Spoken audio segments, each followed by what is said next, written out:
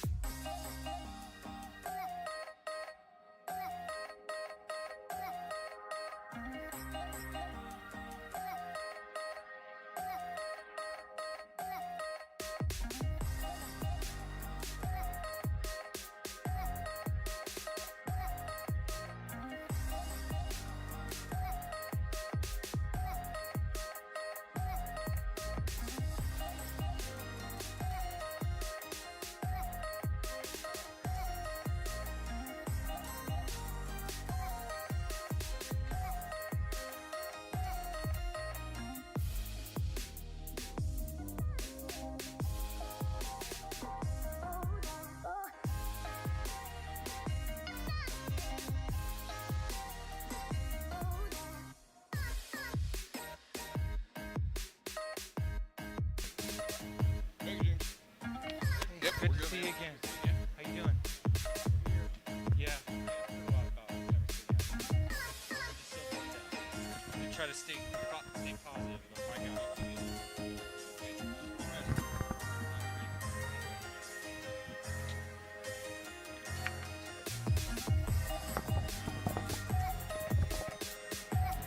Ladies and gentlemen, welcome to day 2 of qualifying. Saturday morning here at the National Museum of the United States Air Force. It's time for the 6th edition of the Micro Drone Race at the National Museum of the United States Air Force. I'm here with my good buddy T-Dub. Good morning.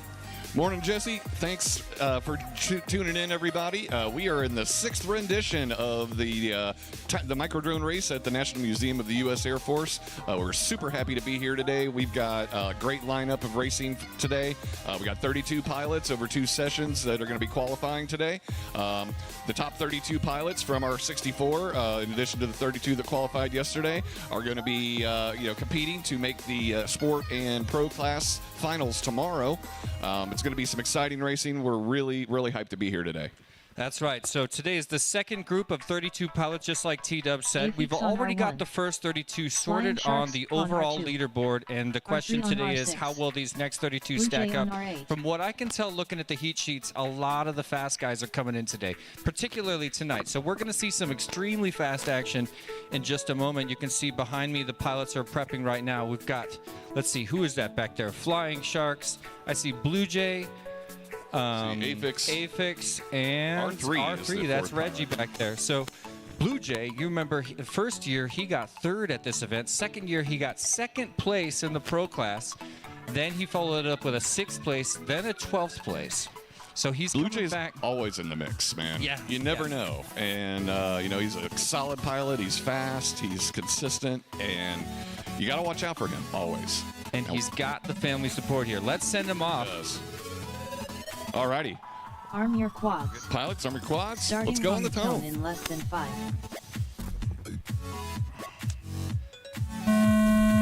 Sending them off. Beautiful. So, T-Dub, talk me through this course. Let's get to know the course along with our viewers today. We're already through the C-124. Yeah, we're already through the C-124. They come out of that back door, make a hard right, and split us down into a little ladder. And then, as you can see, I'm actually watching. I'm riding along with R3 right now. He is now across the wing and moving through this little stitch area through the tunnel. A little bit of a Jacob's ladder. A little bit of a ladder there. And here's the confusing part for me. Boy, I had a heck of a time getting through this when I flew it the other day. Yeah, I need to know the established names for these course features. We have not. We were talking about that yesterday, Jesse. We were waiting for you. You do. Oh okay. my gosh. Noah's got a few apparently. So. Okay, good. We needed Jesse to brand these features. So.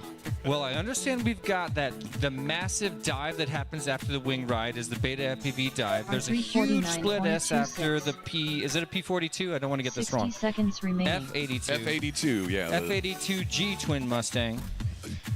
There's a gigantic Emmelman right after that going through the tail. And actually R3 just hit it right there. Yep, and now this section is a corkscrew, but it kind of feels like a bow tie to me. We're going to end up, I think, landing on corkscrew. Yeah, oh, okay, cool. Well, I mean, I'm down. You can talk me into anything. And now here's that confusing section. Yep. A little bit of a dive. Mini dive. R3 having some trouble with it this time. Yeah, and R3, ooh, now in a spectator zone. 30 seconds remaining. Watch out, people. Just kidding. Nobody's there. Slices that second dive. And there we finally hit that top gate of the tunnel slalom there. And you pop up over that wing. And now the high section finishing out the lap. I found that was a little faster to split us that last gate. 10 seconds remaining. We're still looking at R3 lower left of your screen, and it's been an awesome ride. I love that big left hook into the mouth of the C-124, old shaky. Still by far, always will be my favorite course feature on any Tiny Hook course. Yep. One thing we're going to be doing today during qualifying is when we run each heat, we're going to have the pilots run 2 packs. So that's going to help them get a good feel for the course and also speed things up for us. Just to run people more people through more quickly. So each pilot's going to run 2 packs here. This is the first pack that these pilots have run on this course, unless they've been practicing in the sim. So, going to be a little shaky right now, but I imagine as the day progresses, all these pilots are going to get faster and faster. So tell us where pilots are requested to land here, T-Dub. Okay, so after they finish their heat, they're going to land over on that banner that's in front of the pilot area. We're going to have everybody land over in that area when you're completed there. So to the right of the nose of the old shaky C-124, on the right side of your screen, it's just going to be, let's see, the far side, way over there. Right in front of that Happy Model banner that you can see on the stream right now. So. Yep. Far right of your screen, Happy Model banner. There's another banner on the ground. That's the official landing zone. On R2. And that'll keep... R3 on R6. Yeah, one new thing that we do have this year, our friends at HD Zero have actually brought their experimental ground stations to test here. We are not even beta testers. We are alpha testers here. We are the guinea pigs for this system. It's the first time it's been used in an event. We're so happy to have it here. And let me tell you something. If you're flying HD Zero as a pilot today, if you're not on that ground station, you're missing out because it's amazing. What we're dealing with here is one of the most complex and difficult RF environments in the history of drone racing, and since the beginning there's been a very skilled team tackling this problem with multiversity, yes. Multi-rapid fire diversity. Yeah, that's how it's been handled in the past. But yeah, if you're a super fan of HD Zero like I definitely am, you are so excited for this race because what's being debuted here is a brand new mixed daisy-chained HD Zero system that's running 2 nodes throughout the course, and then mixing them together, feeding the pilot's feed the best video possible in here. And when you hear new technology coming from a lot of the companies that work in the whoop world, I always get excited, but way more so with HD0, because when they release a product, they're releasing something that is more refined and has had more stumbles and trips along the way. Right. When you start to look into the development of some of the HD0 projects, you realize what a long, bumpy road it's been. Take the AIO5, for example. Until recently was the most complex board in all of FPV, mini quad or tiny whoop anywhere. And the three main problems that came up during the development of that board were major obstacles to overcome, and now we just put them in our quads and don't even think about it. Right. And, I remember it, and I remember the early days of HD0 back when it was Sharp Bite and Bite Frost. Okay, I think actually about ready. Okay, I think we're about ready for heat number 2 here.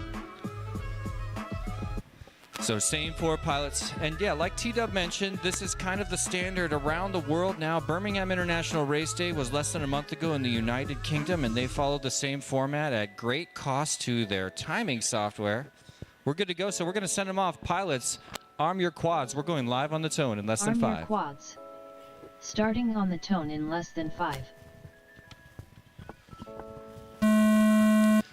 Well, here we go, taking to the skies once again with our same 4 pilots. And, you know, we're here in the National Museum of the United States Air Force. There's no way we could ever say a big enough thank you to this organization for letting us host a micro drone race here. It is definitely, I mean, maybe I'm biased. I don't think so. This is the coolest venue for any drone race, period, that has ever existed. I can't imagine a more meaningful place. We're here in Dayton, Ohio, the birthplace of Orville and Wilbur Wright, and we're about 3 or 4 miles from the place where, let's see. Huffman Prairie. Yeah, from Huffman Prairie Flying Field, where they did their early experiments that led to the birth of the very first working human airplane. It's actually the very first airfield in the world. There it is. Yeah. So after the Wright brothers came back from Kitty Hawk, they they worked with the U.S. government and got that Huffman Prairie airport formed. So very cool. A lot of history here. Tons. And, you know, they had an incredible effect. That's what this museum is a tribute to, the past, present, and future of the spirit of innovation in aero technology. And this museum is the perfect place to show that off. And now here we are riding the peak of drone technology, which is having a sort of similar effect on the industry that early airplanes did. Early airplanes revolutionized human transport, mail, photography, war. Everything was changed by the Wright brothers. And now look at what drones are doing. Drones are doing the same thing. Agriculture, They're disrupting technology. War. And in our case, drone sports right here at the National Museum of the United States Air Force. So we like to make it fun. Yeah, we're here playing with toys. And absolutely. This is my favorite use of drones, is helping everyday people, those coming in and out of the museum today, experience the gift of flight, which, you know, is one of the most meaningful parts of my life right now. And a lot of the guys here, you know, there's families here. It's a father-son activity, and I guess we're kind of early. There's not a lot of museum. Well, the museum actually doesn't open until 9, so isn't even open. It's open. No, it's open. Oh, it is open. But yeah, Open we got the early folks walking around in here now. If you're walking through and wondering what's going on out there in the gallery, we are having a micro drone race here at the Air Force Museum. If you'd like, please come grab a seat in the gallery over here. We've got live feeds coming through from the pilots, both on a large TV and on the projector above this Korea War hangar. If you're watching online and in the Dayton area, definitely come on out and see us. Bring your kids. It's a very family-friendly place. You can spend hours just walking around. I'm telling you, I'm like a kid in a candy store here. You could spend weeks. I still am. I've been here many, many times, and I'm still amazed, and I'm still like a little kid when I walk around here, just amazed with. Me too. I was telling my friends when I travel in Europe or when I'm on the road, I'm not a museum guy, but I am a freak for this museum. This is an unbelievable place, and getting an excuse to come experience this place is secretly my favorite part about this entire drone race. You know, I get a lunch and I walk around these 4 unbelievable hangars, and I learn so much about the way the United States military affected the innovation of human flight. Is just an unbelievable driver in the progress of human flight. And this entire place is a testament to that. All right, we are done with heat number 2. Race All right, that's a difficult end for Afix, still trying to crash flip. But you know, you guys, an event like this takes a massive team of volunteers, but also a big team of sponsors. And we want to start by thanking our title sponsor. Thank you so much to We Bleed FPV. Let's also mention our platinum sponsors, Emax, Rect, Beta FPV, Tiny Whoop, and Foxeer. Yep, then we got the gold sponsors, Newbie Drone, Ready Made RC, Custom FPV, HD Zero, Happy Model, T-Motor, and HQ Prop. Special thanks out to all of our sponsors. They're the ones that make it possible for us to bring you this race, and they're providing great prizes and money for our pilots to win. Just huge contributions coming from the commercial community. And, you know, our biggest thank you goes out to We Bleed FPV. Since arriving in the whoop scene in 2019, We Bleed FPV has been dedicated to growing the microdrone segment with strong focus on quality and community engagement. They've become a go-to for pilots with their custom motors and BT2 1S batteries, not to mention tons of unique FPV apparel.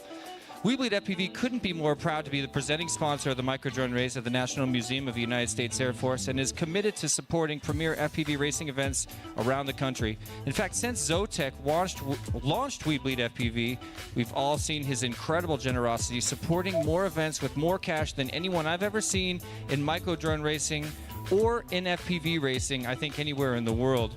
So a gigantic thank you to Jeff and our friends at We Bleed FPV for being the title presenting sponsor this year, once again, of the microdrone race to the National Museum of the United States Air Force. Yep, it's the second year that they've been the presenting sponsor for us. We're always thankful for them, and all of our sponsors, of course, but especially We Bleed. Could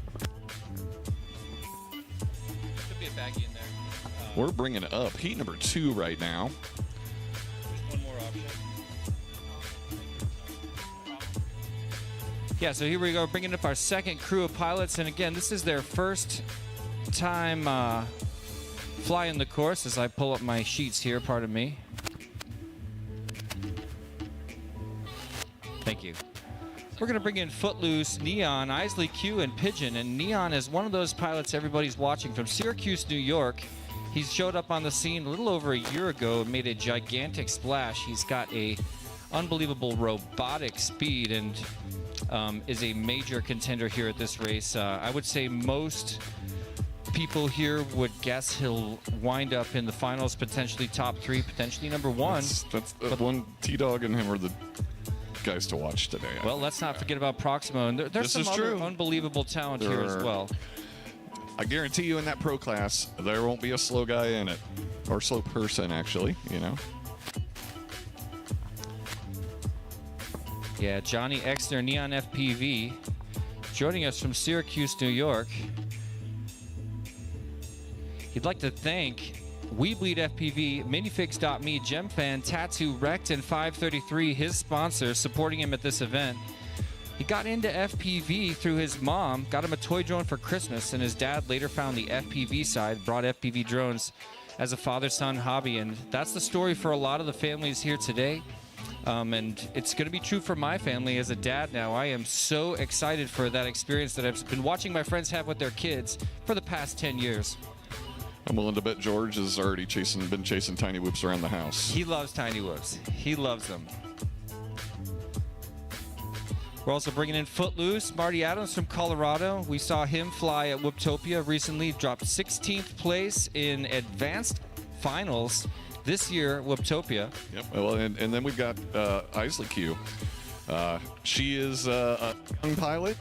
She is one of our few female pilots that are here today. Super happy to have her. Excited to see her go. She's 9 years old, and her drone's name is Strawberry. Her dad is Ryan Clallette from HD Zero. President. So she's new president of HD Zero. Absolutely. I spent a lot of time with Ryan this weekend.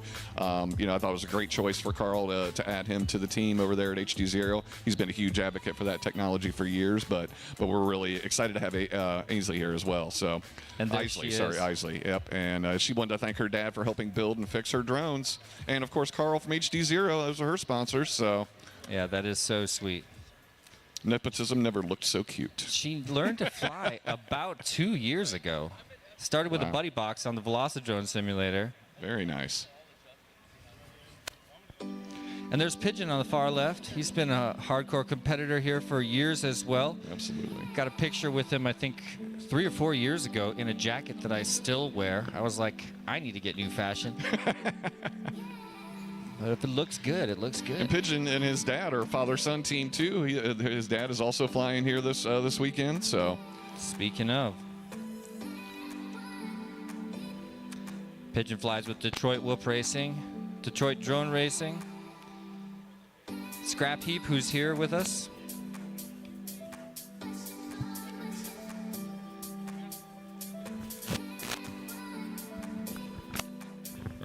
all right, I think we are ready to send it for heat number 3. Arm your quads. Starting on the tone in less than 5. I noticed that.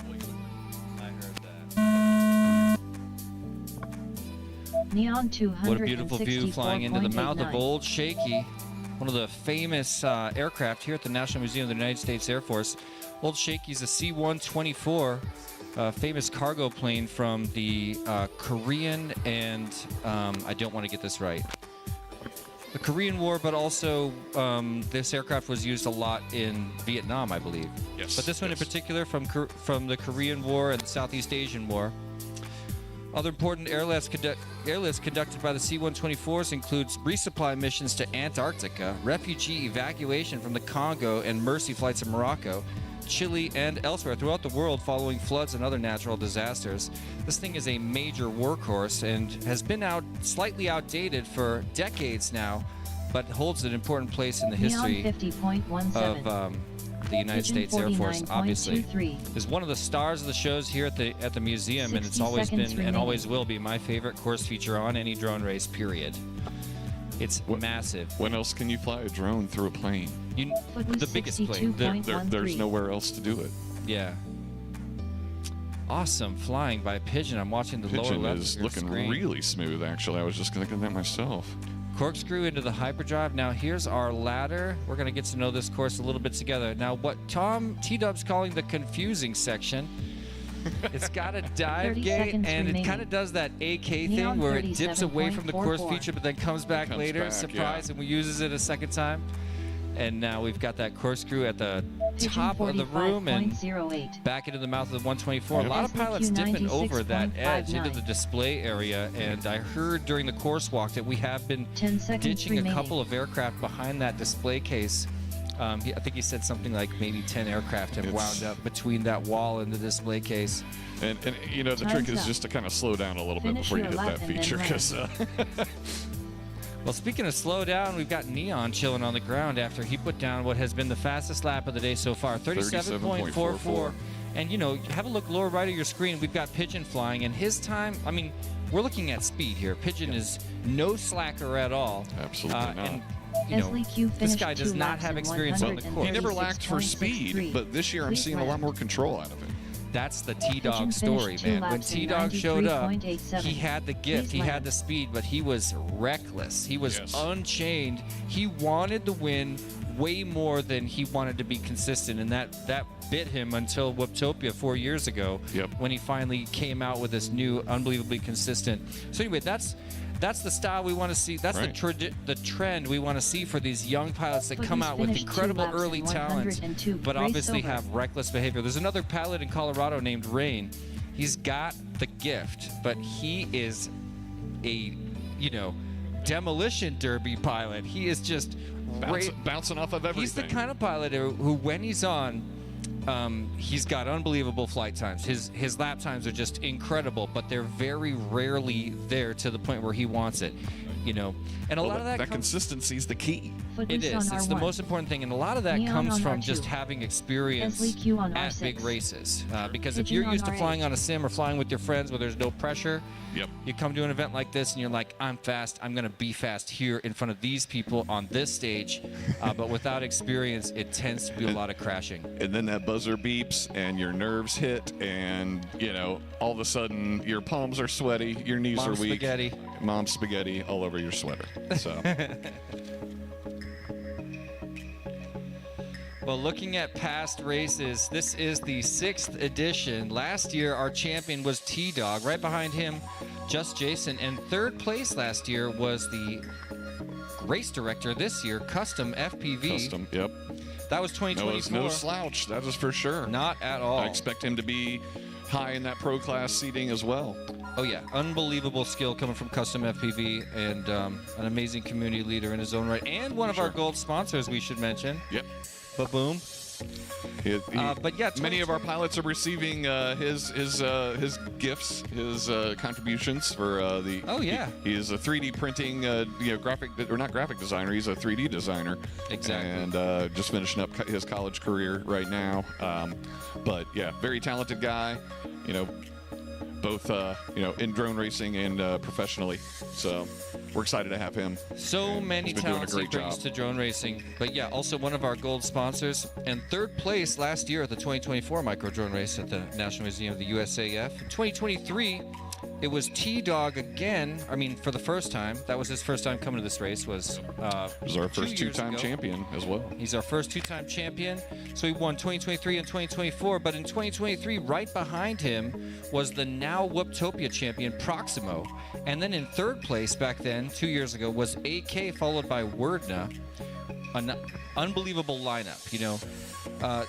We are attracting the fastest guys in the world. Exactly. Fastest pilots. I don't want to say guys because we have a lot of women that do this, and we love having them. You know, it's our community is fantastic. We embrace all newcomers, and anyone who is interested in doing what we do, you will be welcomed into this community with open arms. And it's one of the great things about this sport that I love. It really is. And if you ask any of the guys here today, what a gift it is to fly around these aircraft and to be in an environment like this. Oh, we're going to send them off right now. Yeah.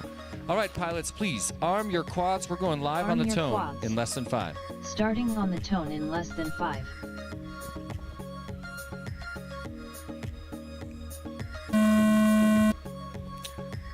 I am loving that launch cam. That's a beautiful angle. Well, second pack on the course, and if you're like me, you might be watching Neon upper right. Looks like rough video from our feed, but I'm thinking it must be better for him. And this is Neon getting used to the course. It may look like he's been flying it for weeks, but... And for those of you wondering, the feeds that we're getting here are from this HD0 ground station. So we are actually pulling in the live feed from this HD0 ground station, so you guys can see all the audience out there that's watching can see how good a video we're getting. Yeah. From this new system, and it's not even done. Yeah, it's pre-release, and this is alpha testers here. 2 nodes chained together and mixed to give the pilots the best possible feed. Footloose 49.88. 60 seconds remaining. No. Neon probably has better video actually because he's using our ground stations. Okay. So and those do better for him. Okay. Neon 32.48.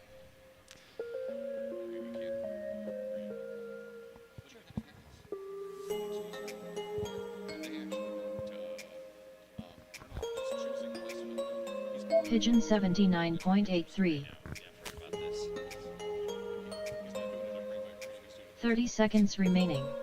That's the future.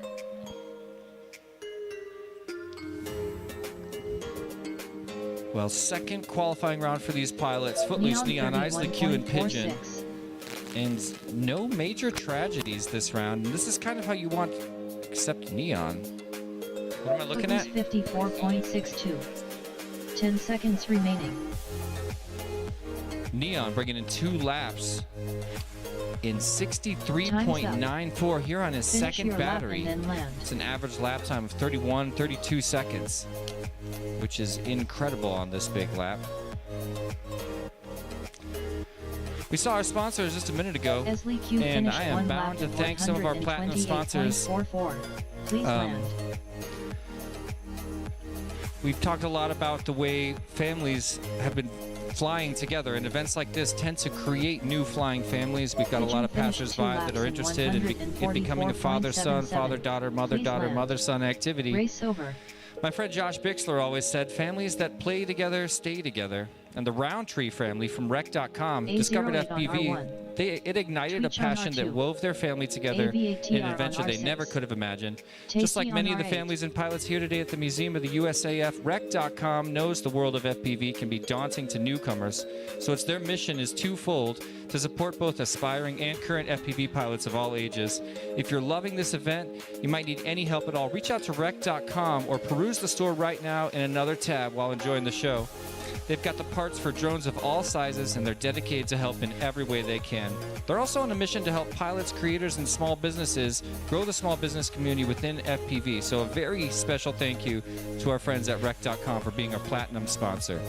Okay, so next up, we've got AO8, Tweech, Aviator, and Tasty.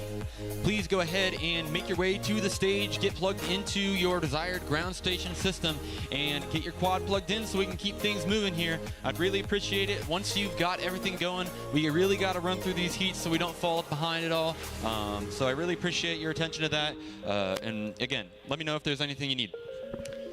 So you'll see on the far left side, that's my buddy Aviator, another father-son duo here at the National Museum of the United States Air Force. And we're going to be bringing to the sky AO8. That's Aiden Carroll, his son. Got into FPV through the guidance of his dad and by flying RC planes from a very young age. And I've hung out plenty with Aviator. Nice. With Aviator, and we've been to, a lot of events together. One of the ones I always remember is Flight Fest, where in the middle of the night, I sent a tiny whoop to the top of the sky. In fact, I pinned the transmitter at full throttle and then just set it down, and it went up, up, up, and then eventually we saw the lights start to come down. So Aviator got on his little motorbike and disappeared for about 20 minutes and came back. He actually found that thing. I let him keep it. So he's still flying, still a member of the community, and now with his son, the dream is alive for AO8 here.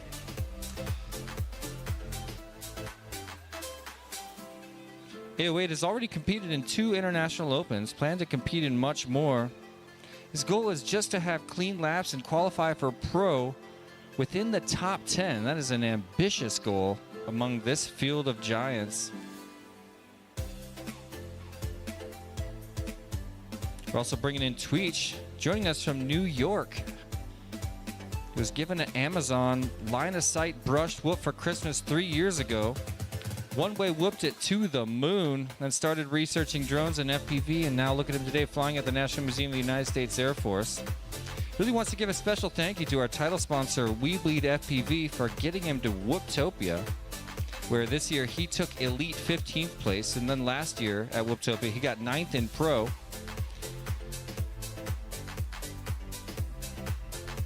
2024 last year, he was able to pull out 14th place in pro, which is also incredible. We're just working on a small channel change right now, small holding pattern, but we are keeping things on track roughly. This first round always takes a little bit longer because these pilots are learning how to use the ground station system and choosing which system they want to use based on what they're running. So this first round is going to take a little bit longer, but hopefully once everybody kind of gets in the groove, we can really speed these up. This first round is probably going to take over an hour, but as we get going, we're getting there. I think that our channel changing should be good. I'm going to go check on it, but we'll be ready to send this one in just a sec. First one, worst one is what they always say. But yeah, this will be a well-oiled machine in no time. There he is, our fearless leader, Noah, in front of the block. I love that view down the mouth of Old Shaky, the C-124. I'll tell you a little bit about a couple more of our pilots in this round. Let's not forget about Tasty, old school tiny whoop pilot. We've seen him around the scene for many years. This year he went to Whooptopia, got 8th place in advanced class there. Advanced class first place the year before. And he's a hardcore member of the IGAL project as well, with places in IGAL 4 and IGAL 2. He's also been in the Northeast Whoop Championships the last 2 years, which is also presented by Weebly. Last year he got 4th place in pro class. In 2023 he actually got 2nd place overall in pro class. That's Tasty from New York State. Got 2 Whooptopias, 2 IGALs, and 3 other major races under his belt. And then of course, let's not forget the man, Aviator, flying with his son in the same heat. So awesome.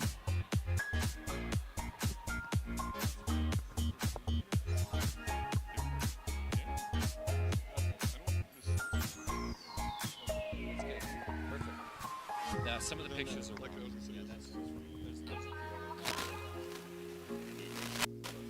Yep.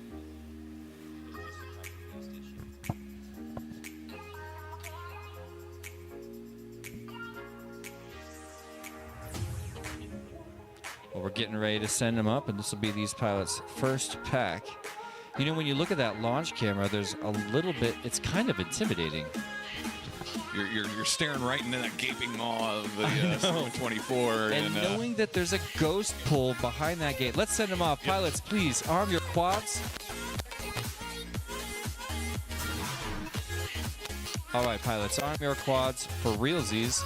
We're going live on the tone in less than 5. Starting on the tone in less than 5.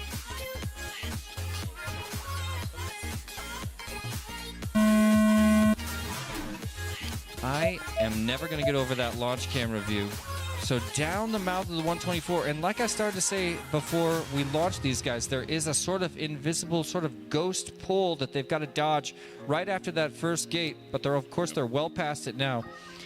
And yeah, a lot of our passers-by here at the National Museum of the United States Air Force may be starting to check out micro-drone racing for the first time in their life. You're looking at the screen and seeing a live feed of what our champion pilots are seeing right now. This is their first time on this course, so you're going to see some errors. But I want everyone out there to know, if it looks fun, I'm telling you, it is way more fun than it even looks. Experiencing the gift of flight is what this museum is all about, and now anybody can do it with micro drones. Whether you're racing or just tooling around a tree, your garden, your house, it's more fun than it looks, and anybody interested, I really want to encourage you. We are here at this museum for you, and every single one of these pilots is an advocate for micro drone sports, and we would love to tell you all about it and help you get into it, myself included.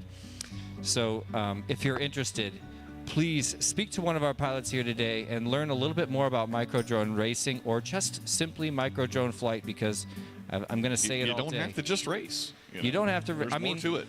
There's also a large freestyle community, but even bigger than both racing and freestyle is the just tooling around, experiencing the gift of flight community, which is actually probably 90% of whoop flight is just having fun, ripping around your yard and learning to fly in your house, trying to pass through a doorway into another room. Very simple stuff that is part of the learning about flight until, of course, a little bit later it becomes completely second nature, and you'll find yourself thinking, I was always meant to fly. I was born to fly.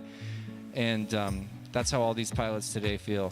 It's a really special sport, and we're really happy to be sharing it with you here at the National Museum of the United States Air Force. Well, and not only is it a special sport and a lot of fun, but it teaches kids concepts that they can really use throughout their lives. Not only, it's a very technical activity, but the skills that you learn by building a drone, by configuring your drone, learning, how a PID loop works, learning how to solder, learning how the flight dynamics of your quad change when you change a setting. It is, not only is it fun, but you learn, and you learn a lot about many different disciplines. Not only flight, but electronics, electricity, batteries, software. The list goes on and on forever. Micro-drone sports, or just micro-drone flight in general, is the gamification of tons of concepts that elementary schools, junior high schools, and high schools are dedicated to teaching their students, and that's why there's probably a micro-drone in every school in this country. I think that's true now for Europe as well, and a lot of other developed nations are really embracing micro-drones as we see this become a much more popular sport. These are the pioneer early days. The Tiny Whoop movement is now 10 years old, and that's pretty much, we're going to look back on these days as the wild, wild west. And the days when anything can happen, the days where everybody that learned to fly developed their own style from scratch, without a teacher, without technique. Everybody here is a cowboy of micro-drone sports, and really, you're going to notice some extremely different flight styles because of that. Really different ways of negotiating the course and figuring out how you want to get from here to there through the skies. And that's one of the things that's also really special about this race. For sure. And finished 2 laps in one thing about flying in this venue is the thing that makes it the most special to me is the crowd, the people that are walking around, being exposed to this for the first time, asking these questions. and just showing the interest in it and being able to interact and expose as many people as possible. It's true. To this super fun activity. Yeah, we do drone sports happen around the world. They happen. MultiGP does tons of great ones. DR1, DRL. DCL, they're happening around the world, but I believe this is the drone race with the most exposure because thousands of people come through the National Museum of the United States Air Force every weekend. And with being in the 6th year, it's hard to imagine another established race reaching out to more fans of aviation than the one that is parked right here in this gigantic hangar of the USAF. Well, they've made it a spectator-friendly activity here. It's something that it's always a challenge for us as race directors and pilots that we fly in a bar or in a church or in somebody's house or whatever venues we can find to fly in, and being able to fly in public and having an audience. And let me tell you something, the pressure really ramps up when we get into the finals tomorrow, and you're going to hear people cheering. You're going to hear clapping. You're going to hear applause. And these pilots are not used to that. It's usually you and 10 of your buddies flying around in a church. Yeah. And it's a very unique experience that you're not going to get anywhere else as a drone pilot. So, yeah, there was one race comes to mind that I will never forget for the spectator side of it. We're going to send these pilots up one more time, you guys. While we keep yakety-yakking, pilots, please arm your quads. We're going live right now in less than 5. Arm your quads.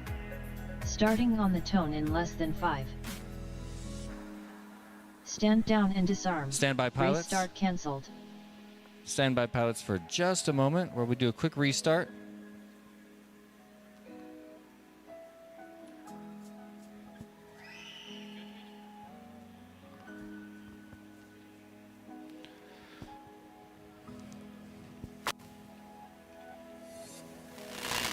A little bit of double checking here as we are all on the edge of our seats looking at that launch cam. How's it going out there on the Cincinnati Quad Racers YouTube channel? Thank you so much for joining us. We're going to be checking in with the chat in just a second, but help us start our mission to accumulate those likes. Smash the like button on the YouTube channel right now, and that'll help us pump out this video to all the fans of fans of FPV around the world. I always say it, the way to get the word out is to beat the YouTube algorithm by smashing like and even showing maybe some subscription support on the YouTube channel. And that is the way to get this out there to other people chilling on the weekends. People around the world can tune into this event no matter what they're doing on the weekend. Looks like we're finally ready to send them. So here we go, pilots. Please arm your quads. Live on the tone in less than 5 seconds. Less than 5.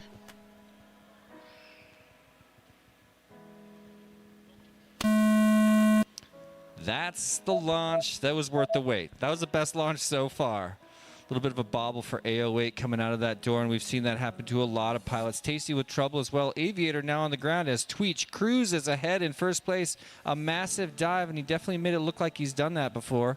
But he's only done it a couple times here in early stages of qualifying. Day number 2 is the Saturday AM crew here at the National Museum of the United States Air Force, and a mostly clean run with, I think, 2 very minor bobbles for Tweech, still riding in first place here in this qualifying round. And of course, as I say that, tips the top of that tunnel, has got to set it down on his lid. Turtle mode activated. He's back on his feet and trying to reset the gyro to get back in the game. A little bit of struggles, and now I'm starting to wonder if Tweech could have lost a prop somewhere on that impact.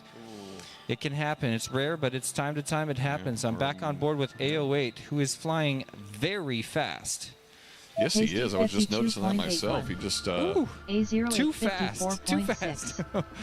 60 seconds all right, remaining. I mean, you want to see smooth, but you want to see fast. I'm always torn up there. The wing ride for A08 and a big dive into our dive gate. Beautiful. I mean, barely even saw it happen. Tried to slice a gate, but sliced a bit too tight. Had to set it down for a single turtle to get back up in it. Tweech stuck up on the wing there. He's managed to recover. He's coming back now. AVATR 80.73. Major dive gate there. So early in qualifying, you're going to see these pilots take on a couple of different strategies, and some people really want to get in there and get a high fast time fast, or excuse me, get a a time that's high on the leaderboard early in qualifying. Each pilot's going to have 8 batteries, 2 at a time. And now here we are on battery number 2 for these 4 pilots out of 8 that they will have 10 this seconds morning remaining. to put their name on the qualifying leaderboard to go into finals racing tomorrow right here at the National Museum of the United States Air Force. Some pilots will go into it extremely cautious and just make sure they get 2 laps back-to-back on the course. But others are going to be pushing extremely hard, and you'll see that can be good or bad. I'm kind of a pilot that practices the former. I want to get those safety laps in and then start to make slow tiptoes up the leaderboard. But see, if you want to get your lines to your first couple of packs down and then start working on your speed. That's how I like to do it. But then again, there's a reason I'm sitting up here and not back there flying. Here. Same here. Yeah, listen to me, but also don't listen to me. Let's say a quick thanks one more time to some of our sponsors. Starting with our gold sponsors, Newbie Drone, Ready Made RC, Custom FPV, HD Zero, Happy Model, T-Motor, and HQ Prop. Thanks for being one of our gold sponsors. Yep, our platinum sponsors this year are Emax. They've been a 5-time sponsor. Actually, I think they might be a 6-time sponsor. They have been a huge part of the national, or the drone race of the National Museum of the United States Air Force. Wrecked as well, Beta FPV. Tiny Whoop, of course, our friend Jesse Perkins made a trip out to Dayton again this year to be a part of this race. We're always thankful to have him. And then, of course, Foxier, last but not least. And then our presenting sponsor, We Bleed FPV, coming through with the highest level of contribution, supporting this event in the strongest possible way. Thank you so much to Jeff and our friends at We Bleed FPV. And, you know, we've talked about several of our platinum sponsors. Who would you guess is the biggest commercial name in all of Tiny Whoop? What class aircraft that is? Probably Happy Model. It's actually Beta FPV. Is it really? Yeah, Beta FPV seems, by a fair margin. Beta FPV was born shortly after the onset of the Tiny Whoop movement, about a year after Tiny Whoop was launched, making Frankie and his team one of the oldest neighbors in the commercial neighborhood. Their team of engineers has pushed the limits of micro FPV this season, in particular with the cutting-edge layout design of their newest components and component choices like the G4 processor, one of the strongest processors on every flight controller, and it's now standard on their airbrushless flight controllers and Bind and Fly series. In addition to being the biggest supplier of micro-drone BNFs and parts in the entire world, they also have a popular line of cinematic aircraft for those considering dabbling in the art of cinematic flight. Beta FPV, thank you so much for being a platinum sponsor of this year's race. And up to the stage, I'll take Gaps, Slacker OH, Pork Chop, and Condor for your first 2 batteries of qualifying. Please be ready. And in 2 batteries, we're going to go back to the beginning. So 2 heats from now, if you were up very first, and I can check who those names are so you guys know. I believe it is Aphix, Flying Sharks FPV, R3, and Blue Jay. You guys are going to be up in 2 heats. I'd really appreciate it if you guys could be ready so we can get these heats done. Yep.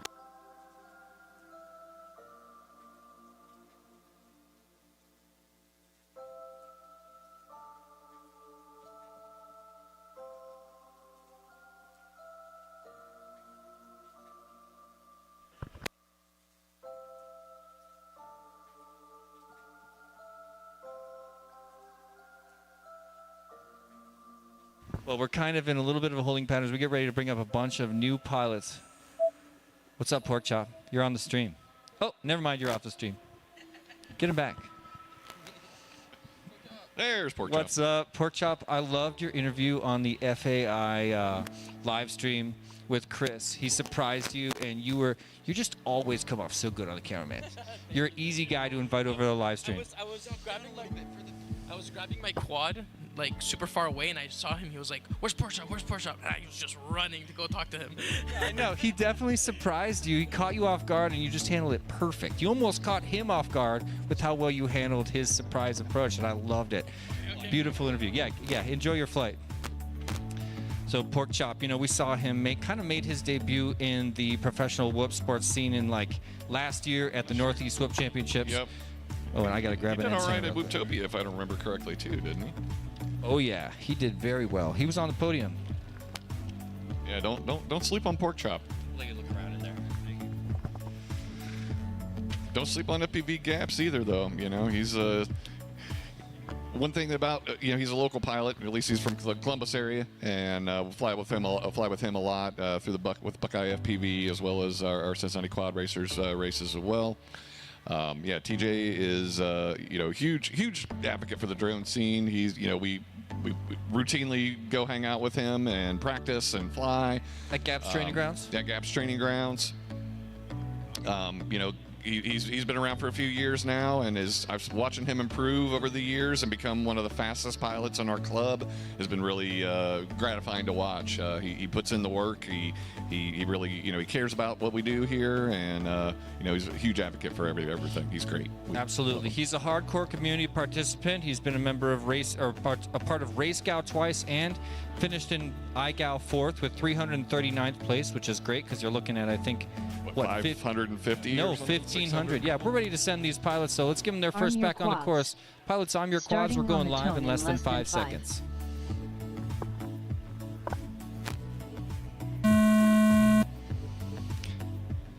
FPV Gaps 135.86. First pack on the course. There's Condor, one of the OGs of this event. I think he's been to every one of them, all 6 events, if I'm not mistaken. And always have good representation from CQS, though. The Cleveland guys always come and crash our parties. We love them. Love them. Love them. And he's been on the podium at this event 4 different times, which is incredible. I think I'll bring up the stats in just a minute. We've also got Slacker OH in the sky right now. That's Ethan. He recently changed his name because he moved to Ohio. But he's been a hardcore Whooptopia pilot, been there 3 years, and this year finished elite class in 12th place, which is an unbelievable accomplishment. Definitely a name to watch here at this event. Tiny Whoop Open, he finished 2nd in elite class last year, which is another just incredible accomplishment. He's also been part of Race Scout 2 years straight now. Well, excuse me, 2 years, Race Scout 1 and Race Scout 2. So really so much skill, even just here in the AM class. Now we've seen all 16 of our AM qualifiers for Saturday in the sky. Looks like a rub. What happened to FPV Gaps? I'm not sure. At least it looks like he lost a camera wire. It looks like his VTX is transmitting, but no picture. So well, great news get out for the soldering Condor. iron there. This is a rare treat like for Pork Chop's Condor. down as well. Pork Chop, Slacker, and Gaps all down. And yeah, Condor's the only one in the air right now. Imagine if you got the entire course at the microdrone race of the National Museum of the United States Air Force to yourself. Battery number 1. Well, That's I had the that life Friday, and I still stunk. 10 seconds well, remaining. shame on Or you. Thursday, actually. That's awesome. But yeah, just To my credit, I wasn't flying my drone or my controller or my rates, but nothing Time's but up. clean air in this Finish your incredible lap and then hangar for land. Condor. And we'll take a tour of the course with him. Here's the giant Emmelman out the twin Mustang and over the wing of the 124 into this high section to hook a long left into the mouth of the C-124 Old Shaky. Condor Barely finished 2 misses laps that in hurtle. 130.93. We got to put a little LED on that hurdle. Is Please it just me? I got a it twinkler. might be I got a twinkly good LED idea. we could throw on there if we want to. I'll leave that. That's Race not my over. place to say. I'm not a part of that. That's not my decision. talk to Noah. He's I'm not the even man. going to talk to him. He is the man. Yeah, I started talking about Pork Chop, visiting from Canada, making this a truly international event. We've got a few international pilots, including my friend Wordna, joining us from Singapore. If you want to follow Pork Chop, it's worth it. We're talking about 4th place elite class pilot from Whooptopia 2024. Also 7th place in elite at the Northeast Whoop Championships last year. He placed 4th in Race Scout 3 and 4th place in Race Scout 2. Can you believe it? Follow him on Instagram, porkchop.fpv, or YouTube, porkchop.fpv. This is a hardcore, incredible drone pilot of both micro drones and mini quads. And yeah, he's been to 1 Whooptopia, 2 Race Scouts, and of course the Northeast Whoop Champs I mentioned, where I got to see him race for the first time and really experience the greatness that is his piloting of micro drones. He'd like to thank his own company, D-Vision Aerials, and his sponsors, Rush FPV, T-Motor, Beta FPV, and GemFancer, for supporting him in his micro drone racing career. He says he just loves to race and loves the community. Everybody's always so cheerful, full of life. Love everyone involved in FPV. It's just such a good time, and I can completely repeat that sentiment from my own mouth. I couldn't agree more. I said it before, but the gift of flight is important to all of us here, and it's become a major part of our lives. And that's especially meaningful here at the National Museum of the United States Air Force. But beyond all of that, the biggest benefit of joining this community always ends up being the people you meet and the friends that you make along the way. An unbelievable brotherhood between all of the competing pilots here today at the micro drone race of the National Museum of the United States Air Force. As we are in just a very short holding pattern here, and I'm just going to mention another one of our platinum sponsors. You know, the number of FPV companies right now, T-Dub, is exploding, but back in 2015 it didn't used to be like that. There was very few pilots when I got started, or excuse me, companies when I got started, and back then GoPros were like the norm. People were carrying GoPros if you wanted HD, but there was one company that was dabbling in ultra lightweight, high definition cameras, and it was one of our platinum sponsors, Foxeer. That's how I learned about Foxeer, because I wanted to use their Legend 1. And I actually put a review video on it on my first YouTube channel in FPV. But Foxeer is still with us here today, and one of our major supporters on the platinum level for the Microdrone Race of the National Museum of the United States Air Force 6th edition. Foxeer is established in 2014, super old school, and they're dedicated to research and development in almost all aspects of FPV. They're not just another one of those brands that buys from a network and sells to the resellers. They've actually got a 53,000 square foot factory in Shenzhen, China, where they manufacture and do R&D on their own products. They've been a huge supporter of drone events around the world, including lots of the multi-GP events for mini-quad that you've seen, and they've won the trust within the market by putting quality and customer first. Thank you so much for being a platinum sponsor of this event, Foxeer. And it looks like we are we're about ready for pack number 2 for this group. just about. Want to make sure everything's just right for these pilots for their first pack on the course. Looks like we're ready, so we're going to send them. Pilots, arm your quads. We're going live in less than 5. Arm your quads. Starting on the tone in less than 5.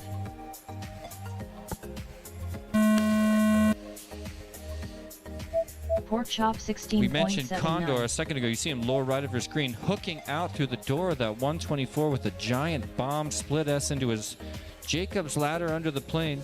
Yeah, Pork Chop having a little trouble with that ascender there, but oh yeah, looks like he's missed back. The pole there he goes. Okay, but he corrects it. Gotta love that. Yeah. Always go back is my method. Well, and that's the thing here. You know, we do DVR reviews. If there's ever a question about whether a pilot hit a gate or missed a gate or what went around that pole. Mm-hmm. It has come up, and we always catch it. Yeah, and well, we want to make sure that we're being fair, and we want to make sure this is a fair event for everybody. Pork chop 43.58. FPV gaps 45.42. Beautiful exit of the aircraft by Pork Chop. He pre-turned that door drop so hard and just wiped his lens on that exit remaining on the plane, the wing of the 124. Condor 59.19. Sitting over here with Gaps now, going through that little stitch before the tunnel, down through that Jacob's ladder, and into what I call the confusing section. We got to get a new name before that sticks, because it's about to stick. I know. It's dangerously close to sticking. Gaps coming around for his second lap. FPV gaps Nice improvement, 37.37. That's a pretty darn fast lap right there for remaining. Gaps. He's gone on to lap 3 for his second qualifying pack here. That is moving. That is hauling right there. So FPV Gaps looking really strong. And remember, this guy's got a lot of experience. He's flown in, I think, all of the races at the USAF. Maybe missed one in the early days. He was kind of a late. I think he was here the third year. Oh, my bad. Yeah, Okay. He's He only missed been the here first for 2 3 of them. Yeah, he missed the first 2, but he's been an active participant ever since. I think he caught that drone Time's racing up. bug. Well, 2023, he got 10th place in the pro class, and 2024, 15th in the pro class. So we'll see if he can get his way into the top 16 this year, get another pro class finish. I expect nothing less from him. He finishes up his third lap with a 38.77. That's going to put him in the top 5 for sure. Wow. We're keeping track of the your best 2 laps, Race or your over. best 2 continuous laps. And maybe when we get a chance, we can actually have a look at the overall leaderboard, including some of the times from yesterday. It looks like we are going to do... Oh, there it is. Yeah, wow. there it is. Looky there. FPV Gaps in 6th place after that nice run there. So 76.14. He's about 16 seconds off the total the fastest pace set by Screecher yesterday. That is incredible. So after 8 batteries, Screecher has a single lap time of 29. 2 lap time is 60.94. And after just 2 batteries, Neon is right on his heels, 63.94, right behind him. Let's finish out the top 10. 3rd place currently on our overall leaderboard. My friend Chet Mack joining us from Texas. Scrap Heap in the 4th place from Arizona. There's Cube in 5th place, our buddy Ryan. FPV Gaps now all the way up into 6th place after only 2 batteries. 7th place currently held by Tweech. There's 8th by Unlimited. I really wish I could have watched Matt fly yesterday. I was so bummed to meet him. I hope you're watching, Matt. Wise Ape in 9th and FPV Yeti rounding out 10th place. That is an amazing our friend finish. Isaac, making an appearance out of the UDL. Oh, yeah. And So, what an excited to have appearance. him Top here, too. 10. Yeah. And the big question is, are they going to hold it? Because we've got a lot of fast boys in this group, but the fastest... I guarantee you're going to see some of these names fall down this list today, especially the ones that are, right. And, there's nothing more disconcerting than watching your name slide down that list throughout Saturday. And, you're really hoping you can make that top 16 or top 32 for sure. And, there's a lot of stiff competition here, so it's never easy.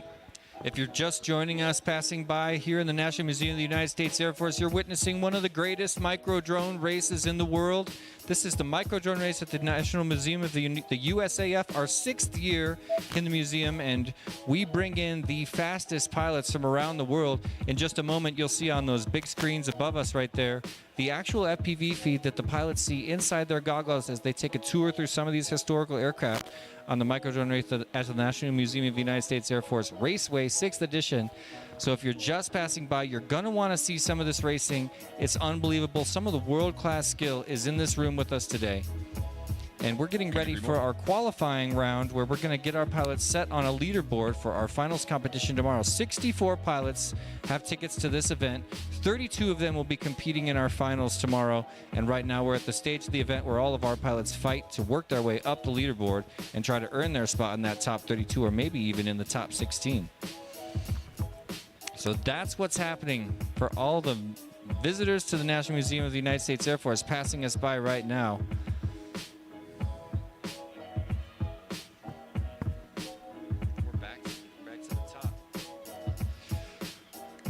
So we're bringing back up Afix, Flying Sharks, Blue Jay, and of course R3, my friend Reggie, joining us on the stage for their 3rd battery here in the qualifying round.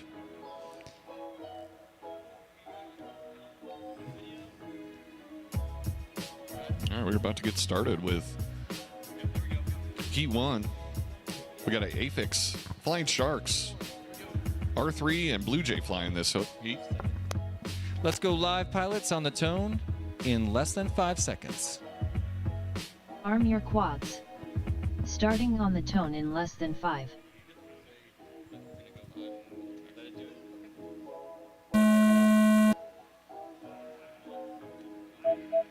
Afix 112.38. No, I want to do less.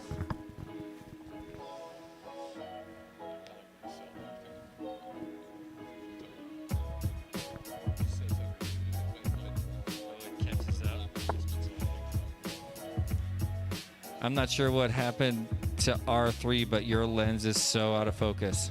Oh, no. We got to give Get that out a the little Vaseline. twist. It's got the thing soft focus there. Yeah, the thing is when this happens, like Noah just said behind me, it tends to worsen throughout the entire flight, especially when you're making little ground taps like that. Yep. You're going to start to see those features get blurrier and blurrier, and we'll see. Oh my goodness, it's happening. It's happening. Don't give up. Come on. It's Woo!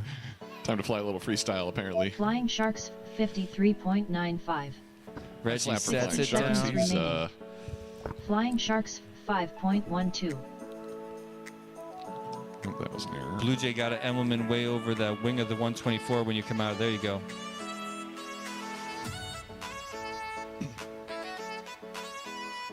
Yeah, I just love the two big major elevation Blue changes in this course. There's a 77.4. massive dive that we're about to see, but I'll show it to you. On board with Blue Jay, he's in the under section right now. 30 seconds And in a remaining. moment, he's going to rise to the top, cruise along that wing, and do a Apex massive dive. We'll send him up to the 90.76. top right now. So here's what I'm calling the wing ride on board with Blue Jay. Over the propeller, through the dive gate, nice and clean, straight into a slalom. Blue Jay makes it look easy. And there's his corkscrew into the 10 hyperdrive. seconds remaining. We're going to send him underneath the Sharks, aircraft through a few more 54.78. technical sections, including the needs a name section. Meanwhile, Flying Shout Sharks out got to on the the lap chat. number 3. Finish He's your with a lap and then land. 53.95 and a 54.79. He's now working on his third lap. Nice. Nice start for him. Well, there's that second elevation change by Blue Jay, the massive element out of the wing, over the wings of two aircraft here. Blue Jay finished 2 laps in 132.91. Please 2 laps for land. 132 for Blue Jay, knocks himself all the way up to 29th on the overall leaderboard behind Flying Sharks, 21st place after 2 laps. Well, let's see, Here 2 laps comes, in Flying 108. Sharks wrapping up his third and final lap. Coming through the start-finish gate now. Flying Sharks race over. 43.58. That's his best lap of the day so far. Flying Sharks got his start in drones, flying for the United States Army back in 2013, 2014. And that planted a seed that would grow into FPV, and now he's been a part of this race for many years. Flies with Detroit Whoop Racing when he's able, and wants to say a special thank you for supporting his FPV career to his wife, Lindsay. This is his third museum race, Whooptopia and UWL Championships in 2024, and is going to We Bleed Northeast Whoop Champs this year. So you'll see him on that live stream on the We Bleed FPV YouTube channel in just a couple weeks, actually. They're getting ready to send those aircraft up one more time. Same 4 pilots. Flying Sharks is also a hardcore race gal pilot, participated in all 3 race gals, finishing Race Gal 1 in 44th place, Race Gal 2 in 133rd, and Race Gal 3 in 122nd place out of hundreds and hundreds of pilots. I believe there was somewhere between 500 and 600 in Race Gal 3, if I'm not mistaken. So it's a very strong finishing place. Not to mention finishing iGal 4 in 25th place out of, I believe, 15, 16, 1700 pilots. And for those of you who don't know what iGal and RaceGal are, they're actually a competition run by our very own FPV Skittles that is open to anyone in the FPV community. Oh, we going in? Okay, sorry. We're going. Arm your quads. Starting on the tone in less than 5. All right, and they're off.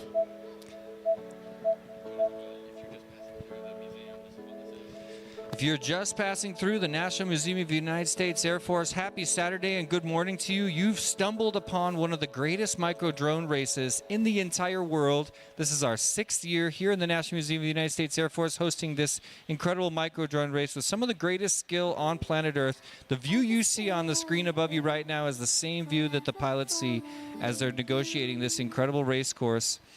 And we're here in early qualifying, so you'll see some fast flight for sure, but if you want to see the real fast flight, stick around, watch us a bit longer, and you'll see these pilots start to get used to this course, and eventually we'll bring in another crew of extremely fast pilots for the afternoon series. So if you're here with us all day, stop back by throughout the day and watch a little bit of micro drone racing. If you're interested in getting into experiencing the gift of flight yourself, we are here for you. We're here to help you, educate you, hold your hand, anything you want, help you get into experiencing the gift of flight for yourself.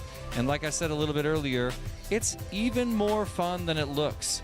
There's a little bit of a learning curve for everybody. It's not natural for any human being. It feels a little weird at first, and you kind of got to spend an hour feeling weird. Then you start to notice it begins to feel like second nature, and that feeling only grows. And it'll bring you to the point where you never think about what your thumbs or anything is doing. You become the quad and experience flight the way you always dreamed. And it's just such a special experience to get to share with the passers-by here at the museum.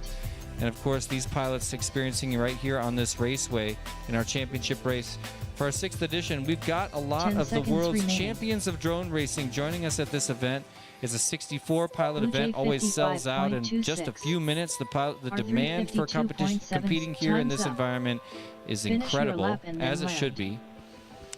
Let's see, how fast did tickets sell out this year? I think all but 15 minutes, something like that. 15 minutes for all of them, but there was that one ticket sitting there for the last 8 minutes. So I think 63 tickets sold out in. Okay. Okay, so the stats are Afix finished 1 lap in 64 tickets were all sold out in 8 minutes, 138.11. but 63 Please of them land. were sold out in 4 minutes. And that happens every year. Yeah. It's not. It wasn't. That wasn't a Flying special Sharks thing for this finished season. 2 Every laps in year, these 127.2. tickets sell out 127.2. immediately. Please It's land. like getting the Taylor Swift ticket. Yeah. Yep, because these pilots are the Swifties of micro drone racing, and you're looking at the greatest race course, the most fun place to fly. That's I gotta mean, be one of it's the most such a Two apt laps in descriptors I've ever heard. 111.82. I mean, Please I land. certainly am. Well, I'm a screaming over. 15-year-old in the front row. I am the biggest fan of drone sports in the world. I'm the guy at the mini quad race with binoculars. I just love it. It's so much fun. And you're going to love he it is. too. He's not joking. You're going to love it too. If you're here with us, stick around. Watch some of the best drone racing that you'll ever see in your life in person.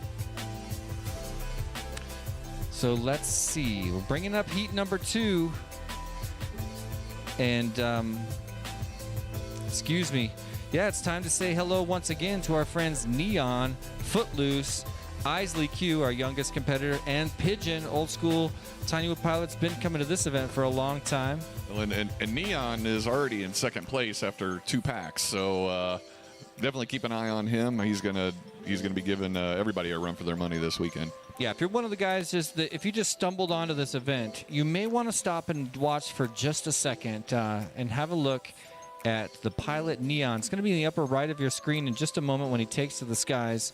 There's lots of great pilots to watch here, but if you've never witnessed the greatness that is unbelievably fast robotic flight in a micro drone, you're about to right now.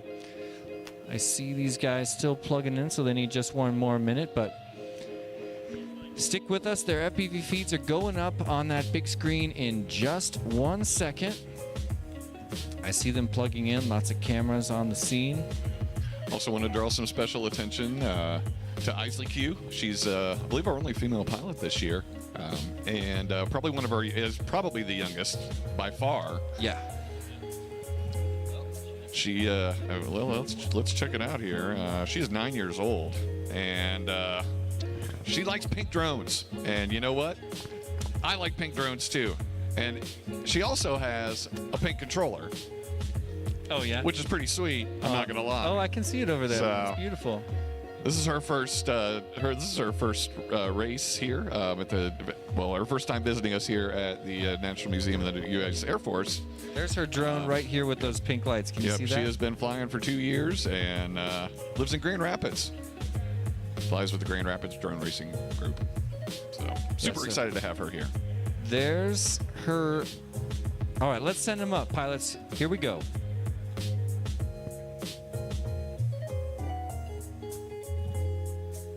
Arm your quads. Starting on the tone in less than 5.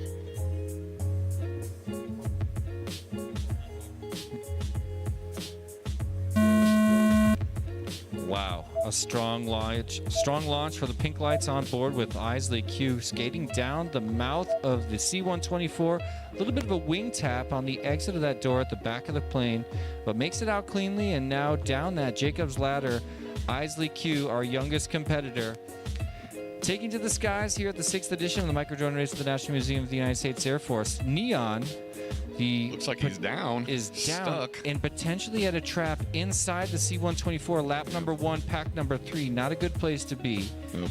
He's already second on the overall leaderboard, so he's probably very high likelihood of locked into pro class finals for tomorrow after just 2 batteries. But Yep. at this stage, Neon needs to rack up seconds, minutes on this course and Oh. get the feel of Pigeon the making the 47.05. last second pass to go around Footloose to Footloose 48.21. get that first lap. Footloose with a 60 seconds 48.21. remaining. That's his best lap of the day today. Footloose, we haven't really talked about him much yet. His name's Marty Adams. He is from Colorado. Made the long trek here along with you, Jesse. Yep. And how'd he get into FPV? Well, like me as well, he was disappointed with his DJI drone. And I followed a very similar path. I bought a DJI Spark a few years back, and it wasn't fun enough. And I saw all my friends over here having fun with FPV and decided to do the same thing that Marty did. You know, the Tainu community is one of the biggest drone communities in the world. The only one that is bigger is the DJI community.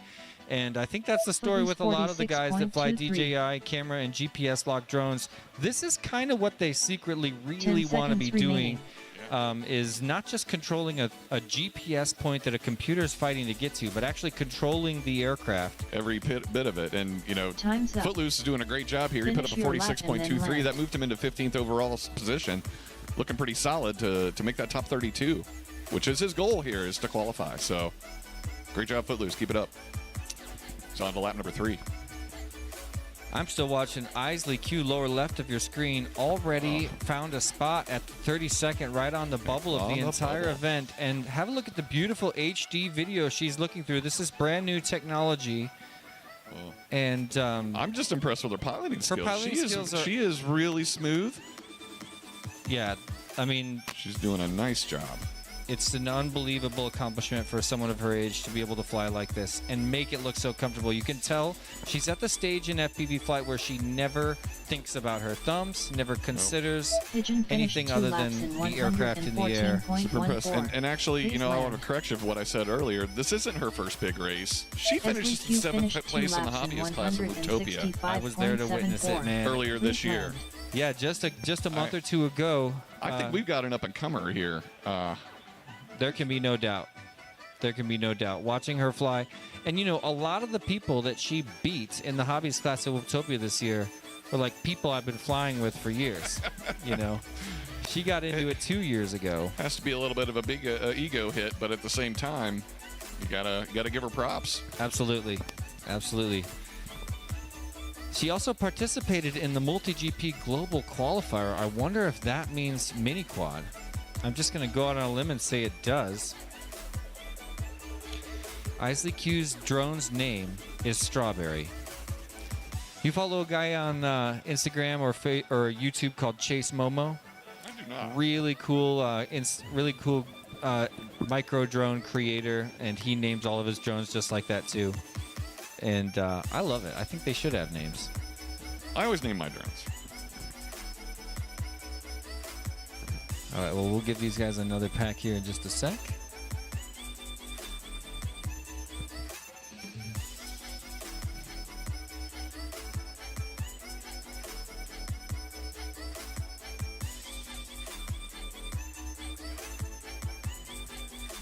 Just about ready.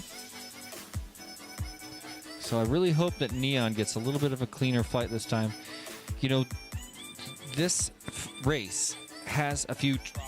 lost a prop last round. We called it. So yeah, he had to set her down early on after a bobble in the very beginning of lap number 1 for Neon. Neon's going to be flying on the upper right of your screen, and if you're just passing by, I urge you to stop and watch just one flight on the big screen over the entire auditorium or the entire hangar right now. You're about to see some unbelievable skill here on the raceway. Let's send these pilots right now. Pilots, here we go. Race over. Arm your quads. Starting on the tone in less than 5. There they go. I started to tell the story a second ago. This race course, we do everything we can to eliminate traps on a race course. That is, places an aircraft can go down, get stuck, and not be able to quickly get up. It's probably one of the most challenging things about But this is a hard place to do it. There's a couple... You can't. It's not possible in this place. And there's a few famous ones that some of our incredible pilots over the years have gotten tangled up in, including 3 years ago when I watched AK and Rab both have trapped errors that sent them to the consolation bracket in finals. And Agilis, yeah. And not all 3 of those pilots could get out. In fact, I'll pull up the results while I'm talking here.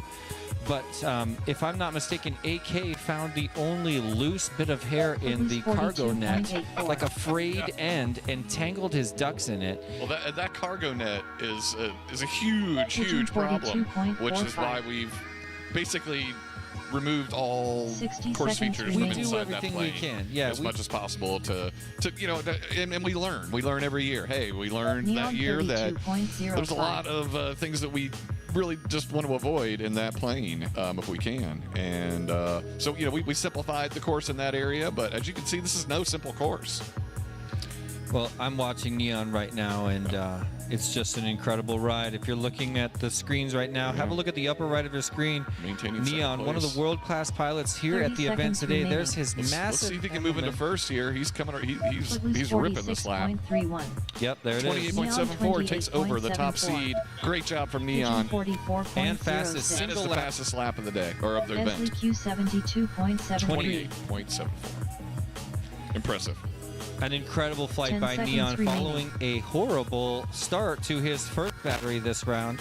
So I would call that about as much redemption as you could possibly get. And this, Time's up. I thought we Race were going to over. get our first face Finish punch your for a lap I second. thought it there and too for a second. Well, I'm wearing eye protection. I'm ready for it.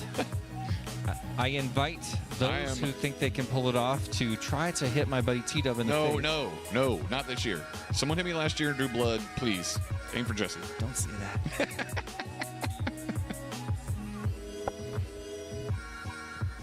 Well, I made sure to rub it in on the guy that did it too, so he's not going to be doing any face punching this year. T-Dub, have you ever I dreamed? kid my friend Trash Heap. So Oh yeah, it was trash heap. Have you ever dreamed of quitting your job, going full-time at FPV? I love FPV so much that I would never want to make a living doing it. It is my happy place. I kind of understand that. But, in the past 10 years, several important people really have made it their full-time job. Yep. One of these is my buddy named Bob.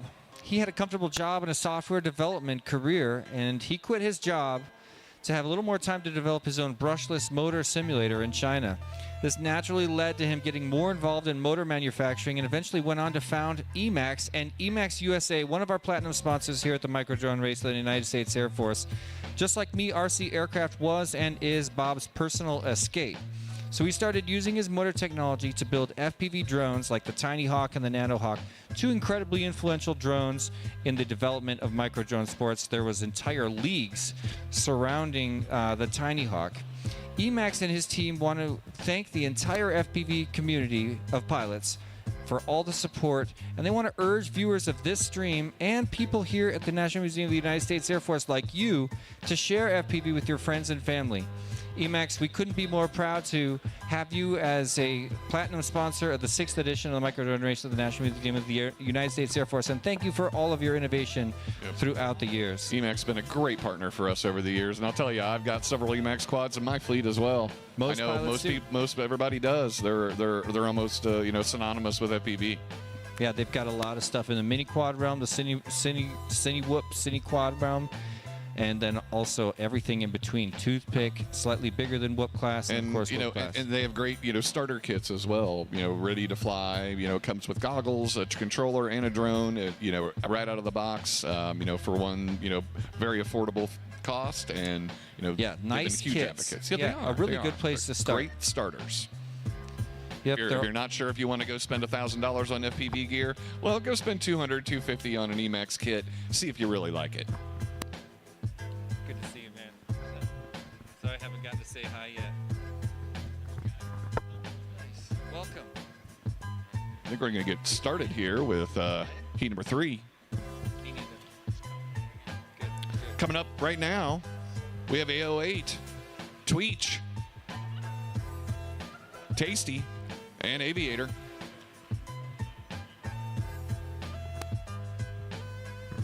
We got 4 good video signals. I think we're getting ready to roll them right now. Let's Arm go your live. quads. Over to the feeds. Starting on the tone in less than 5.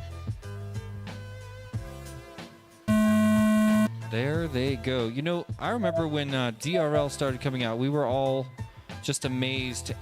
We weren't surprised, but we were delighted and amazed that finally drone sports was making its way onto ESPN.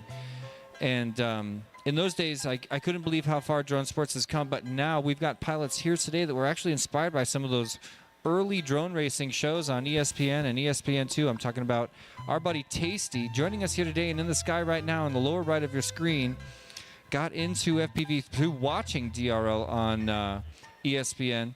I asked him who he would like to thank for supporting his FPV career, and he said simply, everyone.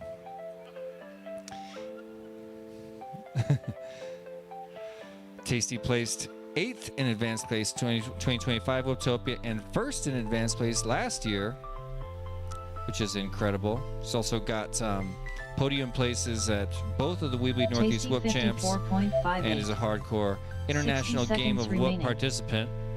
We're watching him on the lower right of your screen, looking really strong. We're going to see him in finals tomorrow, I'll tell you that. So, yeah, for those of you wondering what iGow and RaceGow are, I did start my little spiel a little bit earlier, but they're actually drone-based competitions that are run by a good friend of our club and a good friend of the National Museum of the Air Force, FPV Skittles.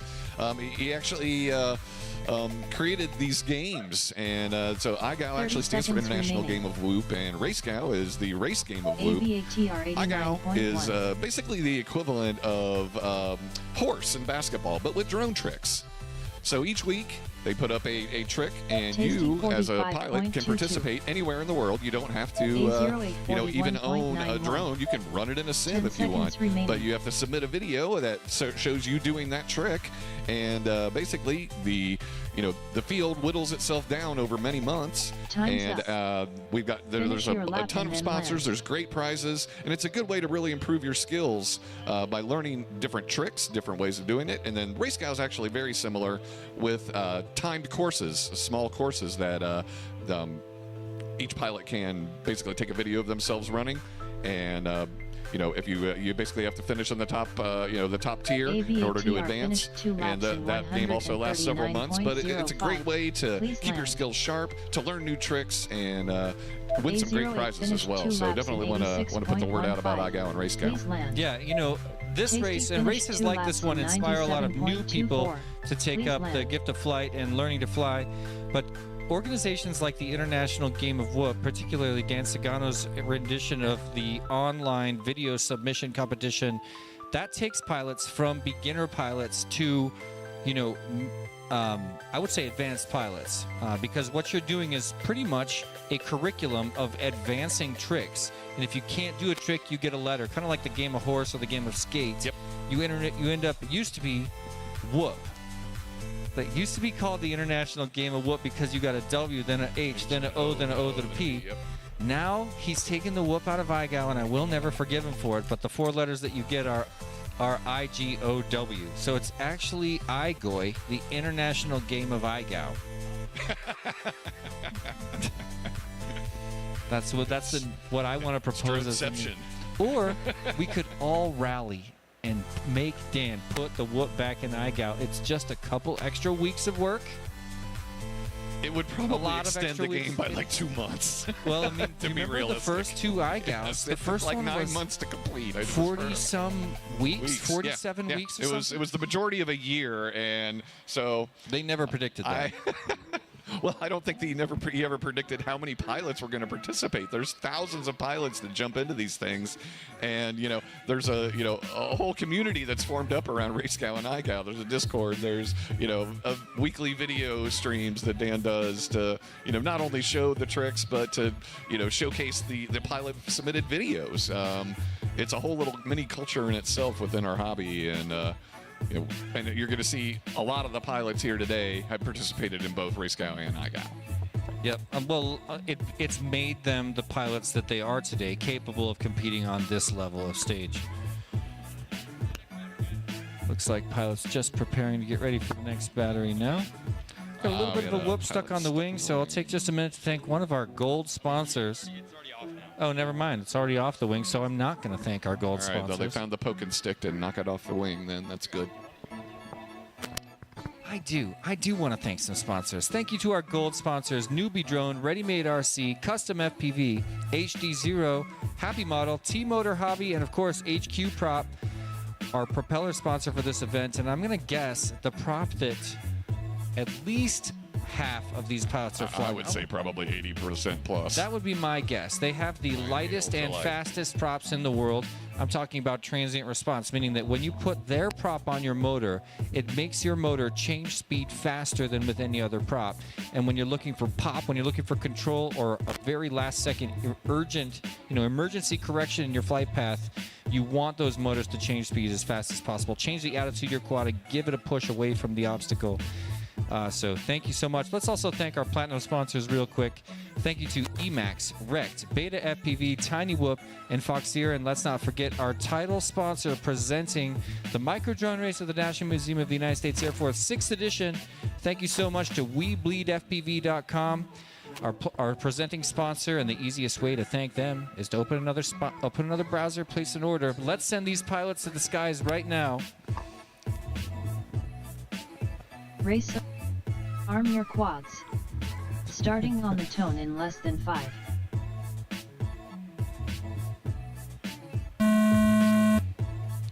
That was the best launch yet. That was an incredible. You saw that, right? All right, here we go. Oh man, so this is one of my favorite heats because we get the father-son combo, A08 and Aviator, the left side of your screen, top and bottom, and check it out. The student becomes the teacher. A08, the next generation, already just absolutely slaying his dad. And it's got to be a mix of emotions for my buddy Aviator, probably both incredibly proud, but maybe a little bit, I don't want to say, I don't know what I'm going to say. But it's awesome to see, like I said before, I quoted Josh Bixler, a family that plays together stays together, and it's true for FPV and all of RC sports. 42.95. Tweech 45.1. Tweech on the upper right already locked his place into potentially Pro Class Finals. 7th place overall on the leaderboard is an incredible accomplishment. Pilot joining us from New York. He's the pilot that I was proud to receive my extra ticket for Whooptopia this year. Made the trek.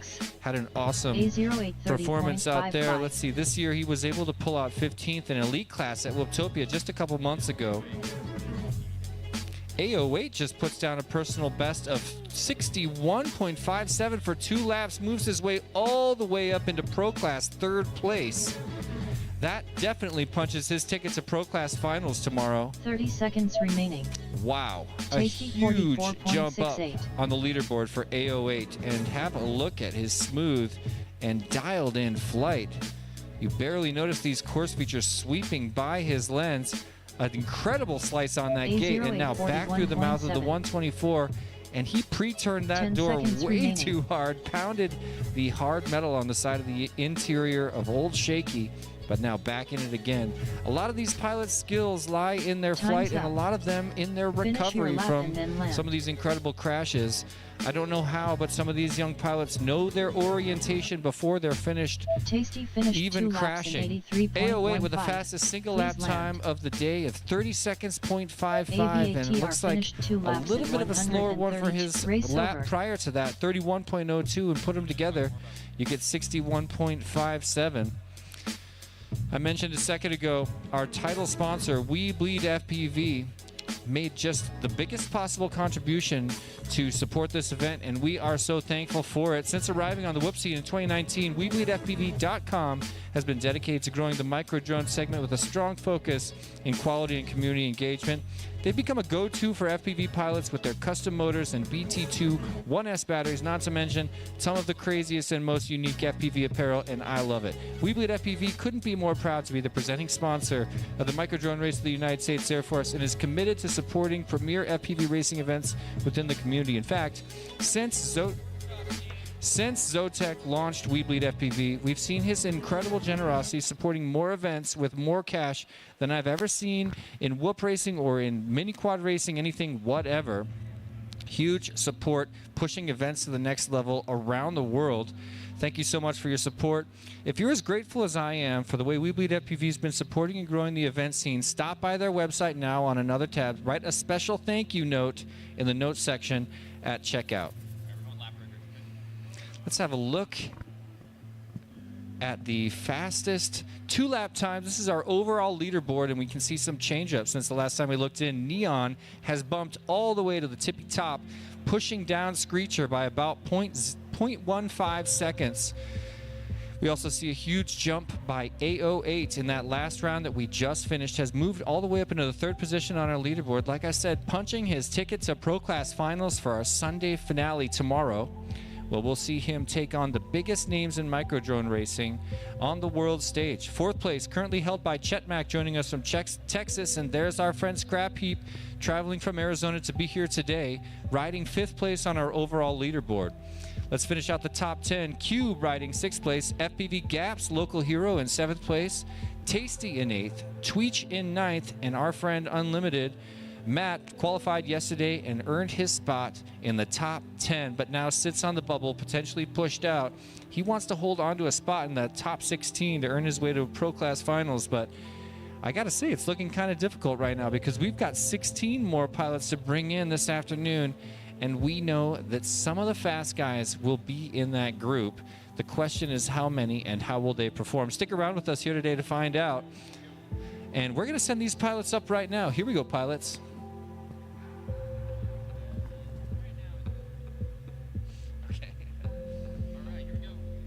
Here we go. Arm your quads. Starting on the tone in less than 5.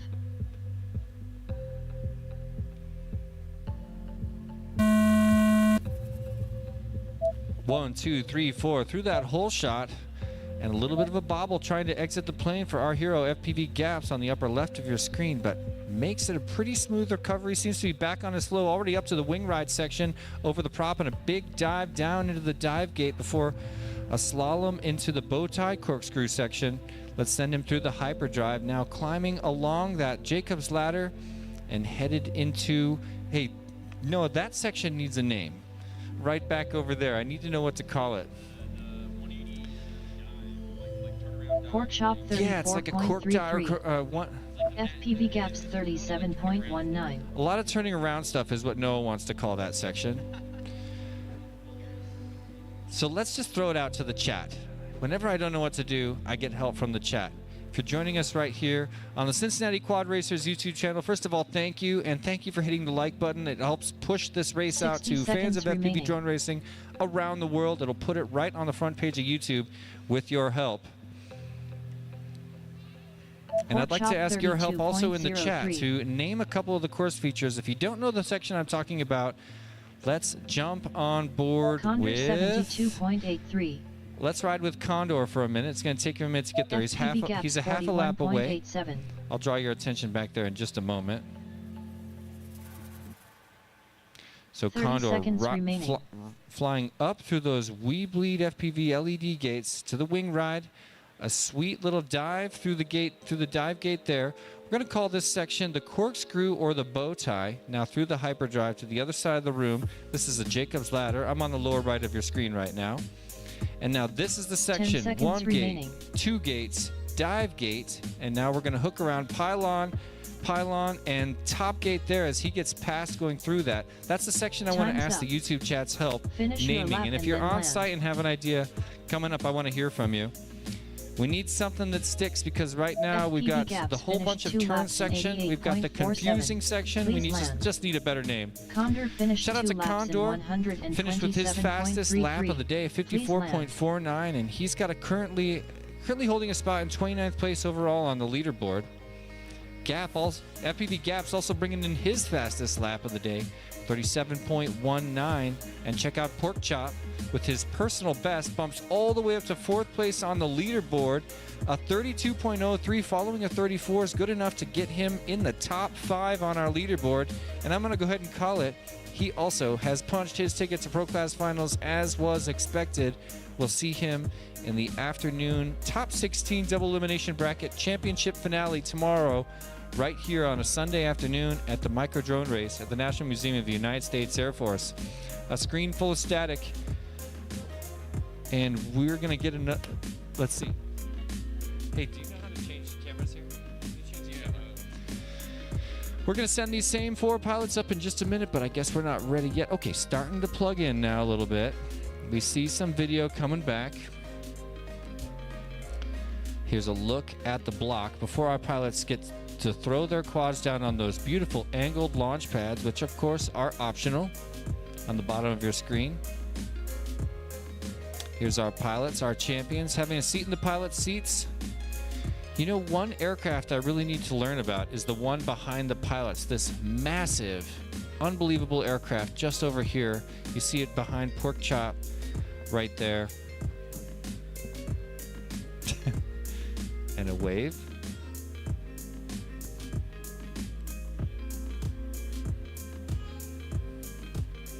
I see 4 quads plugged in.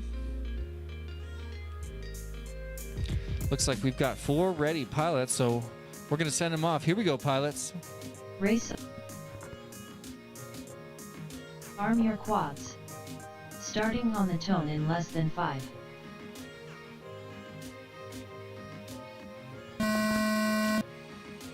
Wow. What a launch, but for those of you just passing by, visitors of the National Museum of the United States Air Force, you've stumbled onto one of the biggest micro-drone races on planet Earth and definitely the coolest race course we've ever seen. Welcome to the 6th edition of the micro-drone race of the National Museum of the United States Air Force. You're witnessing FPV flight, meaning that these pilots are wearing goggles which display the feed that you see on the big screen overlooking the entire room. And what you will see here today and during finals tomorrow is some world-class piloting. I want everybody passing by to know that we are here for you. First of all, this is a lot more fun than it looks. There's always a little bit of a learning curve. I sometimes say it's a couple hours. It feels extremely awkward at first. That's normal. It was never natural for any one of these pro pilots here today. 60 seconds but remaining. once you get over that very short learning curve, that awkward Condor stage, 60.05. it feels extremely natural, and it is unbelievably fun to experience the gift of flight firsthand using microdrone with FPV technology. I say again, we are here for you. And if you're interested in getting into the gift of flight, please talk to any one of our pilots or myself or any of the organizers here. We would love to push you in the right direction to help you get started.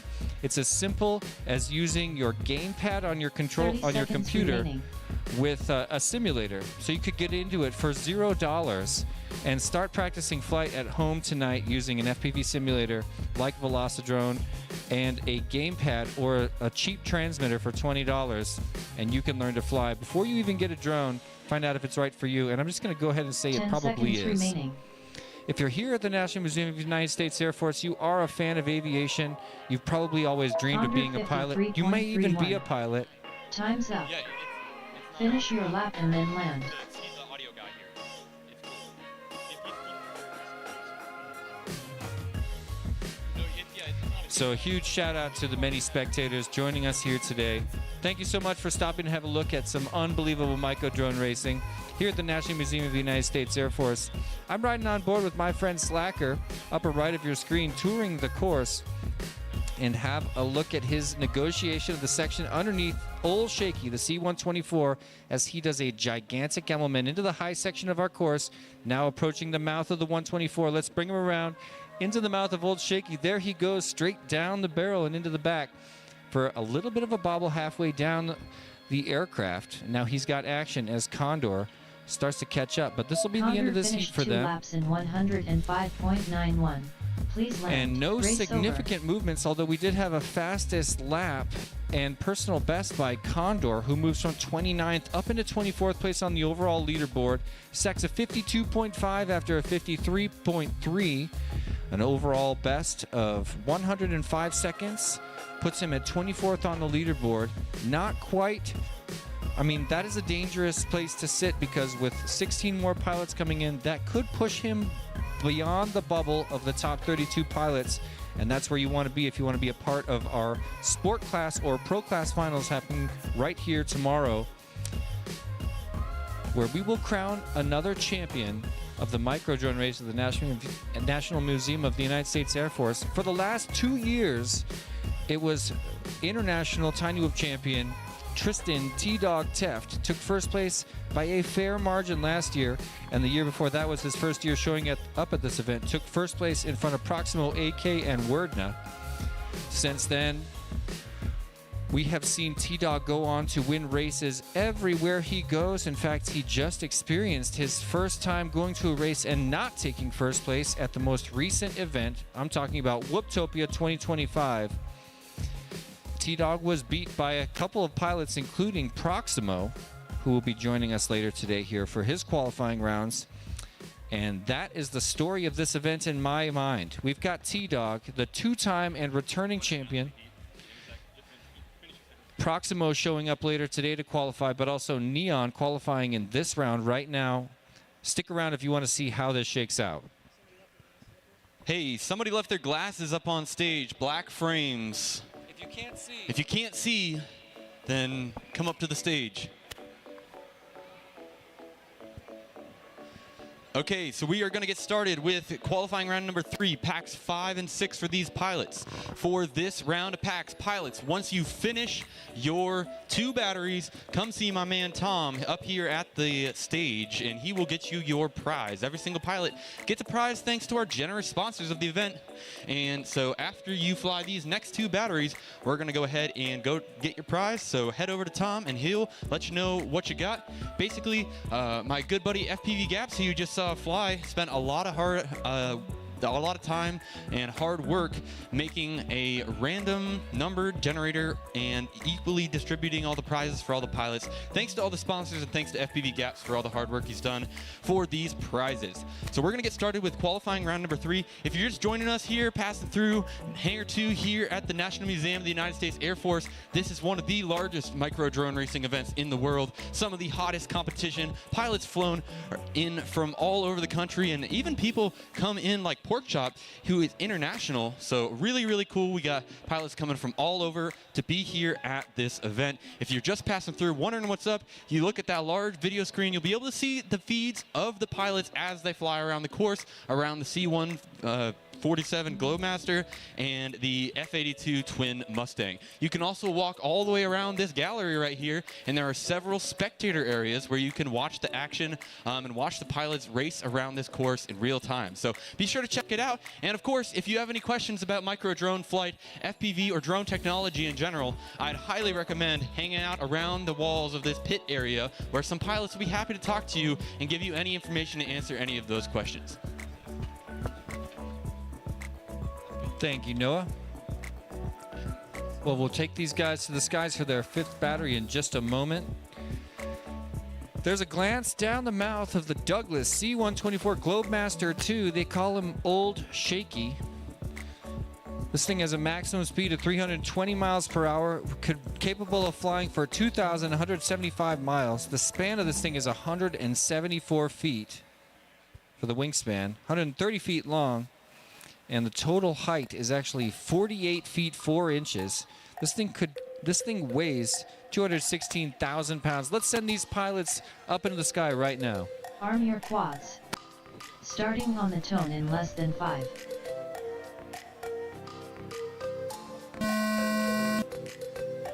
Oh, we might have seen a little bit of contact there. It won't be any kind of reset right here in this qualifying round, but you'd love to see that duck to duck, blade to blade, and tip to tip action.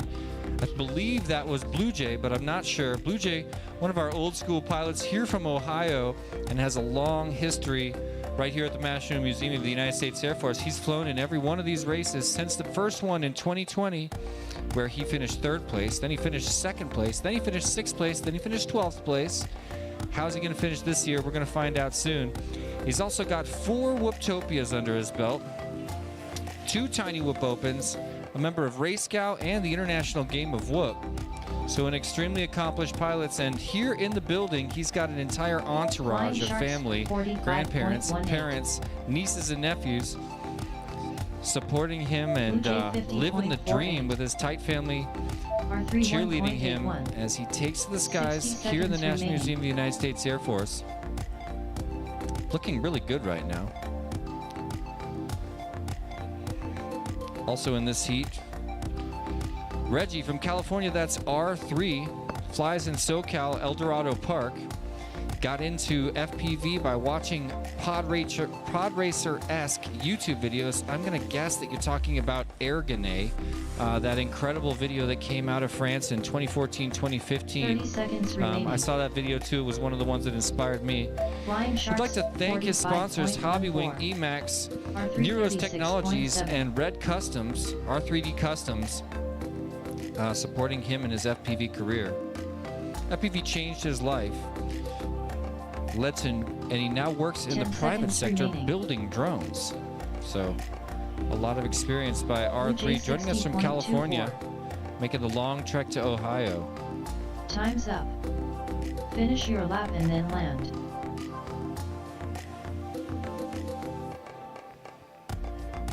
Avix finished one lap in 123.89. Please land.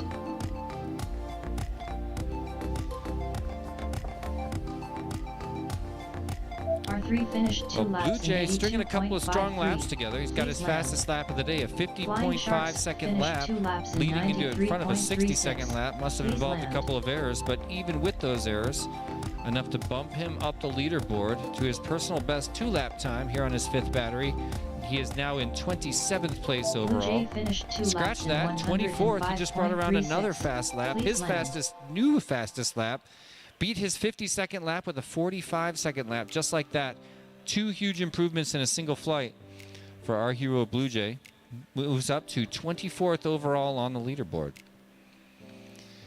Well, we talked about a lot of our platinum sponsors, but I also just want to say a few things to thank some of our gold sponsors too. Race over. First, I'll mention Newbie Drone. Kevin and his team at Newbie Drone have been developing FPV and micro FPV equipment for pilots since before the micro drone revolution.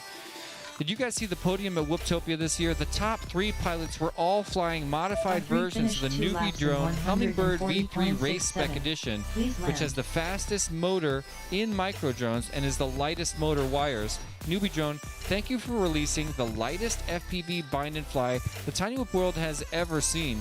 And thank you so much for being a gold sponsor of the micro drone race of the National Museum of the United States Air Force.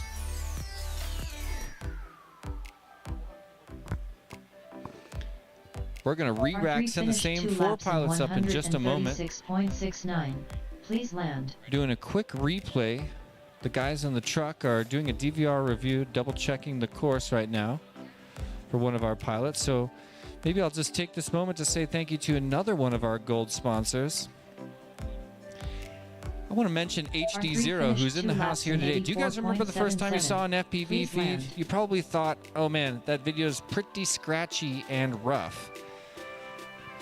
And it's come a long way since then, but the biggest jump in video quality for Whoop-class racers in the entire history of microdrones has come from our friends at HD0, a gold sponsor of this event, debuting the latest HD video reception technology right here at the National Museum of the United States Air Force. Thank you so much to HD0 for being one of our gold sponsors here at the event and for coming all the way to Ohio to support the big event with your new technology. finished We're 2 all laps so in grateful for what you've done 85.66. to the micro drone community.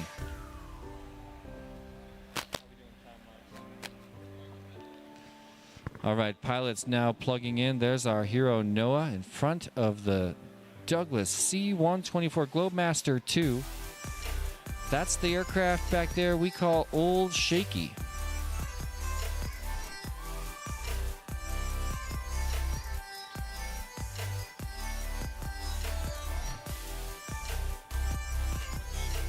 All right, we got good quality for all 4 pilots. Let's send them to the skies right now. If you're just passing through, have a look at that big screen. You'll see their feed. Starting on the tone in less than 5.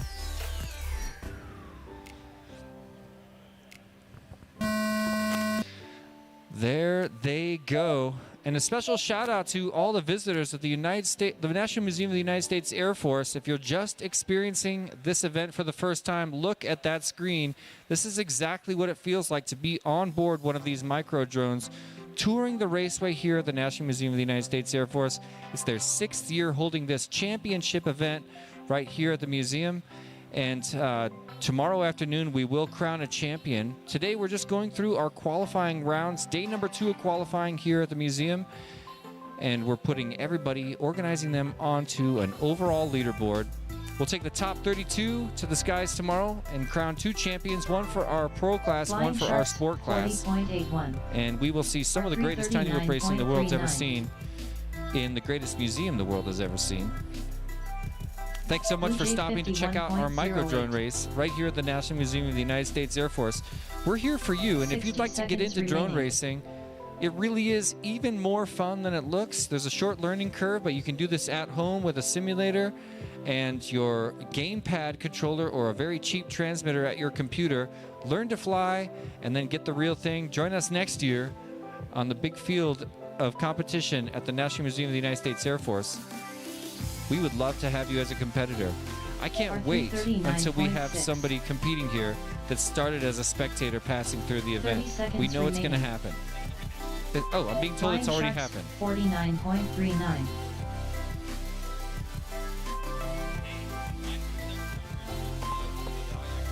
Blue Jay 47.97.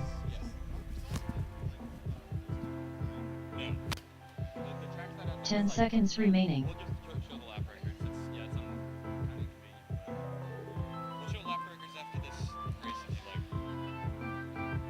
Time's up. Well, Finish your lap I'm and then flying on land. board with Flying Sharks right now. Just had a couple of quick laps, a 40 followed by a 49, and that's enough to bump his personal best 2-lap consecutive time all the way to a 90.2, 90 seconds for 2 consecutive laps, brings him to 18th place overall on the leaderboard. So a huge Flying jump Sharks up for him. Finished 2 laps in 99.31. Looks like his Please final land. lap, another 49. Oh, don't forget to land over in the landing area, by the way. But a great run for Flying Sharks FPV, bringing in his fastest single lap time and his fastest 2-lap time. Have a look at... Oh, wow. Looks like I'm being told Blue Jay Apex kicked finished some 2 dirt laps onto in his lens. Got a little bit foggy, and I see some 113.21. strange Please motor land. noise and scratchiness. But also, let's have just a quick glance at Apex Blue Jay, finished 2 laps in who did not have his fastest single lap time, but 171.15. still somehow eked Please off his land. fastest 2-lap time. A sub 100 club for Blue Jay, and that's going to put him at 20th overall on the leaderboard. I'm going to go ahead and say that should be enough to get you, that should be enough to punch your ticket at the very least to sport class. Now his mission will become working his way into that top 16.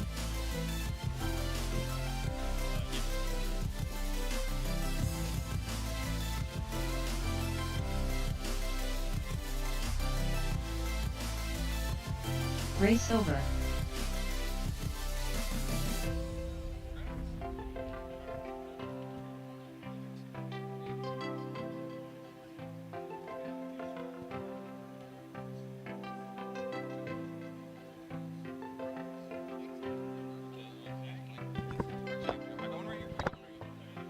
Okay, we're going to get ready to bring up our next group of pilots.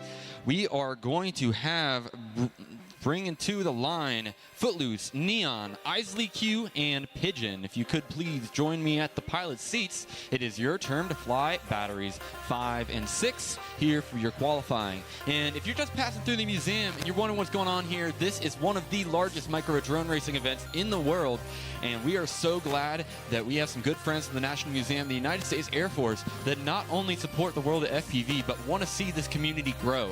And that is so awesome that we are on our 6th year running this. The museum always loves having us back. We love putting this event on and hope to do it for many years to come. We've got 64 pilots competing over this 3-day event, Friday, Saturday, Sunday. We had 32 pilots qualify yesterday, having 32 pilots qualify today, 16 in the morning, 16 in the afternoon, and then tomorrow, the top 32 pilots out of those 64 that have been ranked on a leaderboard based on their best 2 consecutive laps are going to be placed into 2 double elimination brackets, one for sport class, which is pilots 17 to 32 on the qualifying leaderboard, and one for pro class, which is going to be the really fast guys that are 1 through 16, top 16 on the leaderboard for our pro class. That's all going down tomorrow right here at the National Museum of the United States Air Force. Like I said, one of the biggest races in the world. We've got some pilots, some big names that have flown all in from across the country, even internationally, to compete at this event.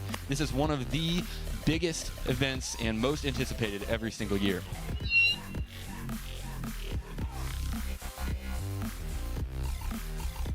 And I think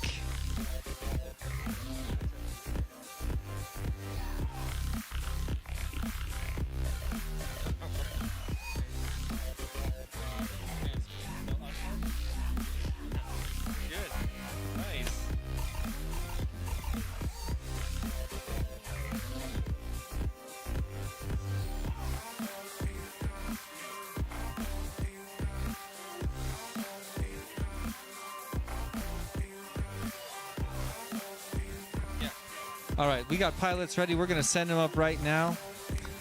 We're bringing up Arm your Pigeon. quads. Starting All right, here on we the go, tone in pilots. less than 5. Pigeon, Isley Q, Neon, and Footloose. Take it to the skies one more time. You see Pigeon on the lower left of your screen. He's been coming here with his dad for years, and I'm proud to have gotten to meet them many years ago at my first race here. When I asked Pigeon how he got into FPV, he said, my dad was flying gliders, which was super long and boring. Then I saw FPV drones on the internet, which was much cooler and much more intense. So I got the original Inductrix. That is awesome. That makes you an old school Whoop pilot. Flies with Detroit Whoop Racing and Detroit Neon Drone Racing. 30.39. And would like to thank his dad, Tom, for helping him get into this awesome hobby. And he is now a master of flight. Have a look at the lower right of your screen. This guy is quick. Awesome lightning fast correction right there before his wing ride and a major bomb into that dive gate. You got to rein it in a little bit, my friend. 60 seconds remaining. Neon 29.14. Pigeon's goal this event is just to get Footloose into the qualifying 51.6. brackets, and I just want to tell you, Pigeon, your mission is accomplished. You're currently riding 13th place on the overall leaderboard. I think that means it's almost impossible to kick you out of the top 32 before the end of our qualifying day today. Setting up for our finals Pigeon for Sunday, 38.21. Sport Class Bracket and Pro Class Bracket finals. 30 seconds remaining. Neon 28.3. So there is a new fastest lap of the entire event so far, 28.3 by our hero Neon. Just improved on his personal best in the sub 1 minute club, now down to a 57.44 for our top qualifier, Neon, 10 on our seconds leaderboard remaining. here in the 6th raceway at the National Museum of the United States Air Force.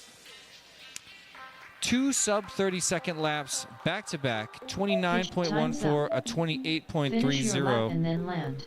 That is hot. And yeah, we see Pigeon also improving his time considerably. Fastest lap of his day, 38.21.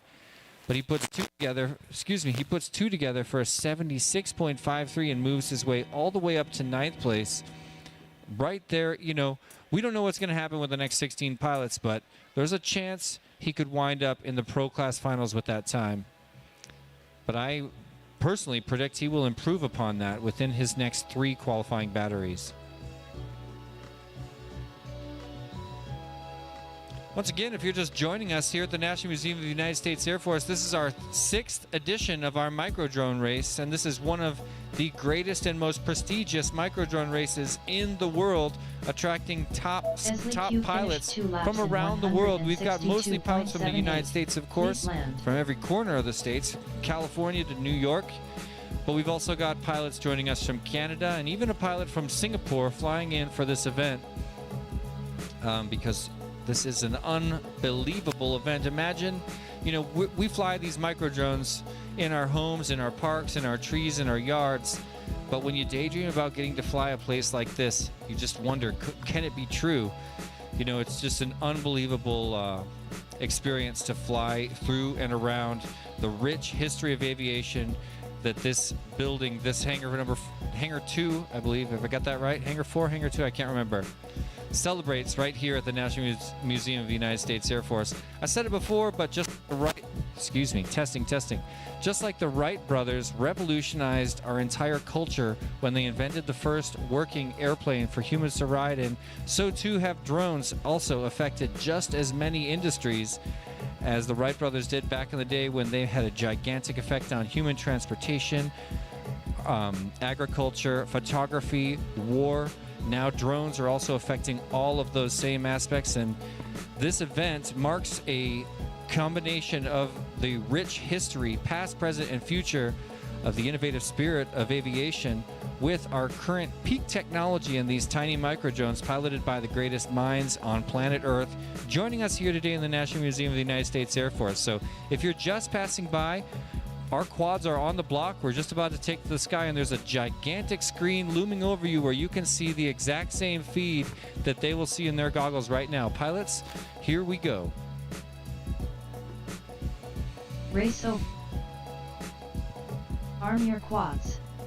Starting on the tone in less than 5.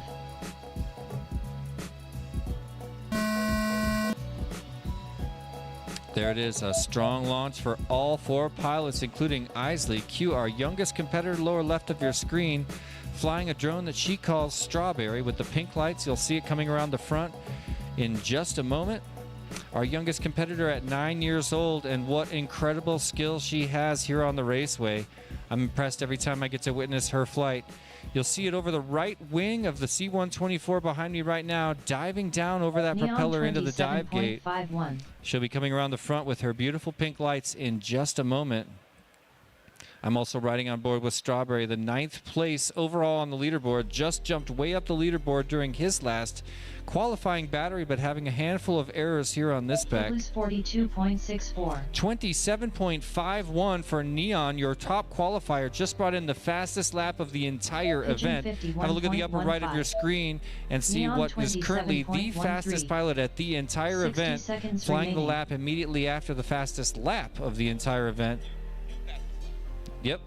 Oh, and another new fastest lap, 27.13, following a 27.51, Esley Q making that top 63.3. qualifying position even stronger, bumping it all the way down to a sub 55-second 2 consecutive lap time. Wow.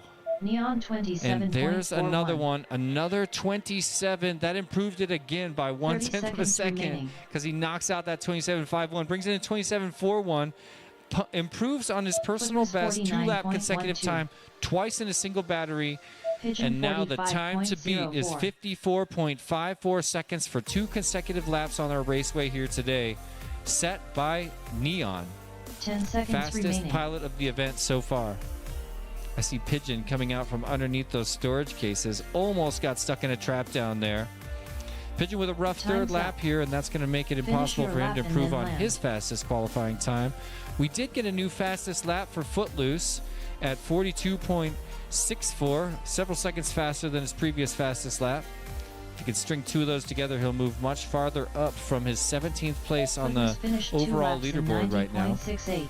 Please land. Esley Q finished 2 laps in 133.05. One more quad to Please finish land. before we set him down here. Pigeon finished 2 laps in 95.04. Please land. Special thank you and hello to all of our friends joining us Race on over. YouTube on the Cincinnati Quad Racers YouTube channel. Thanks for joining us in the chat, and thanks for smashing the like button to help us push this event out to all of our friends. Neon We'll take a finished quick 2 break laps to in say a very special thank you to the 117.37. sponsors, the family of Please land. sponsors, that is, that came together to make this event possible. These are the companies in the micro FPV community that understand how important and prestigious this event really is, starting with our gold sponsors. Thank you so much to Newbie Drone, Ready Made RC, Custom FPV, HD0, Happy Model, T-Motor, and HQ Prop for being our gold sponsors. And speaking of our gold sponsors, I'd like to tell you about one of them right now. You probably never heard of a guy named Tan Starfield, also known as Tim Stanfield. He started selling FPV parts out of his basement to support a slightly expensive new hobby back in 2008. The project started to blow up, and in about 2011, it became his full-time job when he moved into a proper warehouse, and Ready Made RC was born. Ready Made RC has been a great supporter of the community since before the popularization of FPV, and Tan Starfield's Megastore is still thriving. Thank you so much for being a gold sponsor, Ready Made RC. One more thank you to our platinum sponsors as well. Let's say a very special thank you indeed to EmaxRect.com, Beta FPV, Tiny Whoop, and Foxeer, but we can't forget our presenting sponsor of the entire event. Thank you so much to WeBleedFPV.com, coming in at the absolute highest level of 18.4. contribution, supporting this one of the greatest events in microdrone racing anywhere on the world. Say a special thank you to WeBleedFPV in the notes at checkout on WeBleedFPV.com. Well, we've almost got our next 4 pilots ready to go up here.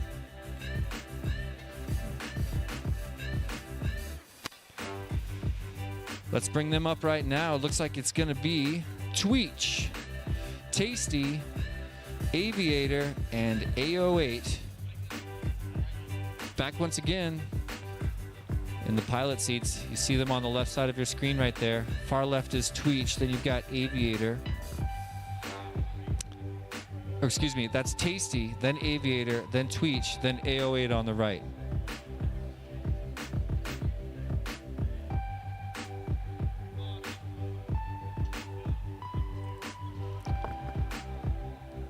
If you're just passing through the hangar, welcome to one of the greatest and most prestigious micro drone races in the world. It's worth your time to stop for just a moment. Have a look at the big screen where in just a second, we're going to take 4 more aircraft to the skies right here in the hangar to fly through our incredible raceway. You can catch a great view of their exact first-person view feeds up on the big screen as they tour the raceway and compete here on qualifying day number 2, working their way up the official leaderboard before we get set for our 2 double elimination bracket finals taking place tomorrow morning and tomorrow afternoon right here at the National Museum of the United States Air Force. This is the 6th edition of our incredible race here, and what a privilege it is to fly in these hallowed halls. And we're going to send up 4 more pilots right now. Here we go, pilots. Arm your quads. Starting on the tone in less than 5.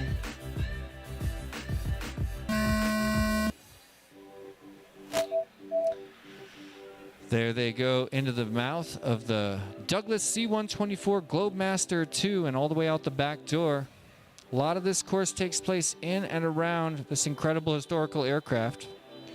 Of course, we also negotiate a section of the North American F-82G twin Mustang at the back of the course, an unbelievable aircraft I didn't even know existed. I guess you could say that about a lot of the aircraft in this and the other 3 mega hangars.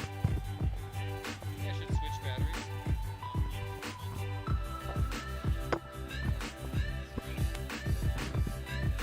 Tweech 38.24. Well, we've got 2 rivals right now, right side of your screen, currently side by side on the overall leaderboard. Tweech and Tasty, 12th and 11th respectively. Tasty 50. And we're going to see if there can be any changes because it looks like Tweech just brought in. No, could that be right? Yeah, that is right. Tweech just brought in his fastest single lap time, so we'll see what he can follow it with on this current lap. Likely improve on his time and potentially push Tasty down a notch or 2.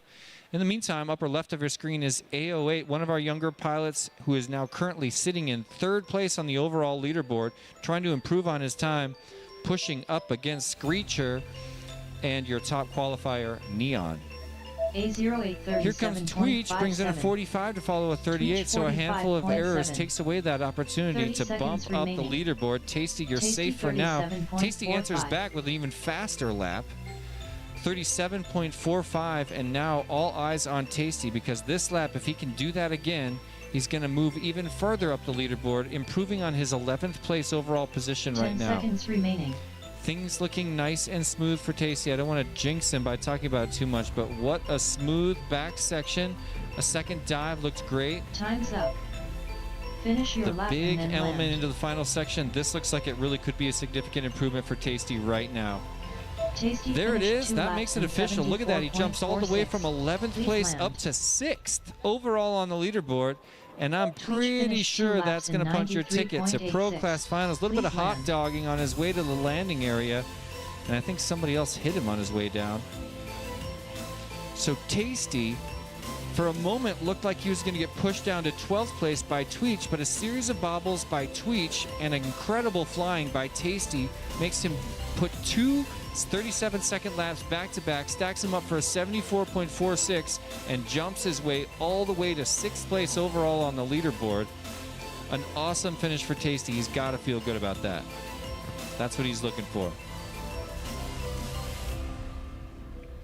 AVATR finished 2 laps. Well, it looks like we're going to get ready for another pack by these Please same land. pilots, but I'll take Race one over. moment to just say one more quick thank you to a gold sponsor.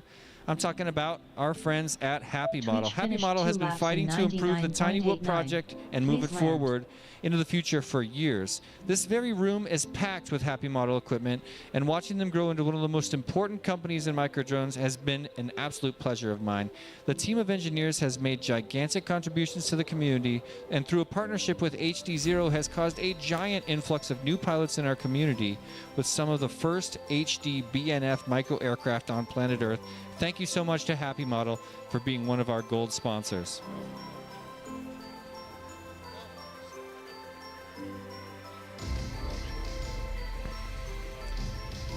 Of course, our other gold sponsors on your screen as well. T-Motor, HQ Prop, HD0, Custom FPV, Ready Made RC, and Newbie Drone. I'll be talking about each one of them throughout the day today. I'm proud to say I've been working with HQ Prop for many years now, and everyone here in the room knows how important their latest generation of ultralight micro propellers has been to our great sport. From my stats, it seems very clear that HQ Prop is the most popular brand in all of micro drone sports, offering the lightest props and the fastest transient response. If you're after ultimate control over your aircraft, pair the perfect motor with the perfect propeller. Thanks for being a gold sponsor, HQ Prop. Let's have a look at the lap records, our overall leaderboard here at the 6th edition of the National Museum Microdrone Race. At the National Museum of the United States Air Force, that is. First place currently held by your top qualifier, Neon, joining us from Syracuse, New York. He just improved on that top qualifying position 2 times in a single battery and now sets the standard at 54.54 seconds. And then if you jump a full 6.5 seconds back, we find our second place qualifier. That is our friend Screecher.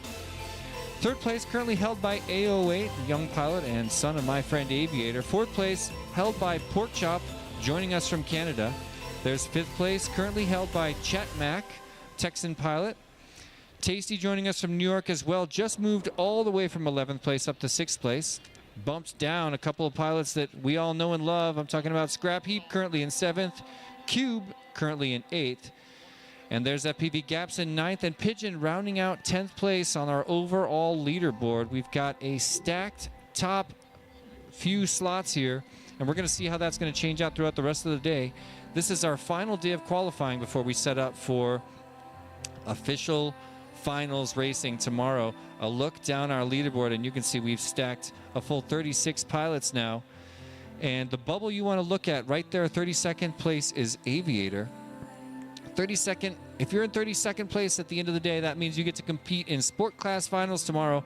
If you're in 33rd, unfortunately, you don't have a place in finals. So it's everyone's mission today to get up over that 32nd place line and land a spot in our double elimination bracket finals taking place tomorrow morning and tomorrow afternoon for our sport class and pro class double elimination brackets respectively.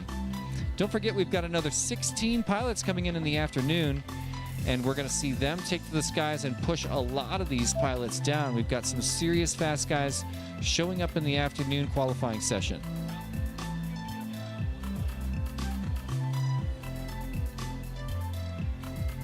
A little bit of a video issue to check out from one of our pilots, but what you're looking at on your screen right there, 4 aircraft on our angled launch pads pointed straight down the fuselage of the Douglas C-124 Globemaster II that we call, and they call, Old Shaky.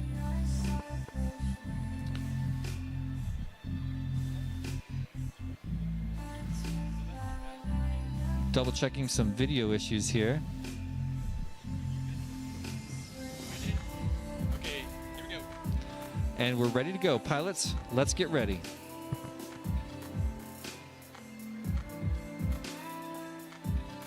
Arm your quads. Starting on the tone in less than 5.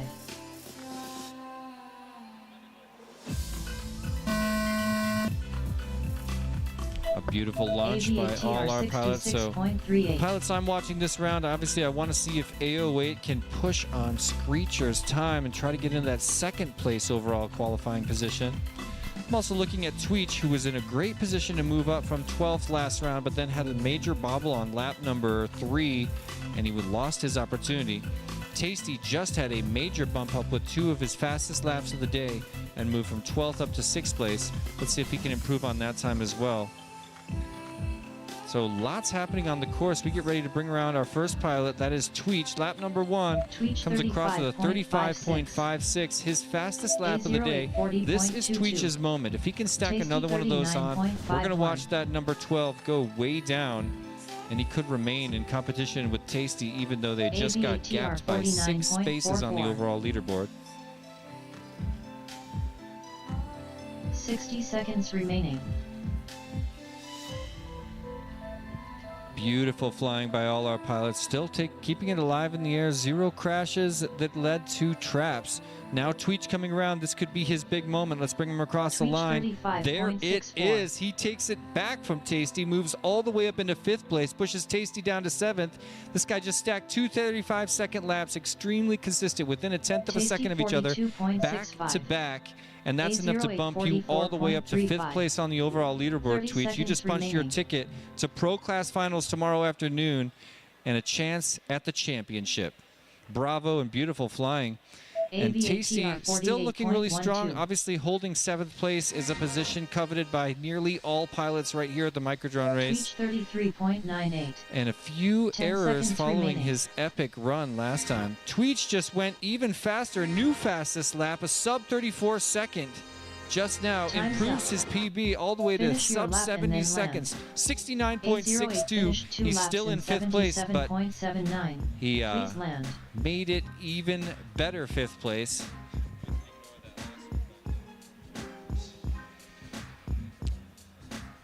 Awesome round.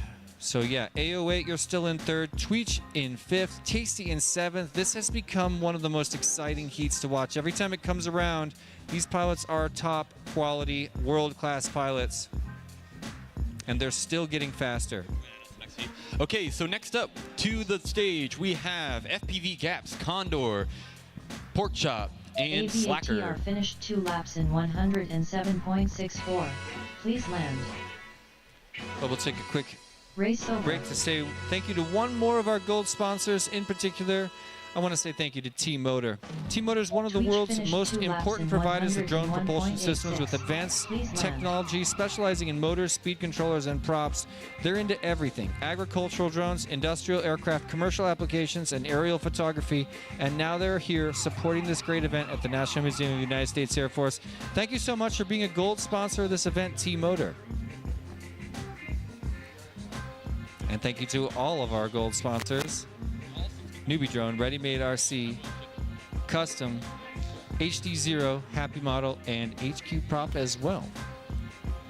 Okay, so we're bringing up Group 4 in round 3 of qualifying for our Saturday AM session. This is FPV Gaps, Slacker, Pork Chop, and Condor. Some really fast pilots in this heat.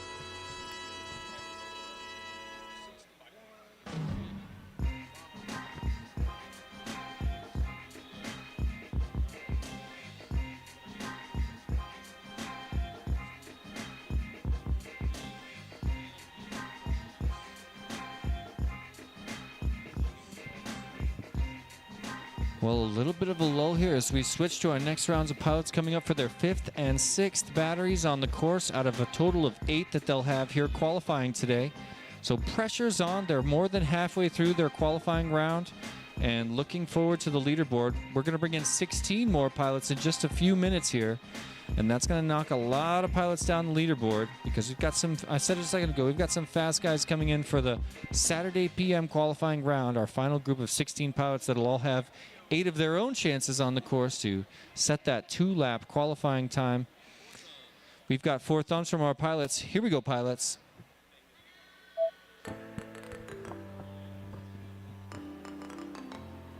Arm your quads. Starting on the tone in less than 5.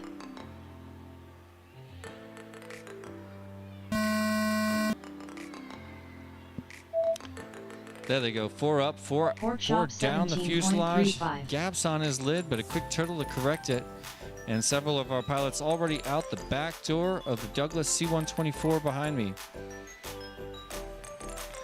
Bobbles by a lot of our pilots, and I'm not seeing a lot of clean rounds. Oh, nice. Condor goes back for the propeller pylon that is enforced, and then a perfect dive. Condor with the smoothest flight of all of our pilots. May not be the fastest, but it certainly is the smoothest. And now he's got action. Currently passed by Pork Chop at the front of the pack, getting ready to round out lap number 1. Let's bring him in with a, ooh, that's a misread on our lap timer. But he does hold 4th place overall on the leaderboard, so we'll check out his official lap times in just a moment.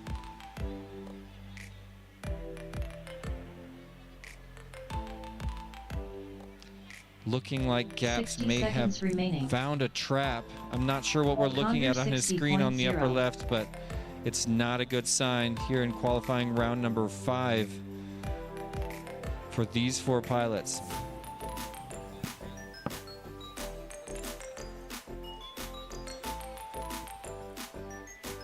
Lap number 2 coming in for Pork Chop. We'll have to do a little bit of a review to double check that in just a second. 30 seconds remaining. And yeah, I mean, I said it before, this course has a couple of traps. One of the most famous places a quad can get stuck on this course is underneath the gigantic wheels of the Douglas C-124 Globemaster II that this course is centered around. The wheels of this aircraft are 10 massive, seconds remaining. and they create a sort of a wedge trap underneath them Condor that once you're in, it's really hard to 50.93. get out of. Some pilots have yawed their way out of that trap, but Time's up. it's definitely something to look out Finish for. your lap and then land. We don't know where FPV Gaps has gotten stuck, but it looks to be inside the aircraft.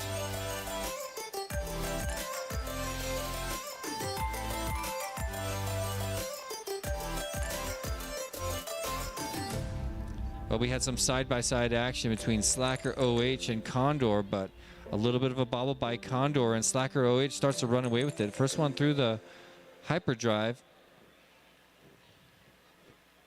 And glancing back at Pork Chop, seems to be setting it down in the landing area. I'm not sure what happened with his flight, but camera looking a little bit strange right now.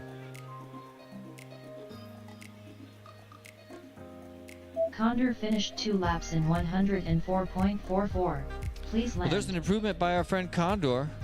Brings his personal best to 104.45 and bounces Slack all the way Arrow up to finished 1 lap 24th in place on the leaderboard. 67.15. Dodges a Please human land. on the course. And don't forget to land over in the pilot's landing area away from the FPV pilots, just in case they're using any antennas near there. Well, a strong finish for our heroes, FPV Gap, Slacker OH, Pork Chop, and Condor, with Condor pulling down a fastest 2-lap time and looks like a fastest single lap time for our buddy Slacker. But yeah, Condor stacking a 53.5 after a 50.93, his fastest lap of the day. So that'll bring him to 24th place overall on our leaderboard of champions.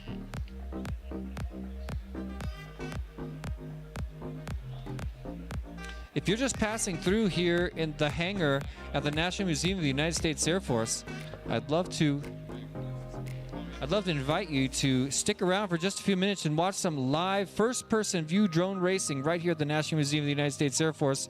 This is one of the most prestigious micro-drone races in the entire world, and you're in the presence of some of the greatest minds in micro-drone flight. Thank you so much for joining us here today. If you stick around for just a moment, we're going to send 4 more, it's actually the same 4 pilots, same 4 pilots, back to the sky one more time. You see them behind me getting ready to take off into the raceway of the Douglas C-124 Globemaster Race II. over. They're firing up in just a minute. I see quads being plugged in behind me and set on the launch blocks. So if you're passing through, you may want to stop and watch that as we take a quick look at the leaderboard. And there's a view of the bubble. Remember, you want to be above 32nd place where Squad of Quads is currently sitting. And you'll notice every time we glance at this overall leaderboard, those names start moving down as our pilots start bumping up, just like Condor just did.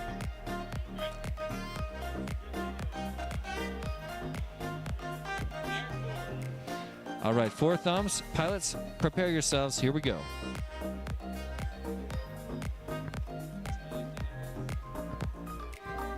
Arm your quads. Starting on the tone in less than 5.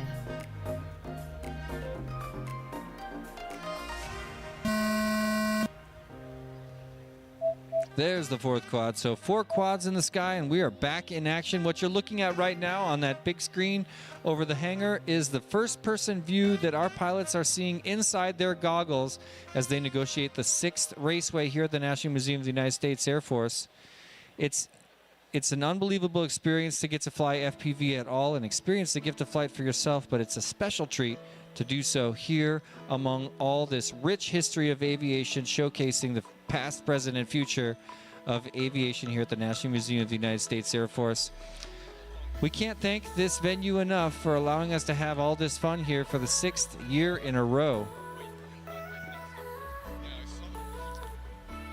Well, we're almost done with lap number 1, 43.11. and it's looking like a very strong lap for Condor, getting ready to round it out. Let's bring him back into the mouth of the 124. Condor The 52.39. lap time of 52.39.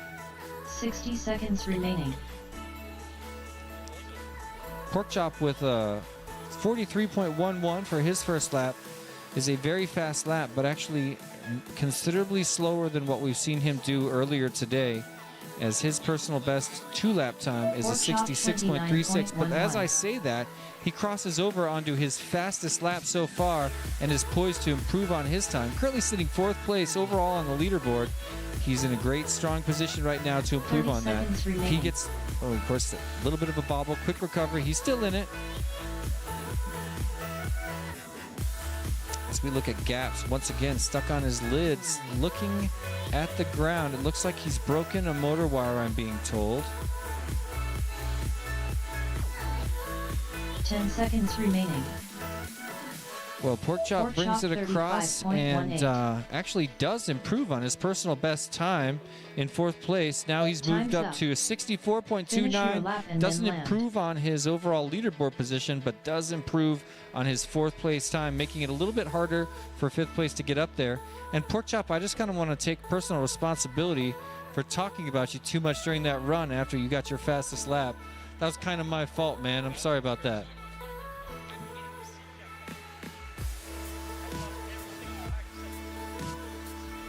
Wow.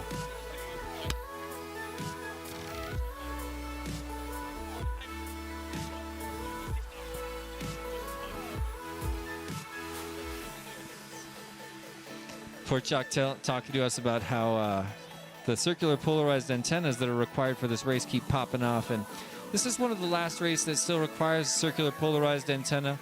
It's a little bit of a larger, slightly bulkier, and slightly heavier sometimes antenna, but we're also working in one of the most difficult RF environments that we've ever seen in the world here. Oh, never mind. Thank you. Never mind. No.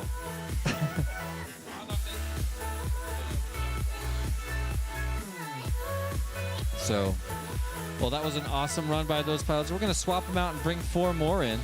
Yeah, we're back to the top of the order. We've got Aphix. We have Race.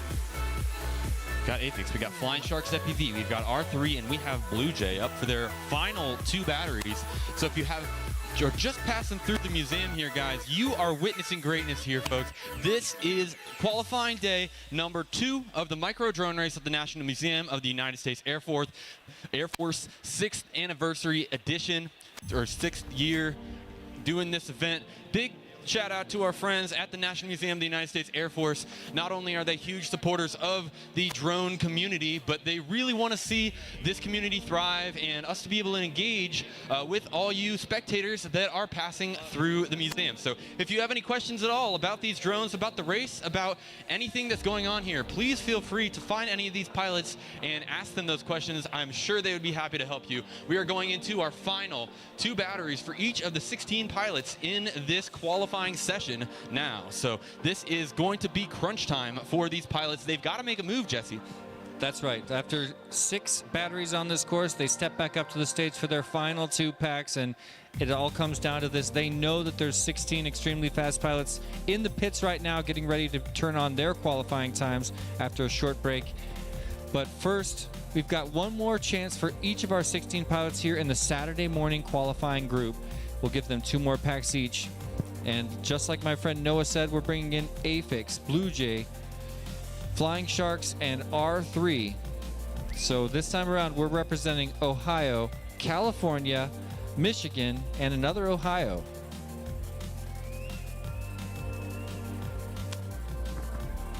Looking like we're ready to go. So pilots, here we go. Arm your quads. Starting on the tone in less than 5.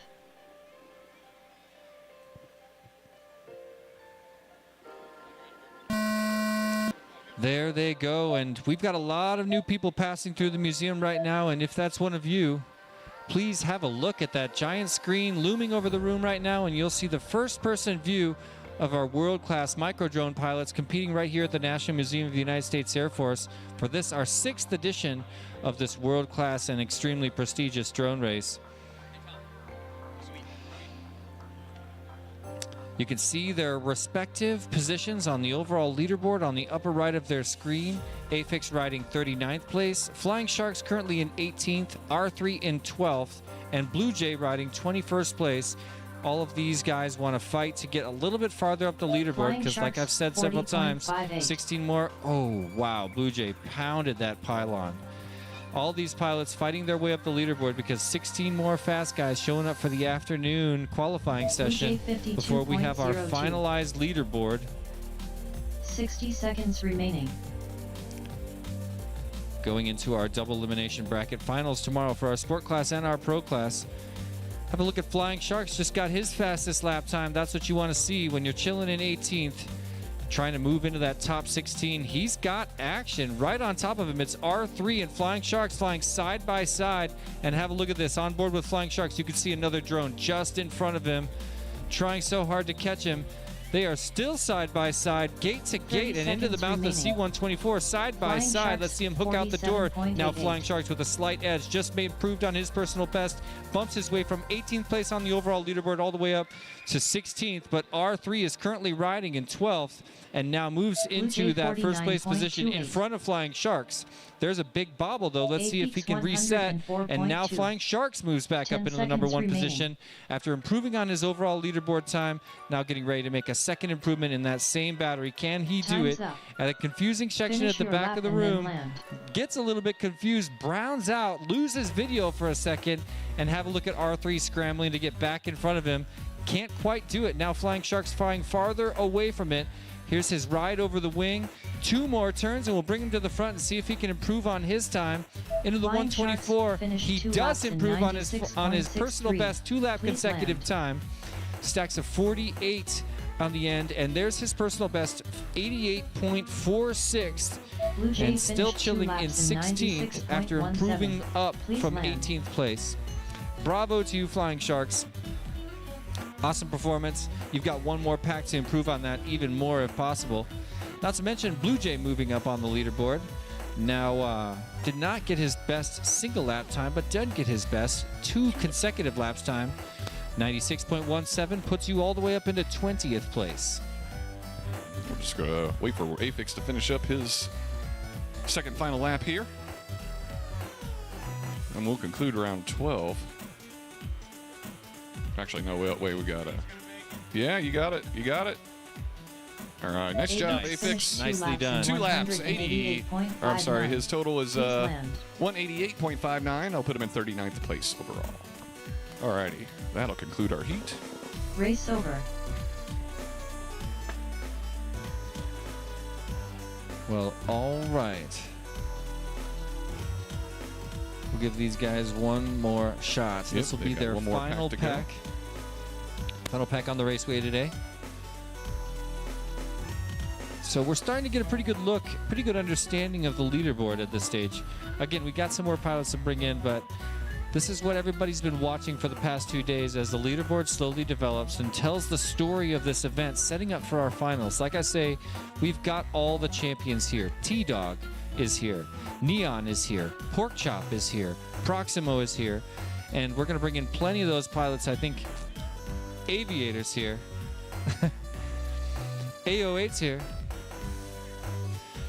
But yeah, unbelievable competition taking place tomorrow. We're watching qualifying happen today. And like I said a moment ago, starting to get an idea for what is that overall leaderboard as we get set up for double elimination bracket finals taking place tomorrow.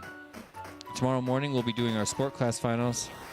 Tomorrow afternoon, our pro class finals. Well, we will crown a new champion. And there's the top of the leaderboard. Currently, first place held by Neon. 2 laps in 54.54 seconds. Incredible. Average lap time of 26.25. Screecher riding second place. Spencer Canizaro joining us with a 60.94 2-lap consecutive time. Incredibly. He was part of our qualifying rounds prior to today. Third place currently held by AO8. 2 laps in 61.57 seconds. And there's our fourth place, Pork Chop. Joining us from Canada, 64.29. Rounding out your top 5, Tweech recently made a big move into the top 5 2 rounds ago when he pulled out 2 laps in 69.62. Let's just finish out our top 10 as we're going down the list. Chetmac, Tasty, Scrap Heap, Cube, and FPV Gaps recently knocked out Pigeon and R3 from the top 10.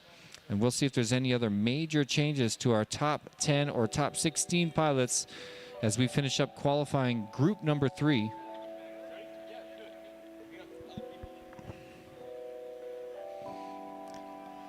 So it looks like our pilots are ready. We're plugging in our quads right now.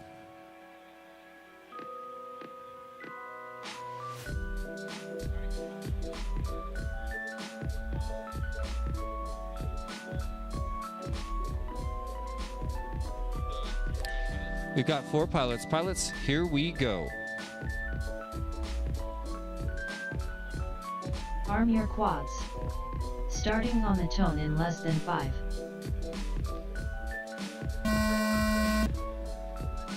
I do love seeing the launch from onboard the FPV. We got an epic launch cam, but let's not neglect the launching from onboard with our FPV 4-up screen, which I just love. No big deal. I love it. I love it. Well, there's an error, and Aphex has got to set it down. Not what you want to see when it's your final pack on the course. Things looking really strong for a Blue Jay riding near the front of the pack. Headed towards, let's see, I'm going to call it a slalom dive. How about that? Did we ever get some good answers from the chat? We need a course feature name for the section in the back.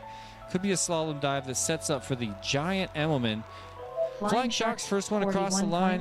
Lap timer brings in a 41.05 for him, and there's Blue Jay with his fastest lap of the day, 43.64, and poised to improve upon his personal best 2-lap consecutive time. We'll check on him in about half a lap to see if he can pull it off. 60 seconds remaining. Flying Sharks with a big error, browns out his aircraft, trying to climb that Jacob's ladder. Gets back on it nice and quick, didn't affect him much.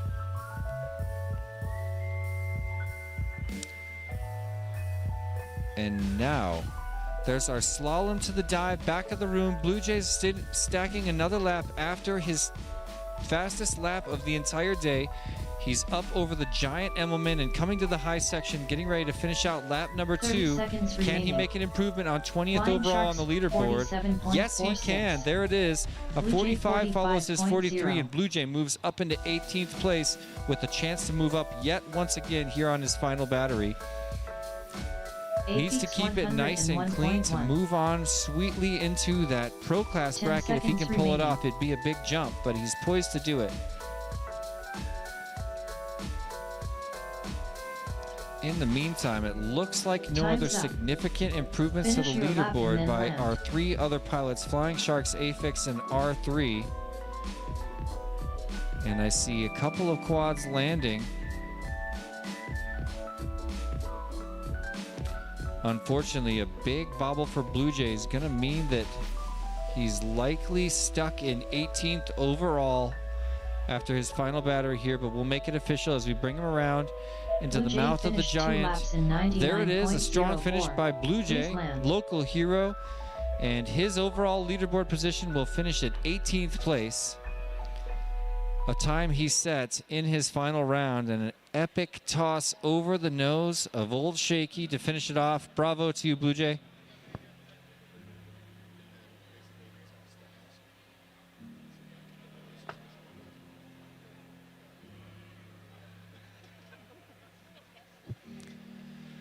Well, 1 lap to finish up for our buddy Aphex. And we'll just let him take his time because it's his last qualifying battery.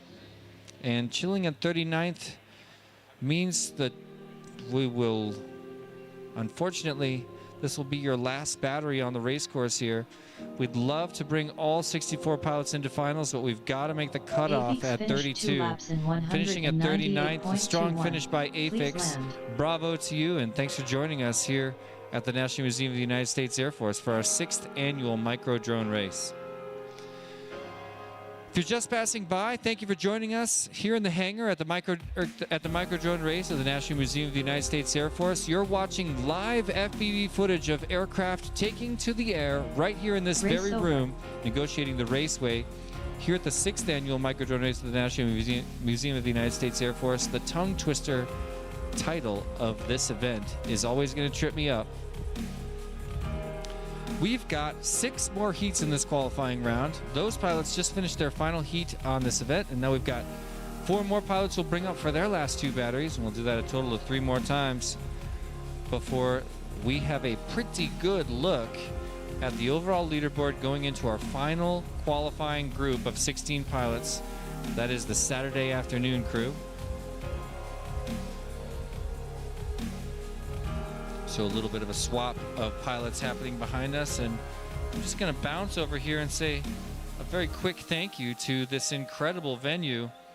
You know, the city of Dayton has continued their commitment to flight innovation since it was the birthplace of Orville and Wilbur Wright, mostly because it's home to the National Museum of the United States Air Force, which celebrates the past, present, and future of aerospace technology. I don't have to tell you, this place is a treasure trove of aviation history, showcasing the evolution of human flight and the naturally innovative spirit of aerospace technology.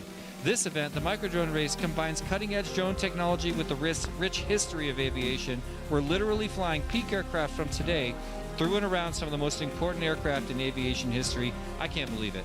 Today, Microdrone Sports push the boundaries of flight technology and allow for anyone, even you, to experience the gift of flight just like the Wright brothers did way back in the day. And when you learn to fly, you'll feel like I do, like you were always meant to fly. Okay, so we are getting ready to have Footloose, Neon, Isley Q, and Pigeon take to the skies for their final 2 batteries on this track. So if you guys are just passing through, these pilots each have 8 opportunities to set their fastest 2 consecutive laps on the track. Fastest 2, and so when you see them do a lap, Jesse might say something about their time, and then they have the opportunity to either use the lap before and make a consecutive time, make that into their 2 laps, or they can use the next lap. So once you see a pilot make a great lap, the pressure is on to put another one down right next to it and get the top 2 consecutive. That's what pushes you up the leaderboard and qualifies you for our final race tomorrow. That's right. We see a lot of these pilots putting down fast laps on their first lap. But the second one is the most important one, because if you screw up lap number 2, you're not going to be able to string 2 together, because you've got to hook it to the first or third. Pilots now plugging in. Yep, looks like we're just about to get ready to go. How we looking, Noah? Yeah, I'm just about to ask these pilots for video checks. They are in their goggles right now, making sure everything is all good. We got 1 thumb, we got 2 thumbs, we got 3 thumbs, we got 4 thumbs. That's all that you need. And we are going to go ahead and send these pilots off. Pilots. Arm your quads. Starting on the tone in less than 5.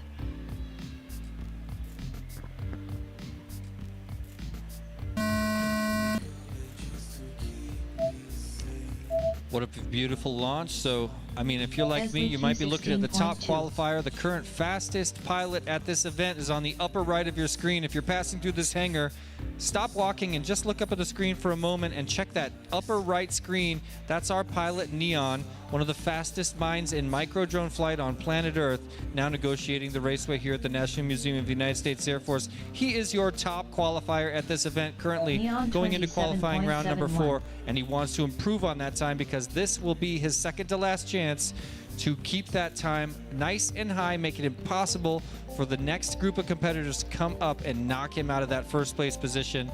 The coveted TQ spot at the National Museum of the United States Air Force. It's where everyone wants to be, and he knows it. Have a look at how fast and how hard he's flying to improve on his time. Let's get ready to bring him around right now with his second lap time, a 27.32 following a 27.71. So getting very close. He is. He's in the 55-second range. Can we get him down to the 54-second range with 1 more lap? I believe we can. He needs to keep it clean. There's his slalom to the dive section. This is it, the end of lap number 3. Bring him around for the high section. This could improve on his TQ time right now. Neon And he does it. Oh, yes, he does. His new Pigeon fastest 2-lap time is a 34.38. 5.38, 6 100ths of a second Neon faster 7.61. than his previous fastest lap, with a 27.32 followed by a 27.07. Have a look at the way his lap times continuously lose a few tenths of a second, and that's how you push your way all the way to the top of the leaderboard. Pay no attention to that person. There it is. 10 Finally got it seconds fixed. remaining. 54.38 improves upon his 54.54, making it 0.06 of a second faster and 0.06 of a second more difficult Finish your for the lap next and then 16 land. pilots that try to knock him out of that top qualifier position. Incredible flying. If you're joining us here in the museum, I want everybody to know that in addition to some Pigeon amazing finished 2 views you laps can in get from this side of the room, 83.35. you can also Please move to land. several other spectator areas around, fault. around the C1, the Douglas C-124 Globemaster 2. There's several different spectator areas. You can see them on the FPV feeds, and it's a great way to get right in on the action and see these world-class pilots weaving these course features SAQ together finished 2 into a laps tight in ribbon. What's up? 148.55. Race over. So an awesome second-to-last battery for our hero Neon, riding to Yeah. the top qualifier position. He's got one more shot to bring it together and try to make that top qualifier position even more difficult and out of reach for his competitors. Now we are going to have a review. We are going to have a review on Neon's last gate. I just talked to him about it. He said he wasn't sure if he made it through or not. I asked him because I know he hit it. So we are going to see what we can see on our review here. Bring it live. We want to... Okay, here we are. Everybody's judging together. We're going to go easy on him no matter what. We're looking at the upper right screen for a DVR review right now.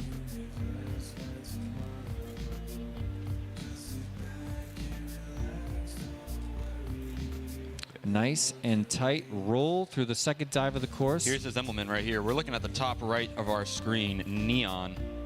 We're going to see if that crash, if he made it through the start-finish gate in his crash. Oh, really? Start Yes. finish gate crash. So we're watching Neon in the upper right corner of this 4-up feed on the right side of your screen. Comes around. Did he make it through? Did he make it through? Oh Oh, my that's gosh. a tricky one. That's a tricky one. That's inconclusive. It honestly looked like he was lined up, so if I can't say, I'm going to let it stand. Can we get that slower? Because we can. at That's as least- slow as I can do it. He turns around as he goes through it, and it looks like he hits the bottom of the gate and bounces up potentially. That's what Well, I'm looking. I want to know what people in the chat think right here on the Cincinnati Quad Racers YouTube channel. Yeah, we'll play it a few more times here on that upper right corner of your screen, just waiting for it to buffer.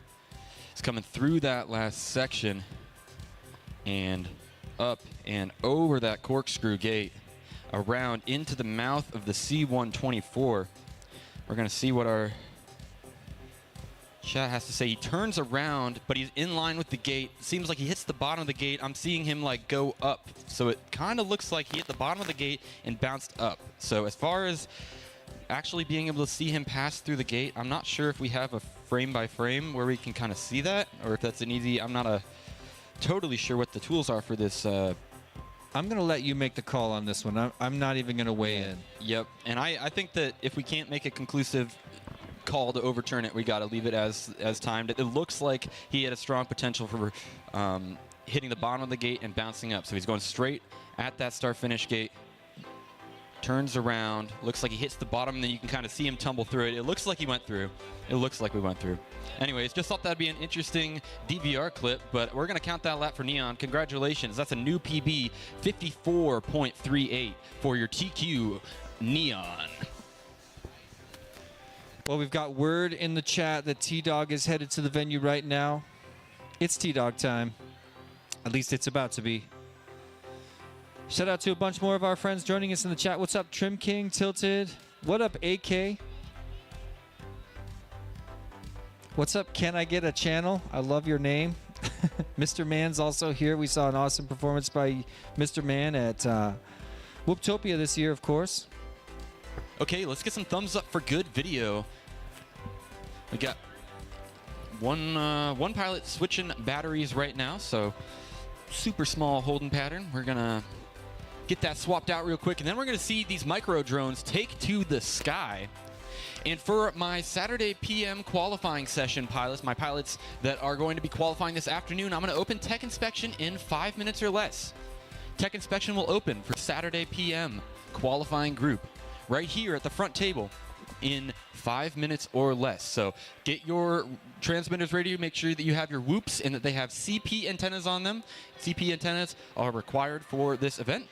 And we will make sure that your video output power is good. Make sure that you have your LiPo bag handy as well so we can see that. And we just want to make sure that everybody's following all the rules here.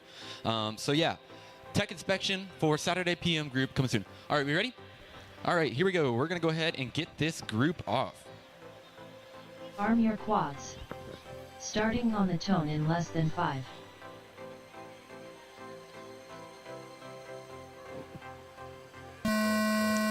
Final launch for these 4 pilots. It's their last chance to dance. They all want to improve upon their time. Have a look at the leaderboard. 3 of these 4 pilots are currently sitting in the top 16, but if I was Footloose or Pigeon, I'd be wanting to bump up a little more than that to try to lock my place onto the Pro Class Finals tomorrow.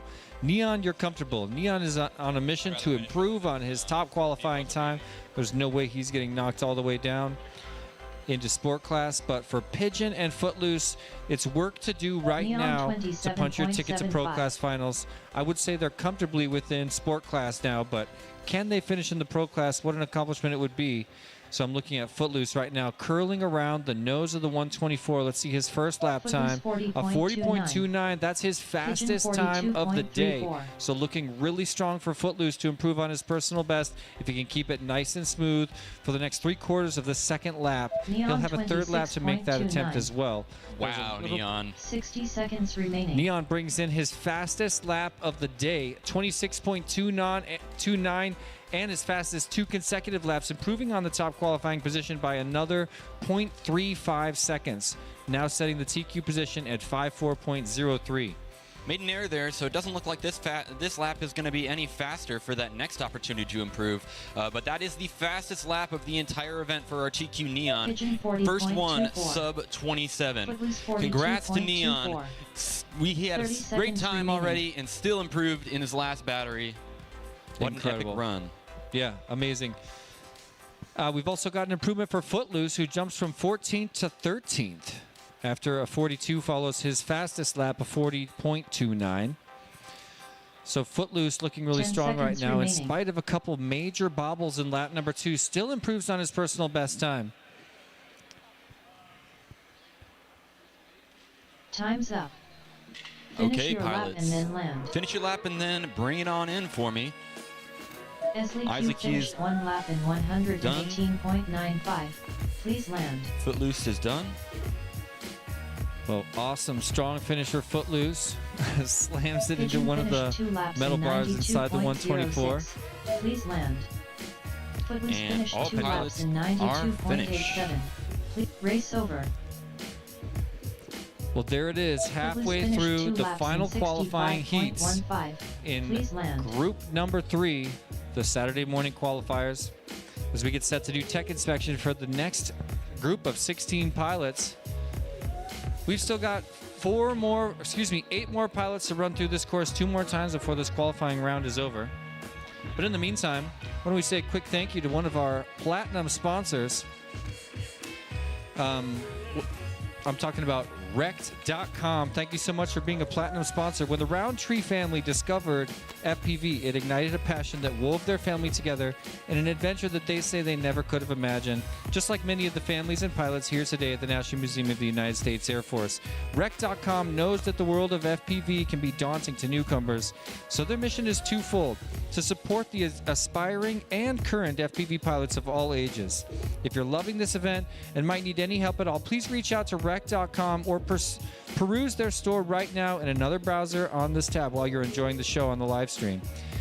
They've got parts of drones from all sizes, not just whoop class, and they're dedicated to helping in every way they can. They're also on a mission to help pilots, creators, and other small businesses join them on their mission and improve the small business community within FPV.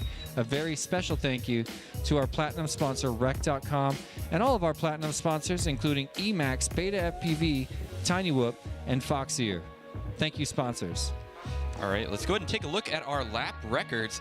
We're getting down the crunch time for these pilots again. Last 2 batteries. So we're going to go ahead and take a look at where we sit for our top 16 and next 16. And while we're doing that, AO8, Aviator, Tweech, and Tasty are going to get ready to go up and fly. There's your TQ. Just made it a little bit higher on the leaderboard. From first place, he stood with a 54.54, knocked it down to a 54.38, now stands at 54.03 at the very top of the leaderboard in front of Screecher. Qualified yesterday and came up with second place overall on the leaderboard going into qualifying group number 4. Currently holds 60.94 in second place position. Yeah, well, the first thing I want to say is that Tech Inspection is now open for my Saturday PM qualifying group. So if you're in the Saturday PM qualifying group, I need you to come over to the Tech Inspection table, meet with Scooter Pie and with FPV Skittles, and they will get your t-shirt and get you wanted, get you checked in, and all good to go. So those lap records, guys, we are looking on the bubble right now with FPV Yeti sitting right on the bubble in 16th. He might be getting knocked down into the sport class. I think there'll probably be at least one pro pilot in the next group, if I know anything about this stacked lineup coming soon.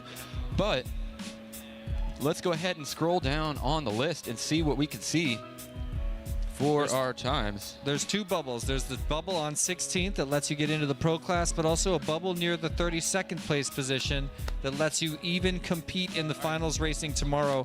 Again, all pilots below 32nd after this qualifying round and after all qualifying rounds will be finished with their career here at the Microdrone Race at the National Museum of the United States Air Force. And even though we had a great time with you during qualifying, we won't be able to bring you to our top 32 pilot finals taking place here tomorrow. If you're just passing through the building here in the hangar at the National Museum of the United States Air Force, you may want to stop, look up at the screen, and watch some of the most incredible microdrone racing on planet Earth. We've got 4 more pilots taking to the skies in just a minute for their penultimate battery on this raceway, working their way up the leaderboard as we get set for finals racing tomorrow. There's your 4 quads on the block. Here we go, pilots. Arm your quads. Starting on the tone in less than 5.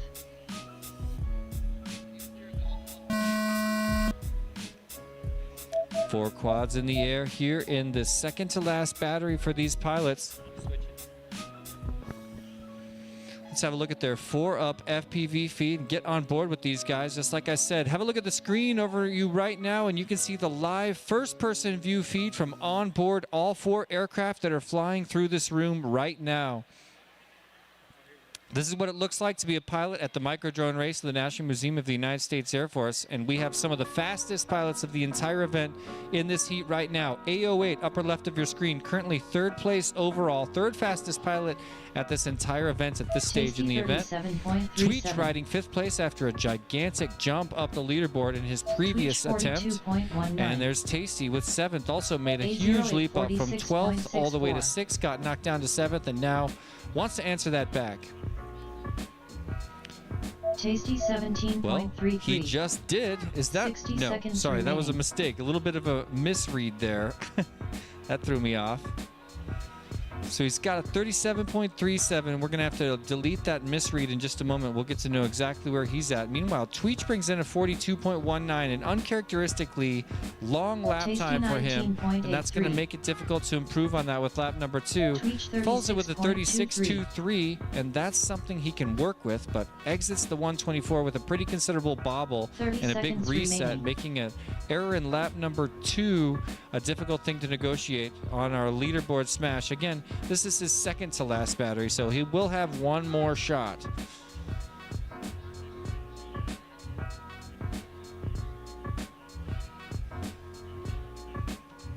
Ten seconds remaining. AVATR 53.92.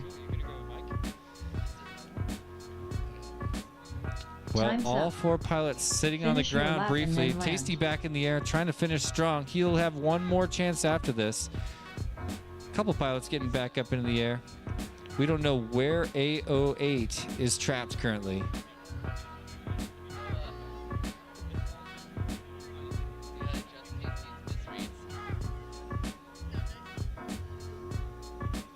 Tasty 17.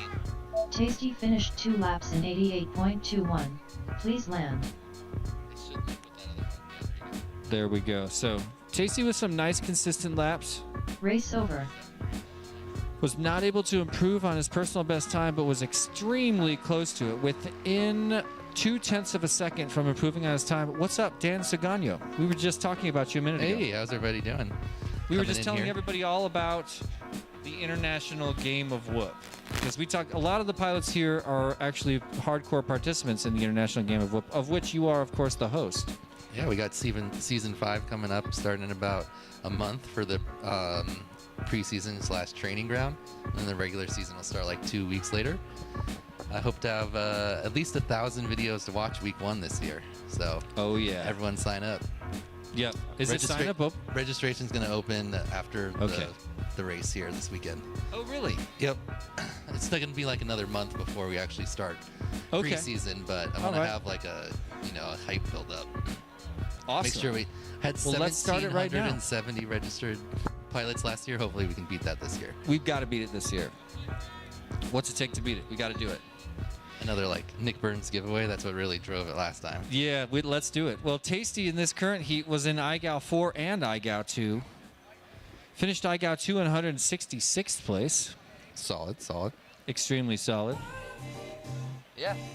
Not a member of Race Gal. Let's have a look at some of our other competitors. Tweech was in IGAL 4, finished 305th place out of over 1,700 pilots. I heard you say Sharks earlier. Finished in 25th. I didn't remember. That's super good. Yeah, he crushed And I it. got 4 He's really good. or 3, I think actually. One of those two. Anyway. Pilots plugging them in. Neon looking really good. We were watching him at the Whoop House. It's a really solid 27, 3 27s in a row we saw, and then he just put down 3 26. improving 27s, yeah. So really interested to see the other top elite guys here, Porkchop, T-Dog, Proximo, run this track too, see if they can get up there in those sub 30s. So that's only Screecher and Neon have got a sub 30, right? Oh no, Porkchop is already gone. Did he get any sub 30s? Okay. Yep. Ooh, Tweech with nearly the perfect time. Yeah, he He was only 0.2 off.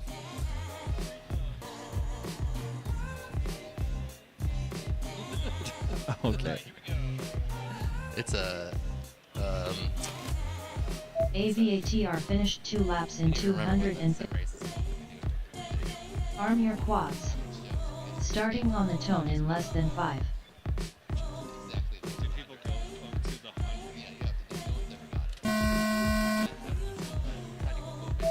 Second to last pack for Tweech, AO8, Aviator, and Tasty. This is that heat that's got the father-son combo. Aviator lower left is the father of AO8 upper left. Oh, really? I didn't know that. AO8's killing it. 61. He's rushing this event. Yeah, he's been Oh. screaming and now rides third place on the overall leaderboard. Has Wow. already locked into Pro Class Finals. So that's like ahead of Porkchop and Tweech right now. Yes. Ahead of Porkchop and Tweech, behind Screecher and Neon. So yeah, great times from him. A little troubles here on this first lap. Hopefully he can get going again and get those second 2 laps. 36.4. I like the qualifying we have this year where it's 2 laps rather than in the past at this race it's been like 3. most laps in. No, it was like how many laps you could do in your Tweech 2 minutes, remember? 46.05. Right, but it ended up stacking on 3 laps. Yeah, well it was like last year was like only T-Dog and 52.8. AK. Remember that could get like 5 mid-wear and 60 seconds remaining. 5 laps in the 2 minutes, and then everyone else was at 4, and it just Check makes out it Pat. frustrating because if you make any mistake, then your whole qual time is done. Oh. This time you can still get back up. Like if Tasty with a bobble on lap number 2, but had such a strong lap number 1. It's hard to lose hope right now. Here's his gigantic AVATR Emmelman. Let's set him up for the 71.43. final with the section. 36. Bring him around right now. Make it happen. Tasty 41.05. Oh, he must have No. a bobble on that one, and it's tough when you get your second lap to slow one because then Yeah. you can't. Well, Like he's he's probably got- going to get like another low 30 30. seconds. Exactly, remaining. but he's got one more pack. much. Tweech and Tasty have both made giant improvements Tweech recently. They went from 11 44.82. and 12 to 7th and 5th. 808 And actually, Tasty made the 42.08. swap first, jumped into 6th, and Tweech knocked him down with a pop to 5th. I've definitely noticed that like from the pilots, like the first 2 packs to their later packs, huge 10 improvements. seconds remaining. Track Yeah. takes a couple packs to get used to. There's definitely a lot No of doubt. elements. They're a little bit different than the sim and Tasty much different than most 36.6. Time's up. Tiny Whoop type races. Finish your lap and then land.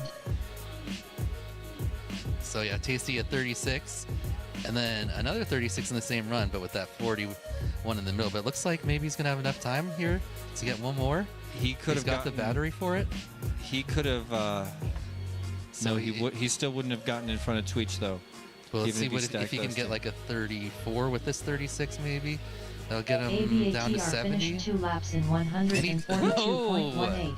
Please land. First It was a little low, attempt. A08 Two finished attempts. 2 laps in Oh, Tasty at 35 with 92.93. this 36. land. Come on, It Tasty. proves his PB. Tasty Oh, Nice finished 2 job. Tasty laps in lands. Well, the 72.16. time was up, but he Please land. But I cut mean, 2 he could have seconds. gone for the. Oh, for the face Race punch. over. 70, I'm not disappointed. I'm not that 72 though. That's always good. Any time you can cut is going to be good because we still got another set of 16 pilots coming in here, and you want to be up as high on the list as possible because our top 16 are going to make it into this pro bracket, and then the next 16 into the sport bracket. Okay, and we are going to go ahead and bring up our final group of pilots for their final 2 batteries on the track. FPV Gaps, That's awesome. Slacker, Pork Chop, and Condor. The Nick Burns shirt. Stickers. All Just right, gotta get out so my shirt here. yeah, this group is already, we had what? Chet Mack was in 2nd starting before this group, and he's bumped to 6th now. Cube, I think, was in 4th.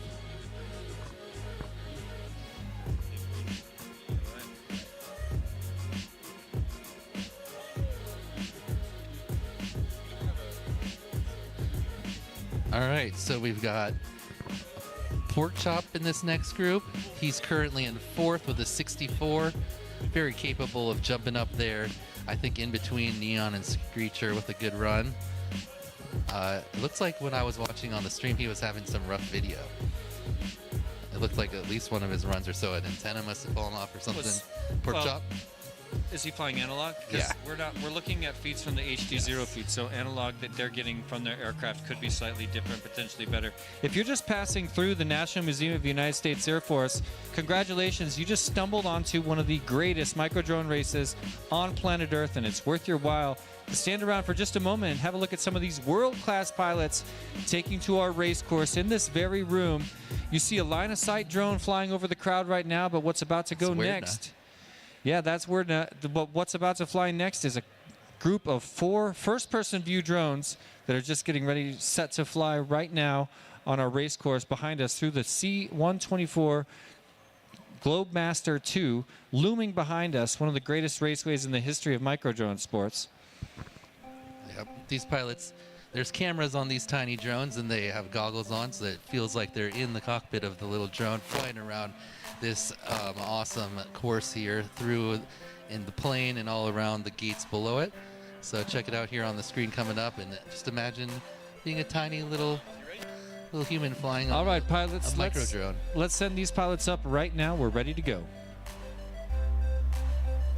Arm your quads. Starting on the tone in less than 5.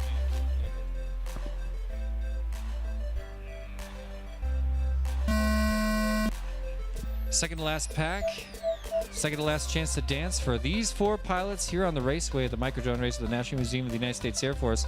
FPV Gaps on the upper left of your screen, currently 10th place overall on the leaderboard, but that's a slightly uncomfortable position looking at the pilots going into the next qualifying round.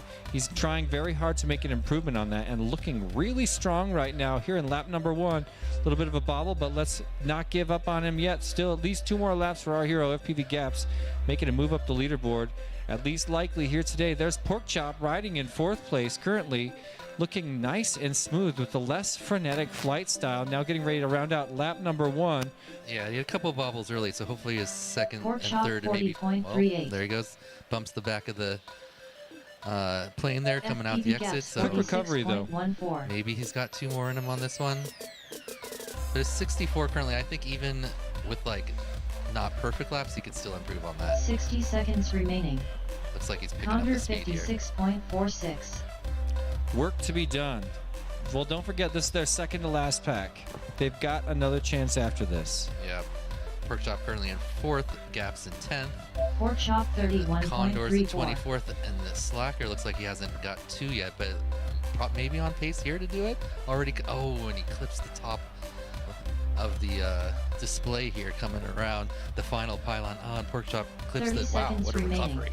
Well, here comes FPV Gats for another lap, and this might be a tough one for him. I kind of consider this to be a practice round for what will be his last pack, and will in fact be the last pack of this entire qualifying round, happening here in just a moment. Pork Chop, a 28, to pair with that 31.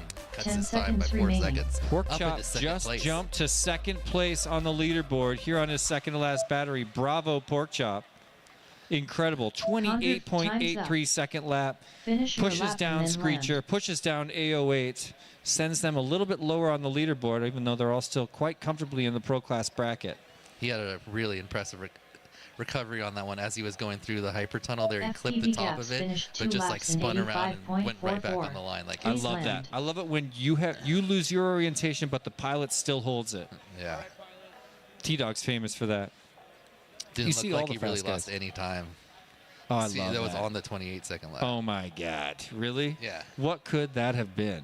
No, it didn't. I don't think it really even slowed A him little down. bit of a lower 28, maybe? Probably. Should have cut at least a half second. I mean, it didn't speed him up. Here comes Condor, 2 consistent laps of the 56 and the 58. Condor And about another, finished 2 cuts it down to a laps in 40. Fastest His lap. best lap. Nice. Please land. Setting him up for his final pack here on the track. Well, it's been a long morning of qualifying, but just one Slack more Arrow pack finished here 1 in lap in qualifying group number 59.52. 3 of 4. Please land. So our leaderboard, like I said a moment ago, really coming together.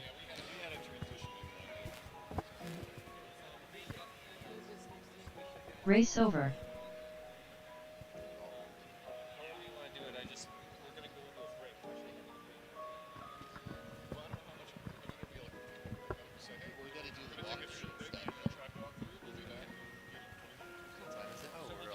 After this heat, we'll check. I know, that's what I'm going to do. Okay, so we got one more pack for our Friday or Saturday AM qualifying group, folks. So if you haven't seen it yet, we're going to be taking a small break after this race. I would recommend sticking around for just a few more seconds. We got some really fast pilots that are looking to upgrade their time on the leaderboard to make it smaller, I guess. I don't know how to say that best right now. But they are looking to climb their way up the leaderboard, and they only have one more battery to do so before this qualifying session is out. If you are here for the Saturday PM qualifying group, if you are a pilot here, make sure to check in and get tech inspection completed up here at the front table. Everybody needs to do so, and we can't begin until all 16 pilots have completed tech inspection. All right, let's get some thumbs up for good video. We got one pilot that still needs a whoop on the line.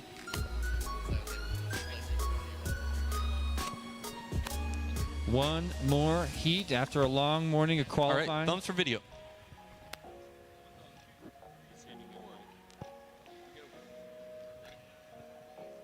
Arm your quads. Starting on the tone in less than 5.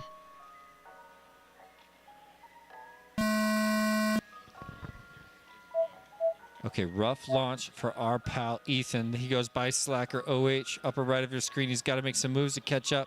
And there's a little bit of a bobble by Gaps as well. I want to see him make a big improvement on his time. So I'm not even going to say his name when I talk about him anymore. I was hoping Pork Chop could get 228s and see if we can get back. Might be a motor wire or something like that. It looks like it. I think you just cursed him. He got that 28 right at the end. He clipped the gate here on the ladder, and now he's just beeping on the ground.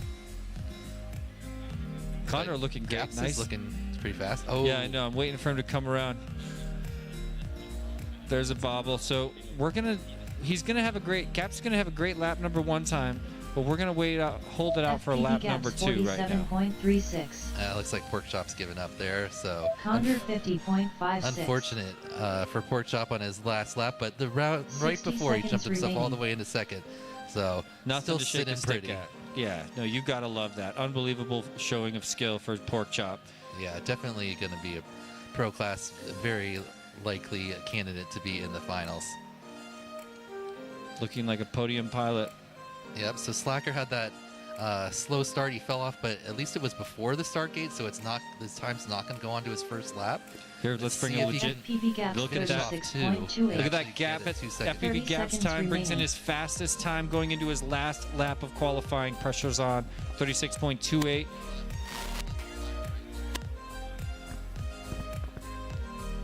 Slack I arrow don't want to talk too much because I don't want to 76.86. affect anything here.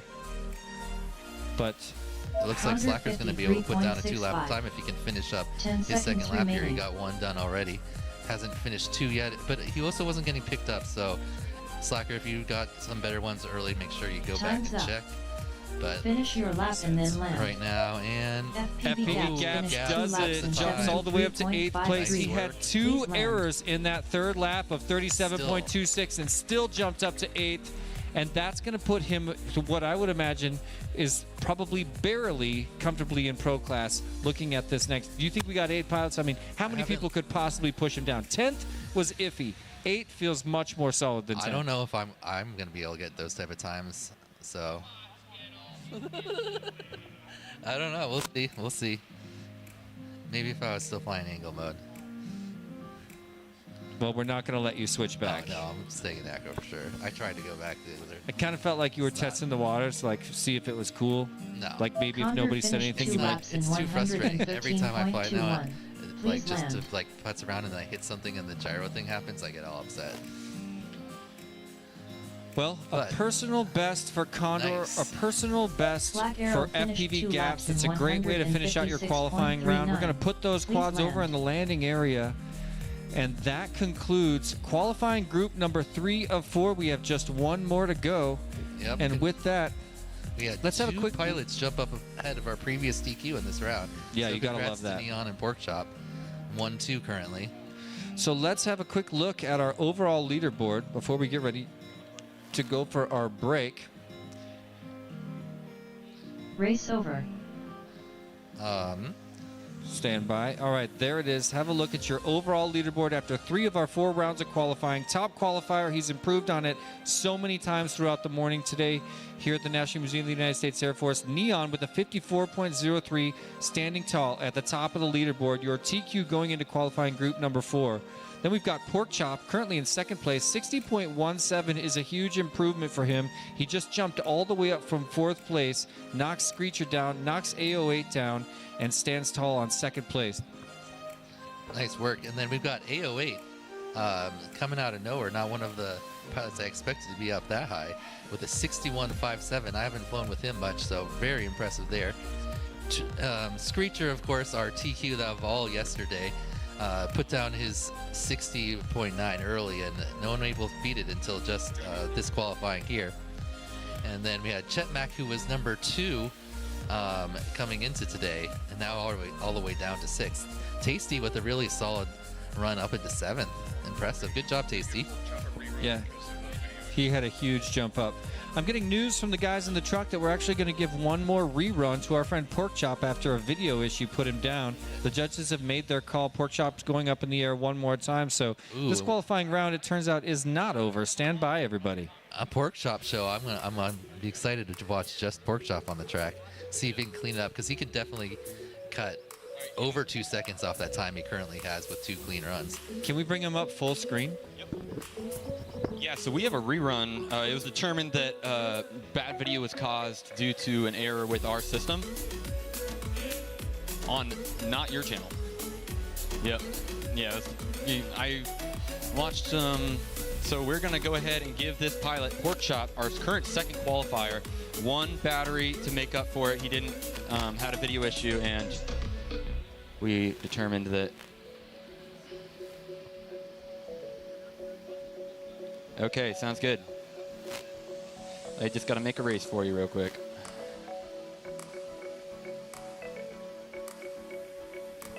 All right. Here we go. Pork All Chop, right. you ready?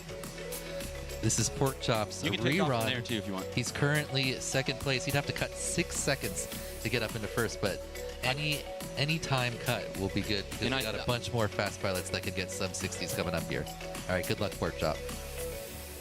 He's got some fans in the chat, too. Shout out to Rabble. What's going on, Mr. Rabbles? Shouting out Pork Chop. Arm your quads. Starting on the tone in less than 5.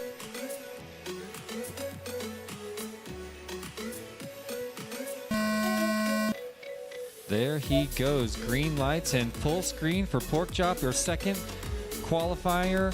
Second top qualifier on the course here today after a lot of qualifying rounds have gone onto this race course. About to bring on a few more, and the pressure is on. We've got them on the big screen. If you're just passing through, have a stop and look at the big screen over the entire crowd and watch one of our champions, one of the greatest minds in microdrone racing, flying right here live in this very room. A little bit of an epic crash there. We'll see if he can get back on it. Lands on the wing of the Douglas. Okay, so that was still 35 after several bobbles, so see if he can clean it up a bit. Almost cutting things a little too tight in a couple of the turns. Now he's looking nice and pork choppy smooth. This is the round that counts. Wow. Yeah, looking really smooth. This does not look like a hard push right now. 60 Good, seconds coming around remaining. into the wreck descender. Nice Immelman motion up over there. Real Little smooth. Slalom through the Pork chop final flag and gate. Sub 30. Ooh, nice. Just needs one more of those and he'll improve on his time. Yeah, these fastest pilots, even though you get 2 full minutes, they do not seem to be able to fly much more than a minute 30 with the current setups. So,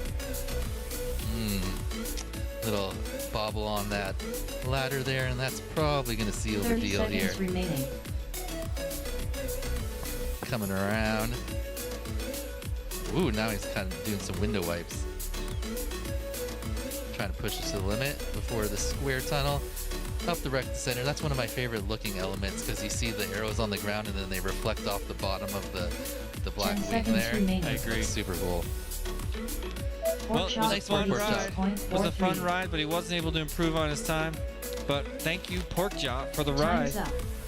And Finish so your there will lap be and no then land. changes to our official leaderboard, but let's say one more big thank you to all the sponsors that came together before we end out this qualifying round. Of course, starting with our title sponsor of the entire event, We Bleed FPV. Thank you so much to We Bleed FPV for being the highest contributor to this entire event, but we've also got a big family of platinum level sponsors Race to say over. a quick thank you to, including Emax, Rect, Beta FPV, Tiny Whoop, and of course Fox here. But that's not all. Let's say another thank you to all of our gold level sponsors as well. Thank you so much, Newbie Drone, Ready Made RC, Custom FPV, HD Zero, Happy Model, T-Motor, and HQ Prop. This concludes round number 3 of our qualifying. We've got one more very exciting qualifying round launching in just a few minutes. We've got a little bit of a track walk and a little bit of a pilot's meeting. We'll be back in roughly 15 to 20 minutes. Don't go anywhere. Thank you so much for watching the microdrone race at the National Museum of the United States Air Force. Pork chop finished 2 laps in 118.91. Please land.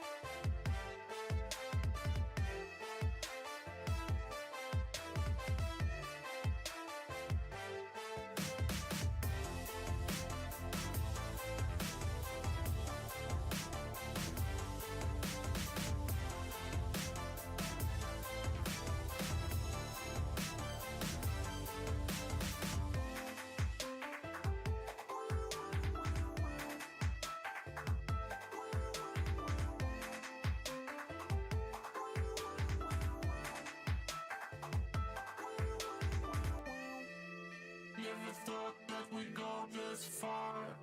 Don't stop now. Reaching for a distant star. Don't stop now. Isn't it strange how we're safe and home? So that I count in days until the second go. If you're gonna make a change, you have to let me know. Turn this shit around, start at top the youngs.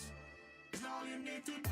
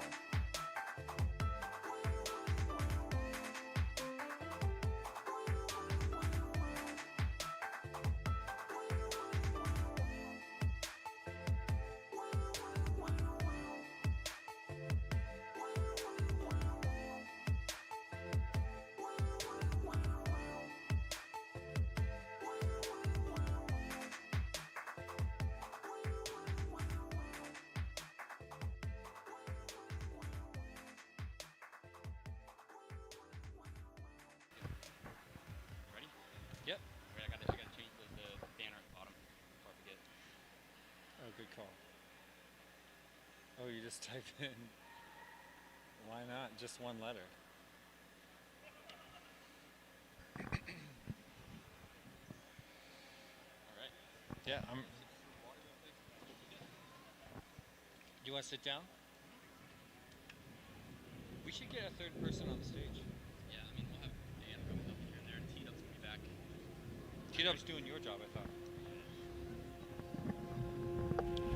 Well, ladies and gentlemen, joining us on the Cincinnati Quad Racers YouTube channel, thanks for sticking with us through our break. We're just getting ready to start qualifying group number 4 here at the Micro Drone Race of the National Museum of the United States Air Force. You can see some of the pilots right over there. What's up? I think that's Proximo. What's up, Colin? Haven't got to say hi to a lot of these pilots yet, but yeah, we're getting ready to start the 4th and probably hottest qualifying round. I would definitely say, and that goes for all types of micro drone racing. Typically, the fastest pilots, the most advantageous spot to be in qualifying for an event like this is to be in the last round. You know the time that you need to be in order to secure the position in the bracket or in the next round that you're looking for. So basically, you can just go out and focus on executing. You don't have to worry about falling down the leaderboard later, and that's the big advantage to the Saturday PM qualifying group. Yeah, it's stress. It's how much stress you need, because when you're first getting ready to qualify, you don't really know where the goal is. Where's the cutoff point? How hard should you be pushing? So what pilots tend to do is just kind of start easy and then push as hard as they can leading up to the end of their 8th qualifying round. Here we are with these pilots going into their very first qualifying round, and because they can look around themselves and see exactly where everyone else is on the leaderboard right now, they know how hard to push. I still predict during this first round of qualifying for this group 4 of pilots, we'll see some casual flight, we'll see some extremely frenetic and clumsy flight, and we'll see some epic, incredible flying by some of these pilots. I mean, the pilot that's right, let's see, there, that's Proximo. He is the new champion of Whooptopia, and one of the major contenders for the podium here at the 6th edition of the Micro Drone Race of the National Museum of the United States Air Force. And there's a look at Old Shaky, the the Douglas C-124 Globemaster 2 that we have based our course around once again this year. And it is an incredibly special event to get to fly around aviation history with aviation from the future, or I guess we'll say present. Peak aviation from today, flying around the rich heritage of aviation history here at the National Museum of the United States Air Force. It's a rare privilege. We get to do it once a week, and like I said before, when tickets for this event go on sale, they sell out immediately. 4 minutes after tickets went on sale, all but one ticket were gone. So it's a hard race to get tickets for, but a lot of the hot guys, a lot of the fast boys got tickets, and they're here about to start racing right now. We're going to see some incredible flights. Look like they're just getting ready to put their goggles down and plug in quads, but we'll give them another minute. On the right side of your screen, you see a picture of the launch pad. Notice there's no drones on there yet. That means we're in a slight holding pattern. So it's probably a great time to say thank you to some of our sponsors, if it's okay with everybody out there in YouTube land. Big special thank you to our title sponsor. That is, of course, WeBleedFPV.com. Since arriving in the whoop scene back in 2019, WeBleed FPV has been dedicated to growing the microdrone segment with a strong focus on quality and community engagement. They've become a go-to for FPV pilots with their custom motors and BT2 1S batteries, not to mention tons of unique FPV apparel. We Bleed FPV couldn't be more proud to be the presenting sponsor of the microdrone race of the National Museum of the United States Air Force, and is committed to supporting premier FPV racing events through the community. Since Zotek launched WeBleedFPV.com, we've all seen his incredible generosity supporting events with more cash than anyone I've ever seen at any event. And that goes for Tiny Whoop or Mini Quad events, by the way. If you're as grateful as I am to We Bleed FPV for supporting this event, you can leave a special thank you note in your notes at the checkout section at WeBleedFPV.com. I see some quads on the line. That's a good sign, ladies and gentlemen.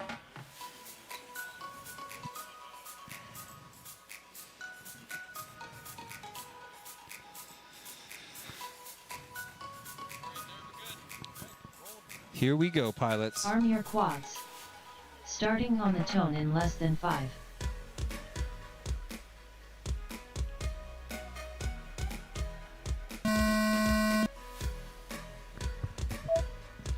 Beautiful, strong launch. Remember, this is these.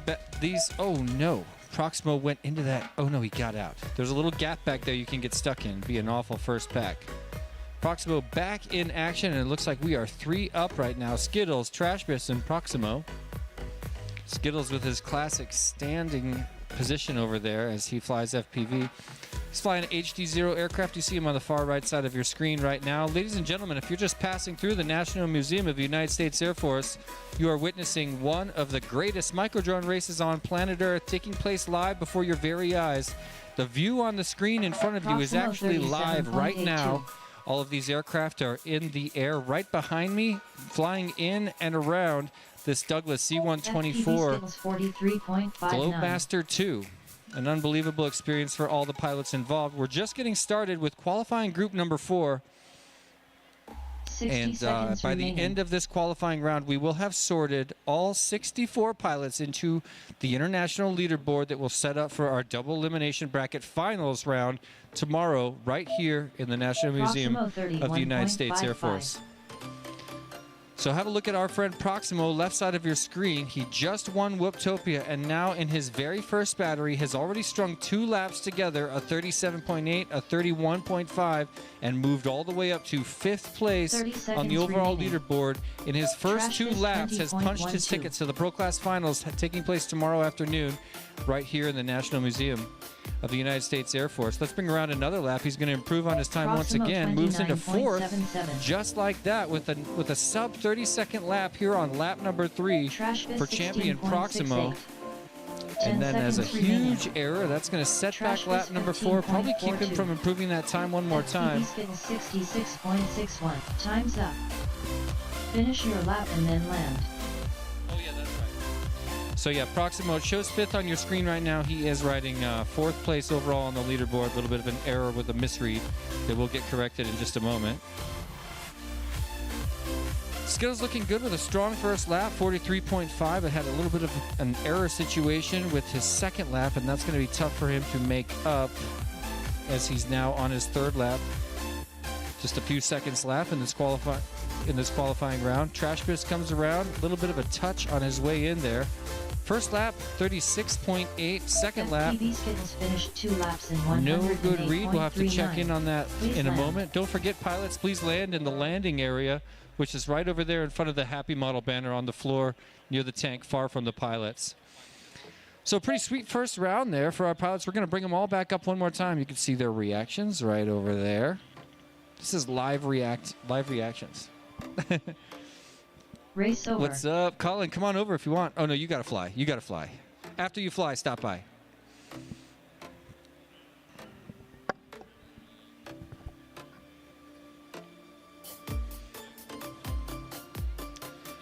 So shout out to all of our friends on the Cincinnati Quad Racers YouTube channel. I know you guys are all smashing the like button right now. Come on, drive up those likes and help me push this awesome live stream out to the entire world. What an incredible venue. And what the best way to support this race right now is by liking and sharing this video. Really helps get the word out. And while you're here on the Cincinnati Quad Racers YouTube channel, won't you please subscribe and support the local YouTube channel of the local posse? Why not? Give them a little bit of that support. It's a good way to do it. Speaking of support, we do have a lot of support from our big team of sponsors, but I don't know if I have time to go into any depth because I see these pilots all have quads and it looks like they're plugging them in right now. Please land.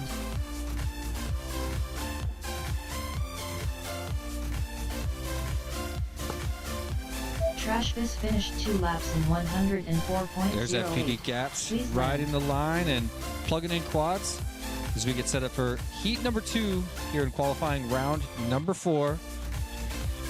Ladies and gentlemen, passing through this building here at the National Museum of the United States Air Force in just a moment. These 3 aircraft are going to take to the sky, and you can enjoy the first-person view live feed coming from these drones on the big screen looming over you.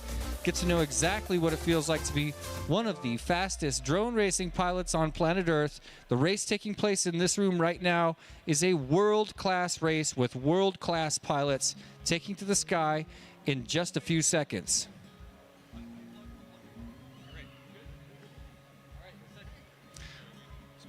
Here we go, pilots. Arm your quads. Starting on the tone in less than 5.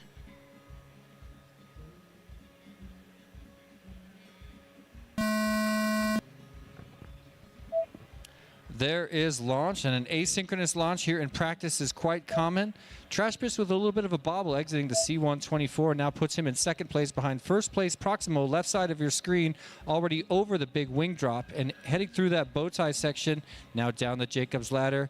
He's moving very quickly. There's the slalom into a dive, and we'll send him under the aircraft at the back of the room, the gigantic Gemmelman into the high section. Have a look at the nose of the 124. There he goes back down the entire fuselage and out the door. Lap number 1 in the books. It's a 29.38. He's looking to make a big improvement on his 4th place overall section on the leaderboard in this next lap, flying nice and smooth. I'm still looking at Proximo. This is your pilot on the left side of the screen. If he can get one more lap anywhere near his previous lap, he will improve on his overall leaderboard time right here in his 2nd attempt on this course. Out of 8 attempts he will have overall. Looking really strong. Let's bring him around now. This will do it. Instantly moves up into the 2nd place position on the overall leaderboard, knocking down all of our champions but Neon. A thunderous applause from the onlookers here at the National Museum of the United States Air Force as Proximo, in his 2nd battery, drops a 58.44 top 2 consecutive laps. And let's see if he can improve on that with this lap, his lap number 3, because this is looking quite smooth as well. Last section of lap number 3 for Proximo. Bring him around the horn, and there he taps noses, and that doesn't matter. Still was able to help him improve on his time with the fastest lap time in spite of that final error. He brings in a sub 28-second lap and improves on his 2nd place overall leaderboard position, knocking his time down to 57.04. In the meantime, Trashbus also gets his fastest lap so far out of his 2 heats. 47.81, follows that with a 49.51, and he's got a 97 on the leaderboard, putting him in a default 22nd place on the overall leaderboard. A quite comfortable place to be if you're looking to compete in finals tomorrow, which of course we all are. Trashbus, you're looking strong and probably going to wind up in at least sport class, but we know you have 6 more attempts on this race course to work your way towards that pro class finals. That's what it looks like, everybody, here joining me at the National Museum of the microdrone race at the National Museum of the United States Air Force. If you're someone who just saw FPV for the first time, I'm here to tell you it is even more fun than it looks like, and I want to Race encourage over. you to talk to one of our friends here at the museum. Any one of these pilots is ready to help. In fact, we are all here for you, and we're all happy to tell you about how to get into it. All you need is a gamepad and a computer, and you can fly on a simulator, learn what the sticks do, get over that small learning curve, and then wind up in a place where it starts to feel like second nature. You'll end up coming back next year competing and telling me you were always born to fly. Thank you so much for stopping by to take a look at this race. We're bringing up another set of 4 pilots in just a minute, but I'd like to take just a minute to say thank you to a couple of our platinum level sponsors. It takes a big group of sponsors to come together and make this race a real possibility. So thank you so much to Emax, Rect, Beta FPV, and of course Foxeer. Let's move on to our gold level sponsors while we have another minute, if we could.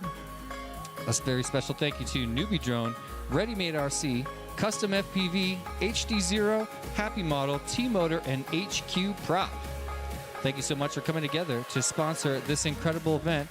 And let's not forget our title sponsor, WeBleedFPV.com, who's come through at the very highest level of contribution, recognizing, like all of our sponsors, that this is one of the big significant races in this world. Thank you so much to WeBleedFPV.com for being the presenting sponsor of the Microdrone race of the National Museum of the United States Air Force 6th edition. Well, just like that, we've got our first set of pilots all done on the course, and we're going to bring in 4 more, including our title sponsor, Jeff Grabowski, owner of WeBleedFPV.com, is about to fly alongside the race director, Custom FPV. Praise will be here. And, of course, Craig Downing, Alien, joining us from Michigan, about to take to the skies in just a few minutes.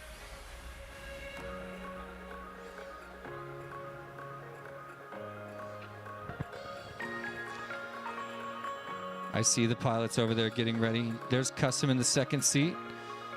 Jeff Grabowski in the first seat. Ready to fly. These guys have practiced this course on the simulator, but this will be their first tour on the course in real life.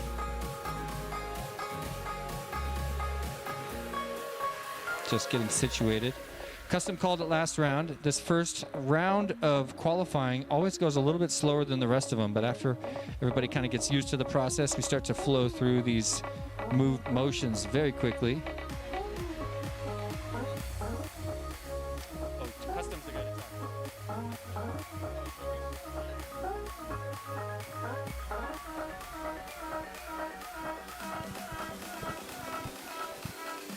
I see quads getting plugged in over there. That means we're taking to the skies in just a minute. If you're passing through the hangar, you may want to stop and watch some excellent micro drone flight taking place live on the big screen hanging over you in just a moment. As I mentioned, we've got Alien, Praise, Custom FPV, and of course Zotec taking to the skies right here live. If you've never witnessed FPV drone racing, get ready for something you will remember.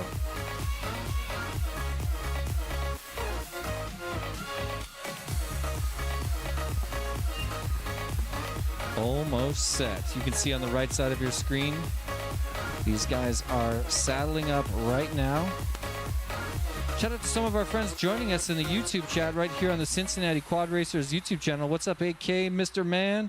Greenhorn's here. What's up? Oh, Borkslayer in the chat. What's going on? Chaser FPV. Edoc's here. What's going on, Edoc? When are you going to come to this one? We miss you, man. Hey, Cumber joining us from Colorado. Can I get a channel? Bagzilla, what's up? All kinds of friends joining us in the YouTube chat on the Cincinnati Quad Racers YouTube channel, helping us smash the like button, subscribe to the channel. We know you guys are all subbed already. I see a bunch of quads plugged in. How we doing, guys?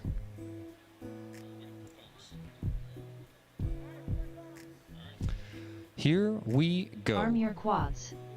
Starting on the tone in less than 5.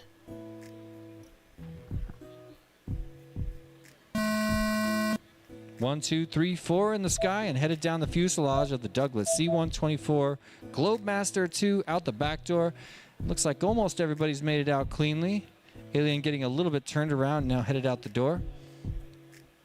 Your leader currently custom FPV upper right of your screen, a little bit of a bobble through the hyperdrive, and it's a tough place to get set down, but he got his orientation faster than I would, already out of it, and headed to the slalom dive in the back of the room.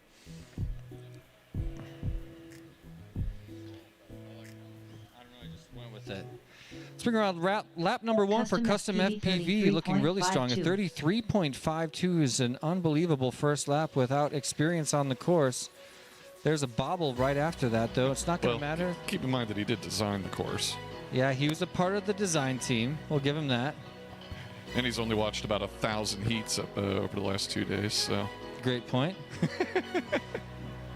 I don't want to cut him any slack. Remaining.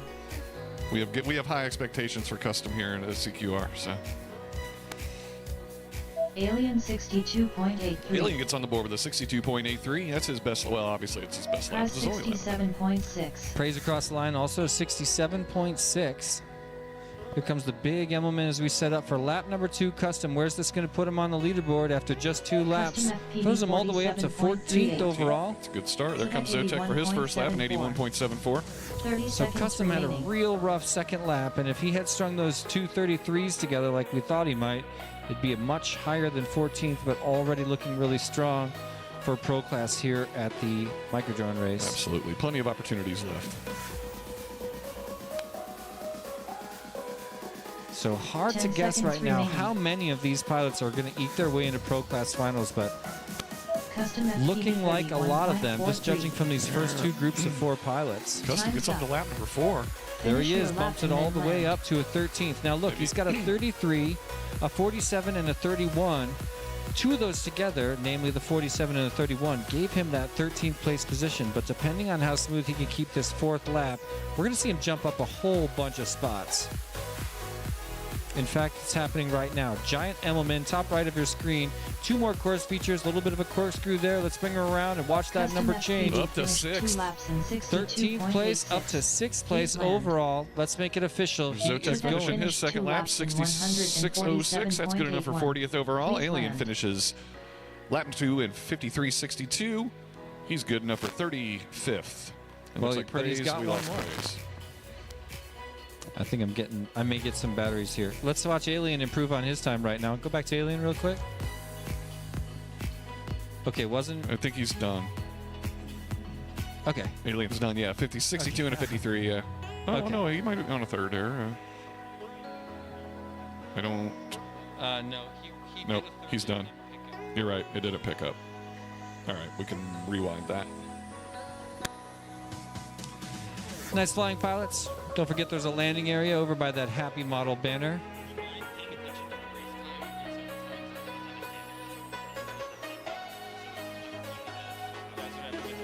Race over.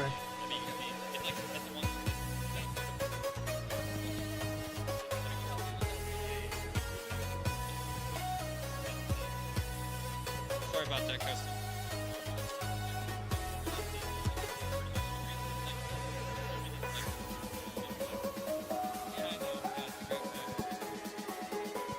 Well, that's their first pack on the course, you guys. Let's bring them up for one more pack.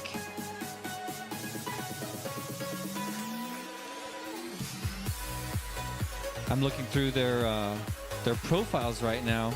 Custom FPV said he started getting into FPV with the OG Tiny Whips all the way back in 2017. That's almost as early as you can get. Tiny Whip started in 2015, and very few of the OG guys still around today. He said he'd like to thank his parents and then, of course, his sponsors, Tiny Whoop, Rect, Aerial Outlaws, VCI, Beta FPV, and HQ Prop. Custom FPV is not only the director of this race and our host today, but he's also an extremely accomplished pilot. He recently took 10th place in Elite class at Whooptopia just a couple months ago.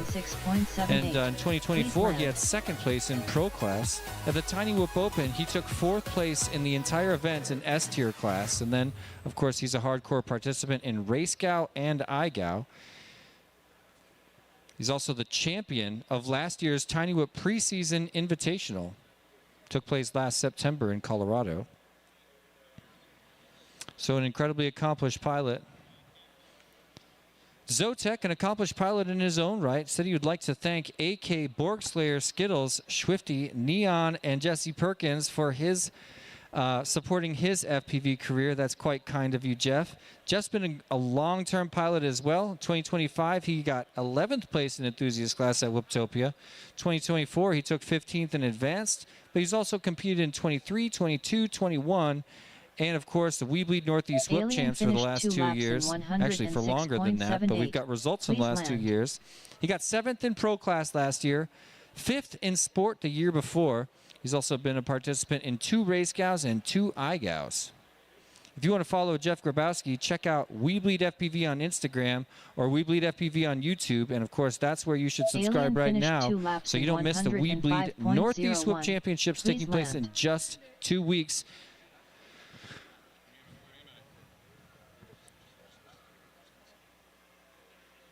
Looks like our pilots are ready. Our batteries are plugged in.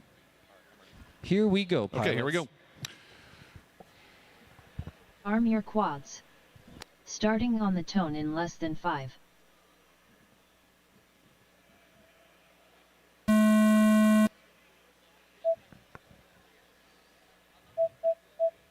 A nice, clean start. Ooh, a little bit of traffic there. Zotek negotiating some serious traffic. Makes it through nice and clean. Epic skill to dodge those near tip-to-tip mid-air collisions, but makes it through nice and clean. Alien and Praise side by side through the dive gate. As Praise takes a little bit of a dive, Alien flies on with clean air. Second place behind Custom FPV, riding in first. You see him as overall 6th on the leaderboard, but there's a high likelihood we'll see an improvement to that. As he goes through the slalom dive, goes back around to hit that top gate. Now let's send him to the giant Emmelman at the back of the room. Here he is, corkscrew final feature, bringing around lap Custom number 1, FPV a 42.5 42.51. after a series of early lap number 1 bobbles. That's where you want to have them out of all your laps. Put them into lap number 1 and get yourself regathered for laps Alien 2, 3, potentially 50.92. 4. If you're just walking through the hangar 60 right now, you're seconds witnessing remaining. one of the greatest micro drone races on planet Earth. Press We get to do this once a 58.81. year right here in the at the micro drone race of the National Museum of the United States Air Force.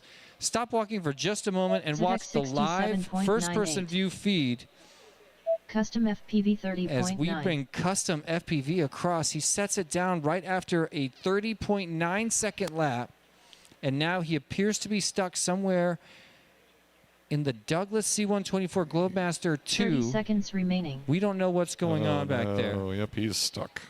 Something didn't go. Yeah, I didn't quite watch how he wound up in that tight spot, but it's looking difficult for him to get out. Meantime, we'll bring Praise around for lap number 2. Press 43. There it is. Big improvement there for Praise. 10 seconds Oh yeah, remaining. bumps his way up to 26th Alien overall on the leaderboard, and is looking pretty 55.49. strong for a place to. Yeah, in fact, I'm going to go ahead and say he just he's- punched his ticket to Sport Class Time's Finals up. at least. Finish your lap and then land. Alien looking strong as well. He's currently sitting in 31st on the leaderboard after his last round and could stand to improve that right now. But also looking like a likely competitor for the sport class tomorrow, unless he can work his way into pro. Nothing's guaranteed at this stage, obviously, but it's looking strong. He takes a glance at some of the spectators in the spectators gallery back of the room. Zodec finished 2 laps in And if you're just passing through the hangar, you ought to consider Please some of these land. other areas to spectate the race. There's obviously a really great section just to my right over here, but there's little sections of All right, chairs race is around the over. room. Thank you. I forgot again. I did too.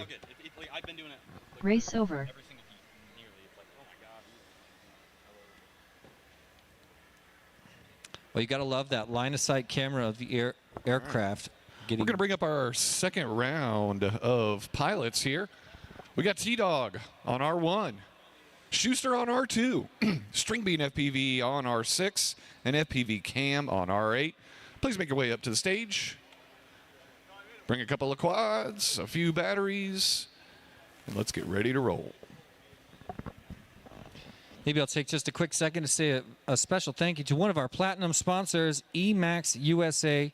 Thank you so much for becoming a platinum sponsor. Many years ago, my friend Bob had a comfortable job creating software in software development, but he quit his job to have a little more time to develop his own brushless motor simulator. This naturally led to him getting involved in motor manufacturing, and he went on to found Emax and Emax USA, one of the platinum sponsors of the micro drone race at the National Museum of the United States Air Force.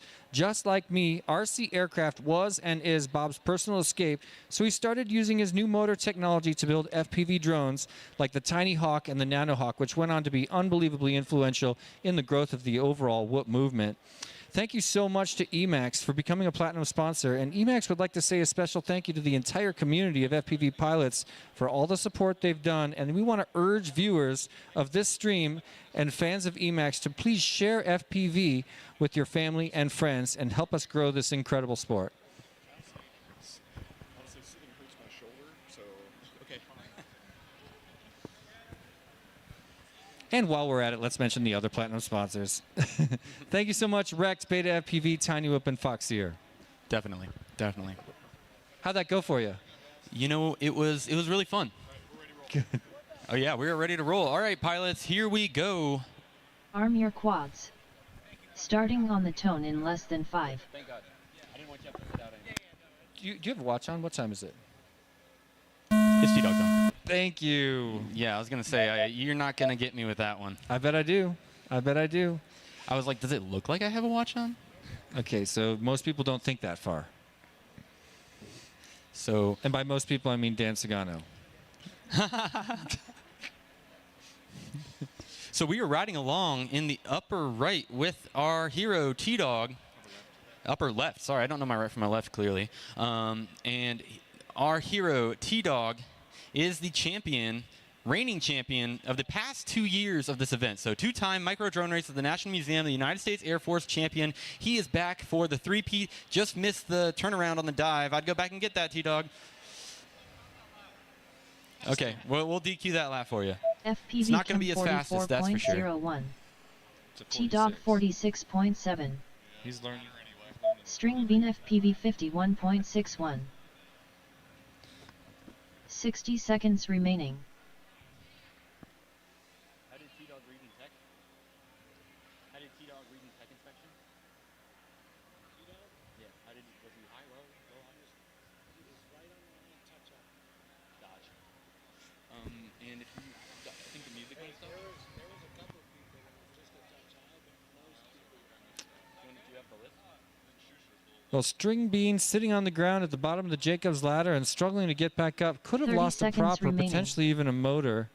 T-Dog I 43.0. hope he's not just stuck under that wire, but it doesn't really look like it. FPV Cam on the lower right of your screen flying strong as well. Learning the course as all these pilots are.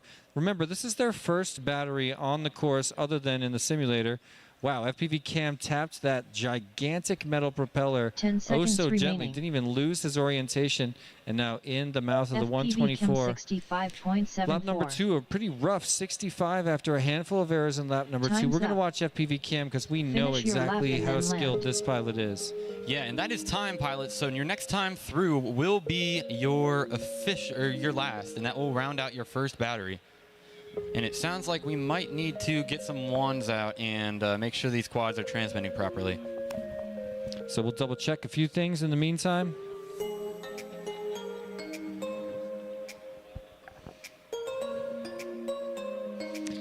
Yeah, we've mentioned T-Dog, your two-time and current reigning champion of the micro drone race at the National Museum of the United States Air Force. That's not his only accomplishment, ladies and gentlemen.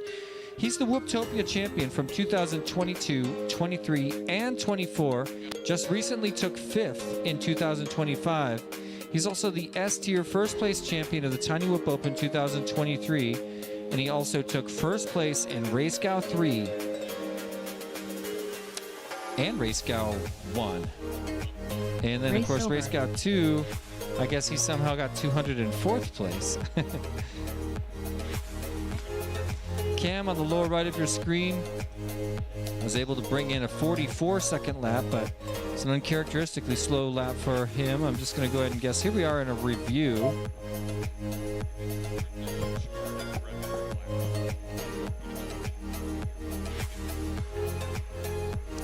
So FPV Cam, one of our pilots in these heats I mentioned a second ago, he's got 2 Whooptopia first place Pro Class championships. That would be Whooptopia 2024 and 2023. And then this year at 2025, he actually got 2nd place in Pro Class. An incredible accomplishment. He's been to the Tiny Whoop Open 2 times, and he took most recently 8th place in the S tier and 10th place back in 2023. Northeast Whoop Champs, he got Elite Class 12th place in 2024.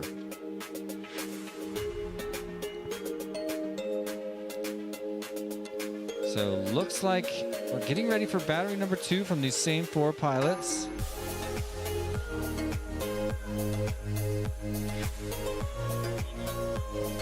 Let's have a look at the overall leaderboard as we are just 5 heats into this qualifying round.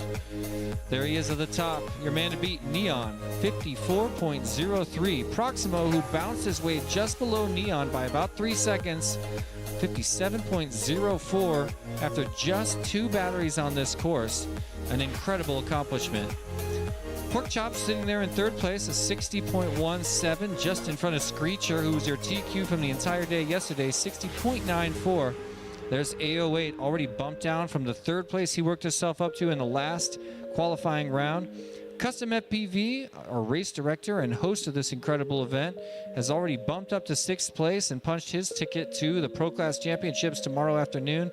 We'll certainly see more improvement from him in terms of race times over the next 6 batteries he's got on this course. Tweech riding in 7th place. Chet Mack, you're still in 8th. Tasty's in 9th. And FPV Gaps, you're chilling in 10th place and looking strong for the Pro Class Finals tomorrow afternoon. From there, it's anybody's guess. I mean, currently 11th place Scrap Peep, 12th place Cube, 13th Pigeon, 14th R3, 15th, 16th Footloose Unlimited. There's gonna be some movement on this leaderboard. The only question is how much. So recent bumps down. Wise Ape and FPV Yeti have been shut out of the Pro Class Championships, but they still get a chance to race tomorrow in the Sport Class Championships, which is a really fun position to be in. Flying Sharks also pushed down, now in 19th place.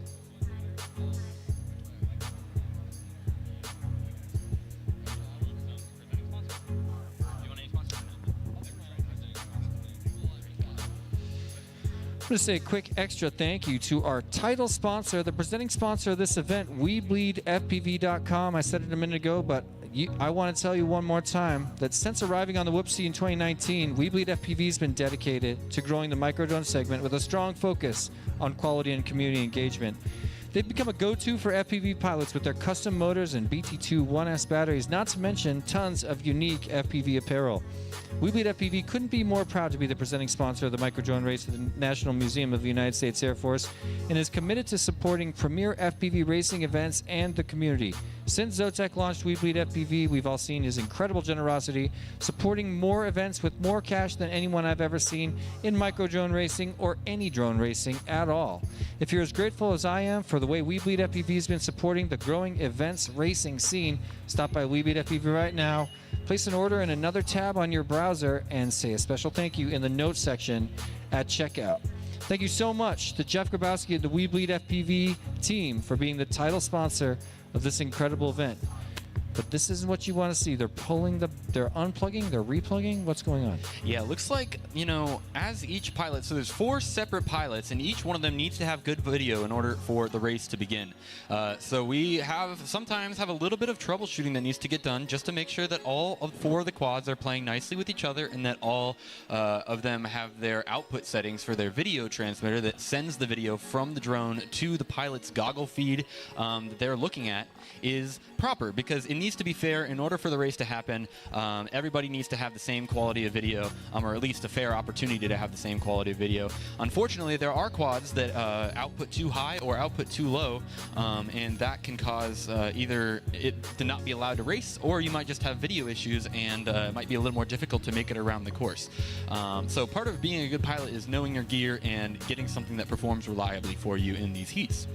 Yep. It's an unfortunate result of competition between the video transmission production because on the one hand, people want to have a better performance and claim the same low milliwatt output. Yeah, and it looks like we're ready to go. Oh, now let's jump into it. Supposedly, I don't know. I was just looking at the. Oh, Wait for it. yeah. I was gonna say I was just looking at Gaps' thumb up, and I guess I was improper. Okay, here we go. Send him. Arm your quads. Starting on the tone in less than 5.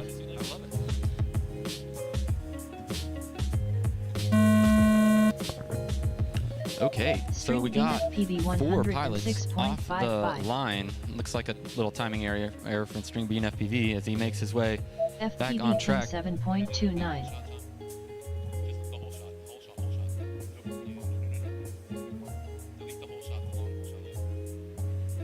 All right, and we are riding along with T-Dog as he picks up the pace and is working through the unnamed section. Did we find a name for it? We've been calling it the slalom dive, but that doesn't quite incorporate the another two pylons and a gate. So it still could use a name if we've got anyone in the chat with a suggestion. T-Dog 36.48. 36.48, fastest time we've got on the leaderboard right now for T-Dog for a single lap. But you can even see after his last battery, he is looking much more comfortable now. Oh, yeah. And he is getting acclimated on the course and really ready to push it. It looks like String he's BNFPV flying confidently. He 53.23. was saying that his 60 last quad that he seconds flew remaining. before was flying a little bit, it was under transmitting a little bit, and so now he switched quads, and it looks like he's doing a little bit better, and looks definitely more T-Dog confident. 31.23. Well, there he is, moving up into 7th place. No, it's all right. He's moving up to 7th place right now. Stacks at 31 after his 36. A little bit of a more characteristic T-Dog position. He's already certainly cleanly in Pro Class Finals. There's no doubt about that, but we're going to see him climb way more up that leaderboard. We're 30 also seconds looking remaining. at some other pilots. Very interesting breakup there for FPV Cam, but it seems like it didn't phase him. He must be using the analog system T-Dog because this is the 30.43. HD0 Event VRX Pro FPV that we are watching here on the stream, 99.34. and some of the analog feeds have been a little dodgy 10 and seconds not remaining. representative of what the pilot's actually seeing in the goggles. Well, another improvement for T-Dog, does a 36, 31, 30. Now he's up to 6th place with personal best of 61 Time's up. seconds. Time is Finish up. your lap and Finish then your land. lap, pilots. So Cam has a very characteristic style. I've talked about it before. I mentioned that at this stage in drone racing, there's not really teachers. There's not really a method to learn it. And what you end up with is a whole bunch of different flying styles that are just notably different. And one of my favorite to watch is FPV Cam. He's got a certain grace and control that I really appreciate. When you see a bunch of these younger, more frenetic pilots and then look to Cam, he's got a different level of control, understanding of his skill level. Definitely so. And I think another Schuster thing finished is 2 laps that in you're exactly spot on about flying 147.07. styles. You get to Please this land. highest level in the sport, and everybody, you can get advice from other pilots, but it's almost like everyone is blazing their own trail and learning how to adjust their drone Race to make over. it fly fast and to help them climb up the leaderboard. And it's really cool because you talk to different pilots and you make friends. The community is the biggest part of the hobby for me personally, and being able to come to these events and learn and share in this passion for micro drone flight with some of my closest friends is really cool. And just to also pick my friends' brains and see what they're doing. Why are they choosing to do this certain building technique, or why are they running this certain beta flight setting, or this certain propeller, or whatever it might be? You get to learn a lot about why Schuster pilots fly a finished certain 2 way laps in and why pilots believe what they believe. 158.76. It's true, Please land. and those flight styles will bleed into each other the more interaction that the pilots have. When the crew I used to fly with, Team Big Whoop, would go meet someone else at a race in Utah or Las Vegas or wherever, you could see a distinct difference between different crews' flying styles. Schuster But finished when you 2 bring laps people in together like this, the crew starts to 154.83. blend together. Please People land. adapt each other's styles. You'll see pilots in the pits wearing their goggles, watching what the other pilots are doing, and noticing things that are different, possibly things they haven't thought of yet, and finding new ways to negotiate the epic raceway here at the 6th edition of this course. Glancing at the chat, shout out to everybody joining us, and thank you so much for Schuster subscribing finished to our 2 laps YouTube in channel here at the Cincinnati Quad 81.78. Racers, Please and also land. smashing the like button to help, like I say, beat the YouTube algorithm and push this race out to all of our friends and fans of FPV racing around the world. I see Bumper in the chat. What's going on? Robert Muller's out there shouting out T-Dog. Big surprise. You're going to love these laps coming up. T-Dog about to crush a few more There in he just is, a right few there. rounds. What's up? Want to get on a mic? And we've got our next 4 pilots. We have Wordna FPV, Nightwing, and Mez, and Snowcat. So Wordna and Nightwing are no slouches, and they are also internationally recognized tiny operation pilots. Okay, it's 0 volts over there. Oh no, it's Snowcat. Switch was 0 volts the last second. Okay. I'm just not going to talk about it. Looks like we're getting ready to plug them in over there.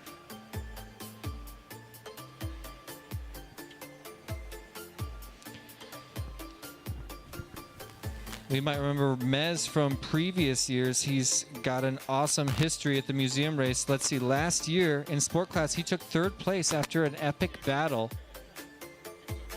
Climbed his way out of the consolation bracket, had a little bit of a battle. I can't remember who he was going up against, but had...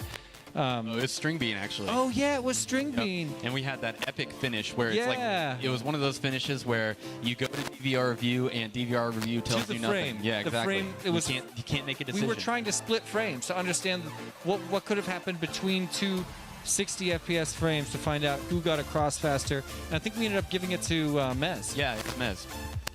So Mez shot String Bean. I can't remember where String Bean ended up, something like 5th or 6th. Looks like we're Okay. ready to go. Yeah, here we go, pilots. Arm your quads. Starting on the tone in less than 5.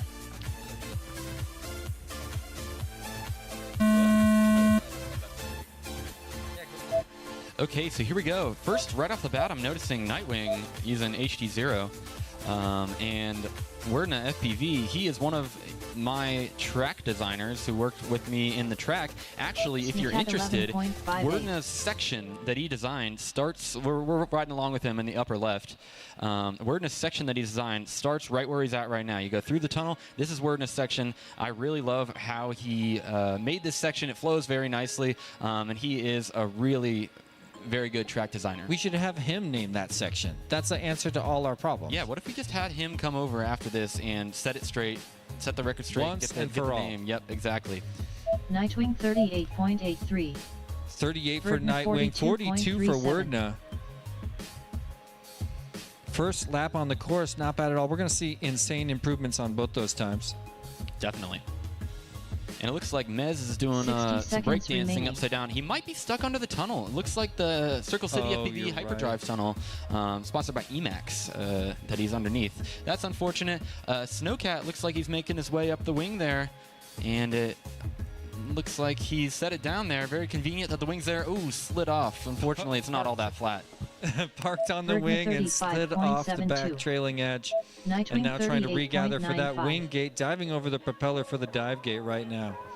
Nightwing with 30 model seconds consistency. remaining. He's got a 38.8 and a 38.9. That's good enough for 15th place at the current moment, but I know he's got more in the tank. Wordna brings around a 35.7. That's a pretty good lap, but we'll definitely see better from him as he gets more warmed up as well. So this is characteristic of the beginning of the pack. Lots of seconds errors, remaining. lots of speed, lots of bobbles, and that's what we're going to Wordna expect as Wordna now jumps 32.52. all the way up to 8th from 16th with another lap, bringing in a 32 to follow Time's his up. 35, an awesome Finish position to your be in. lap and then land. So if he has the efficiency to get through this next lap right here, he does have the opportunity Nightwing to finished 2 improve laps in 84.08. his time, which Please we will land. see. He has had one spin around, so we will see if it's faster than that 35.72 that was his second lap. And he has a chance to improve. The time is up, so you will be done next time you cross. Snowcat, you are done. And Wordna knows he's done as well. Wondering what happened in Nightwing. Black screen, you never like to see that, but hopefully that was a Race over. pit mode or VTX turnoff rather than some sort of an equipment failure.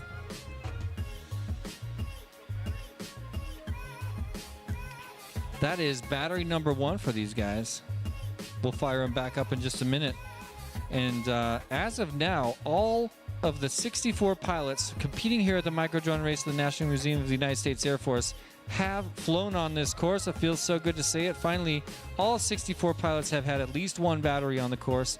If you're just passing through the building, please take a minute to stop and have a look at the big screen, where in just a few minutes we're going to send up another, well, the same group of 4 pilots to negotiate the raceway right here in this very building live. You can watch their first-person view of the race course on the big screen. We'll be broadcasting up there in just a minute. If you've never seen micro drone racing in your life, you are in for a treat. These guys are having a blast. I said it before, but when you watch these things fly, you'll imagine it's the same as when you will yourself through the air in a dream of flying. I said it before, it's more fun than it actually looks. And if you're interested in getting into FPV flight or micro drone flight, talk to any one of the pilots here today. We are here for you. We are here to show you and entertain you with micro drone racing as we move through our qualifying rounds, setting up for double elimination bracket championship tournament taking place right here tomorrow. In the morning, we'll be going through our top 16 double elimination bracket for sport class, and in the evening, we'll be going through our pro class, where we will crown a champion of the microdrone race of the National Museum of the United States Air Force, 6th edition.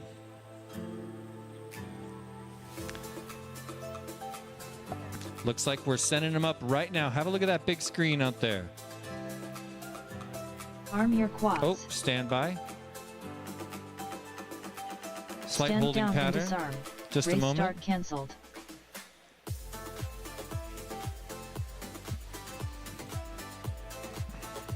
You can see on the left side of your screen, beautiful view of our competing pilots, and right behind them, the incredible B-52 Stratofortress that looms over the entire room opposite the C-124. All right, here we go. Pilots take it to the skies right Arm now. your quads. Starting on the tone in less than 5.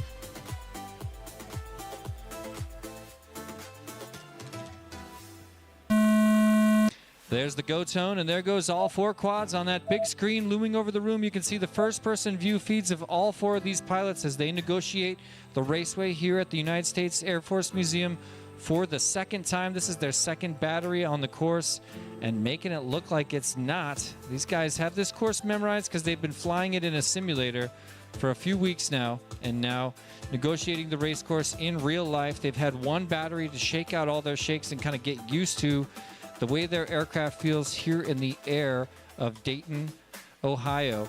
Let's get ready to bring around lap number 1 for our hero, Nightwing, riding at the front of the pack. First lap for him is coming in at, oh, we didn't get a read. Nightwing 38.68. We did, 38.68. Verdna 40.77. After a short hole shot, there's Wordna right behind him, a 40.77.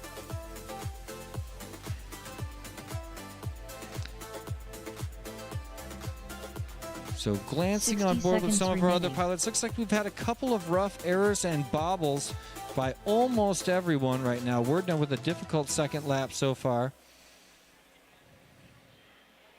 The gigantic Emmelman setting up Nightwing to bring around another lap. Let's send him around the nose of the 124. Nightwing 36.06. There's a 36.06, giving Nightwing his fastest 2-lap time so far. Improves his time from 16th place overall up to 13th. And a black screen is not what you want to see after a crash. That could be a little bit of aircraft damage. We'll have to check. Looks like we lost a camera. Wordna's still strong in the sky, 41 following a 40, and he's comfortably in 8th place, but looking like he stands to improve that after this lap. 10 seconds remaining. Oh, maybe. See how we can do here. Yeah, this is looking great. Bring him around, and Verdna where's that going to put him? 32.35. Time's up. Finish your lap and then land. Time's up. Finish your lap and then land. Verdna finished 2 laps in 40.44. Please land.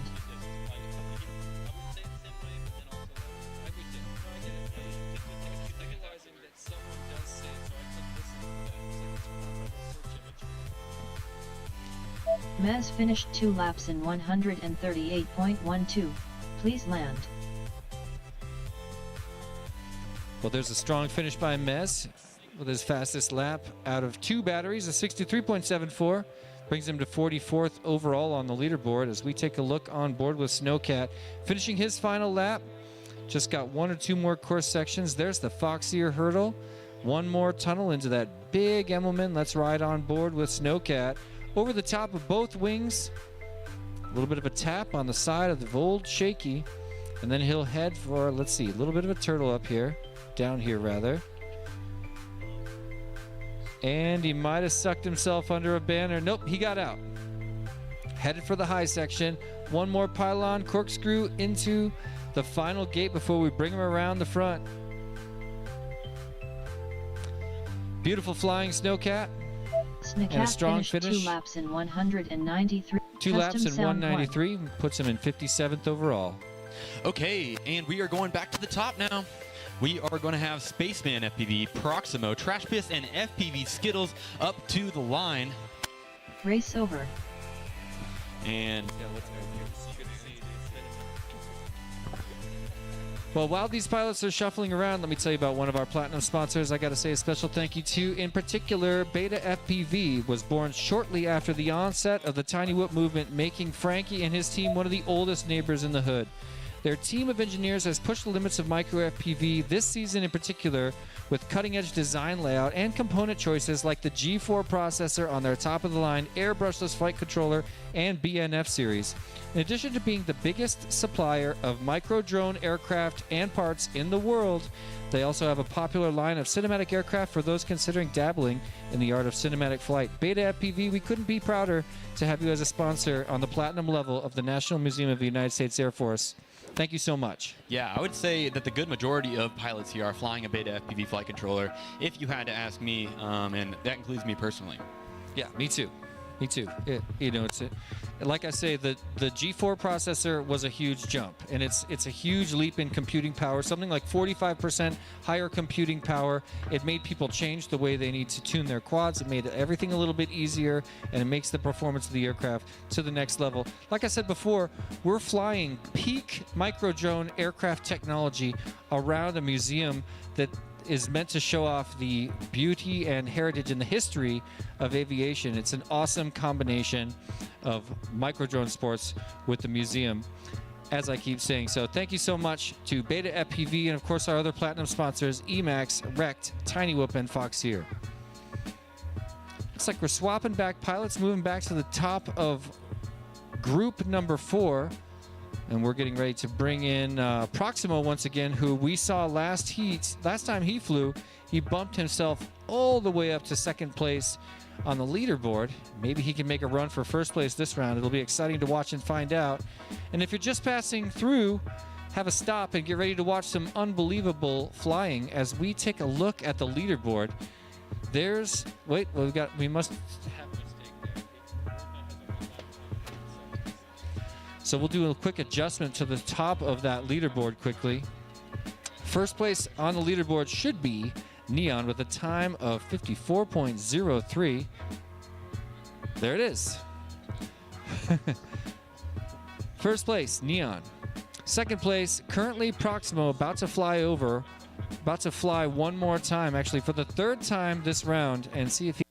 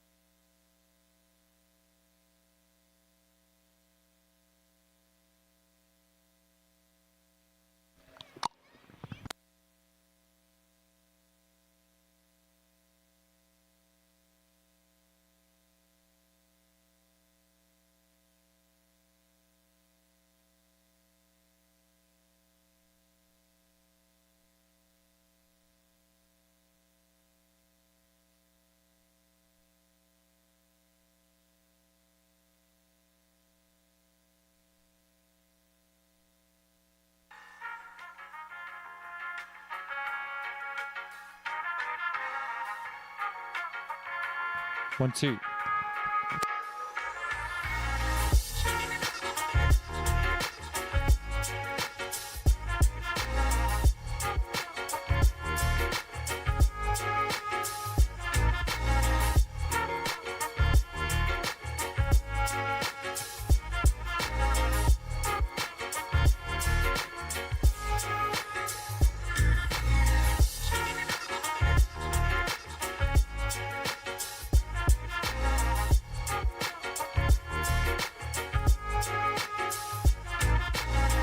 We got mics.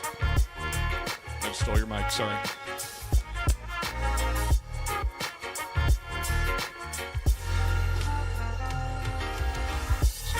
Okay, so sorry about that, guys. We are back now. Unfortunately, our main power got bumped, and we lost power to everything, so we just had to give everything a second to reboot, and we're just reconfiguring, making sure we have all our cameras and the timers up and working so we can continue with our second round of pilots.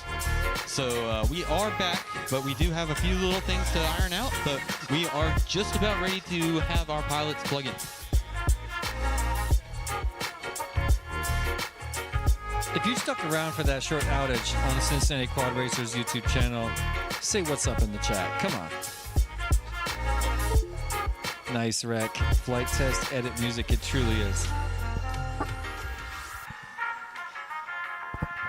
What's up, guys? We're back. Sorry about that. Okay, we are just getting ready to get back and started. If you're just passing through the museum here, I would love for you to direct your attention to that large video board, and we will be showing some live micro drone racing up on the screen. You get to see what the pilots see via cameras on the drone. Our pilots are wearing video goggles, and in there they get to see the live feed like they are sitting in the drone.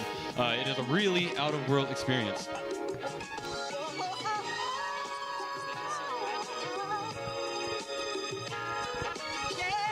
Okay, we're sending it. Arm your quads. Starting on the tone in less than 5.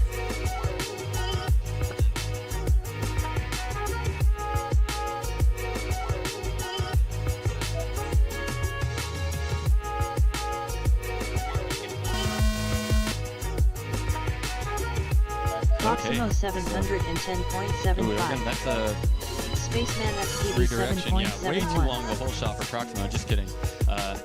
It's a little bug with tracks that isn't working out. Just gotta.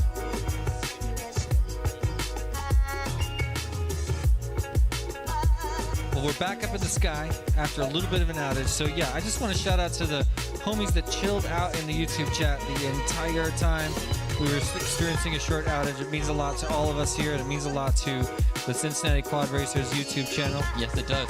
And I'm really happy to see Spaceman FPV finally up in the air after missing his first 2 Proximo packs. Hopefully he is able to 37.34. turn some laps after missing those first 2 batteries. Almost got stuck under the big wheels of the 124, one of the famous traps here at the Microdrone race, but got out cleanly, and now FPV flying on the skills course for the first time. These other 46.38. pilots around him have had an extra 60 couple of seconds packs, remaining. but he's back in Trash action, and this you know, 31.23. oh, he is. He's flying customs whoop. Oh, there it is, custom RC mods. Proximo Oh, that is awesome. Why aren't you 27.56. telling us this on the mic?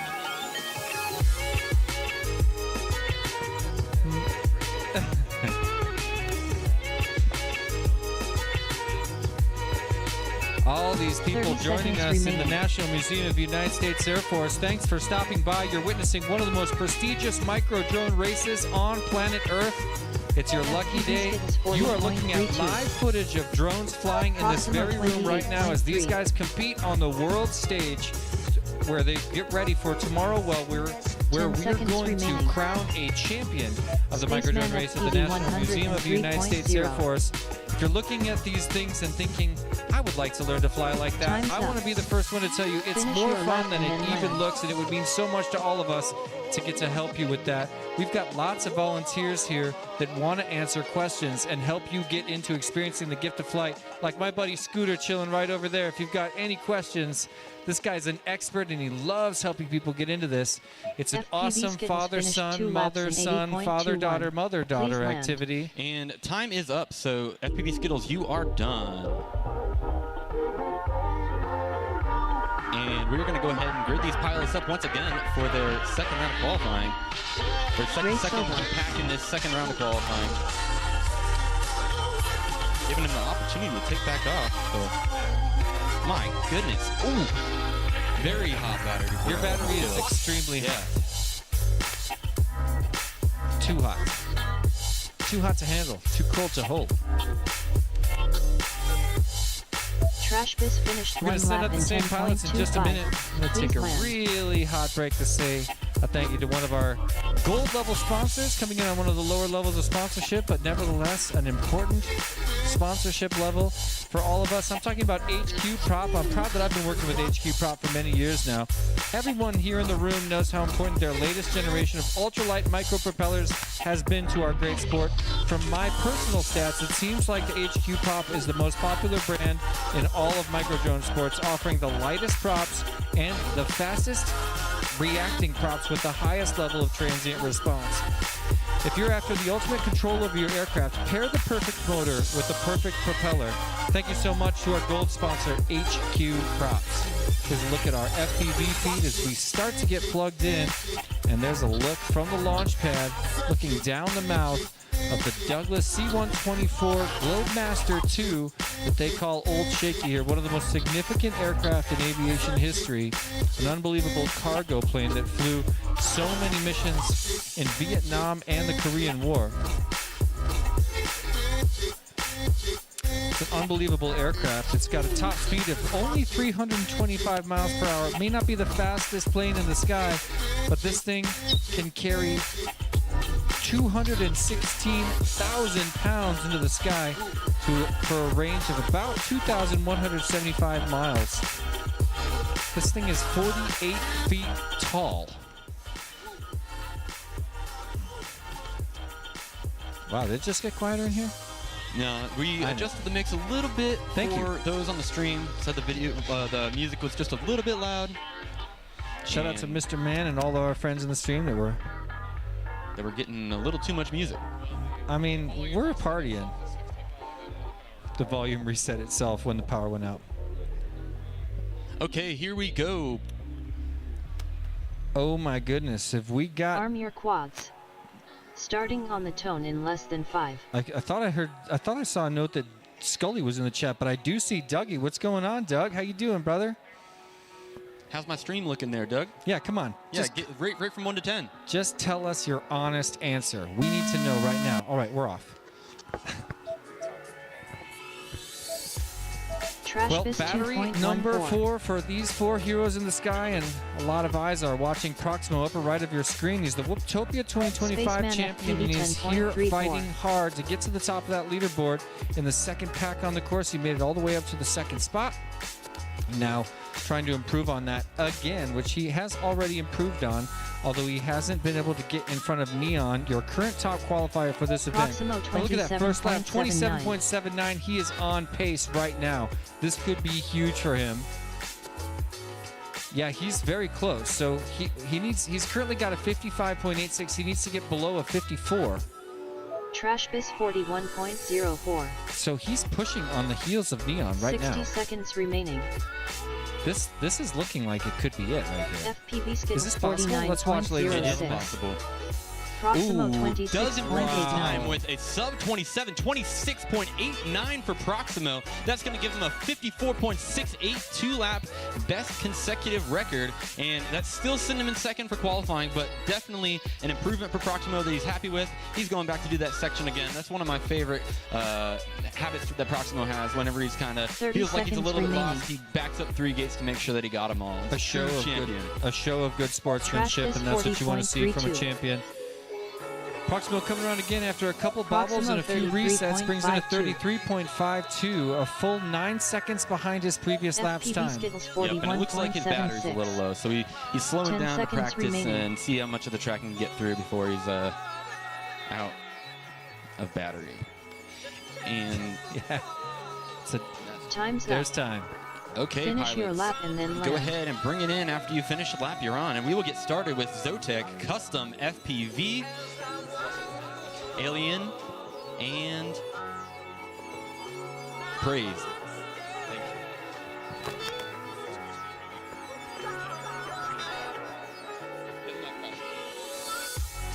Trashbus finished 2 laps in 87.3. Please land.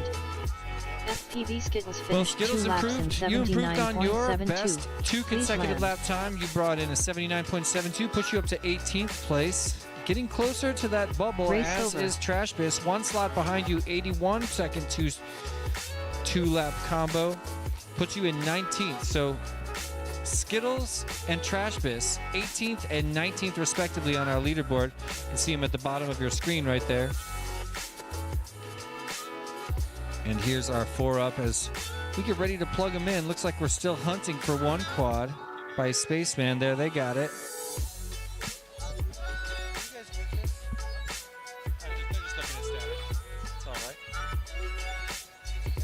Well, as we swap pilots really quick, maybe we say what's up to one more of our gold level sponsors, and he's also the race director of this event. Quick shout out to Thanks. Quick shout out to our gold sponsor and host of this year's micro drone race at the National Museum of the United States Air Force, Custom FPV, aka Noah Pitzer. Custom has been an incredible force within the FPV and Whoop community for years, and this event is he's put in an incredible amount of work and love. It's proof of exactly where his heart is within this community. On behalf of all the pilots, sponsors, and spectators, thank you so much to Custom FPV for making this whole event possible this year, and for being a gold sponsor, bringing in some of his epic custom Whoop cases for everybody.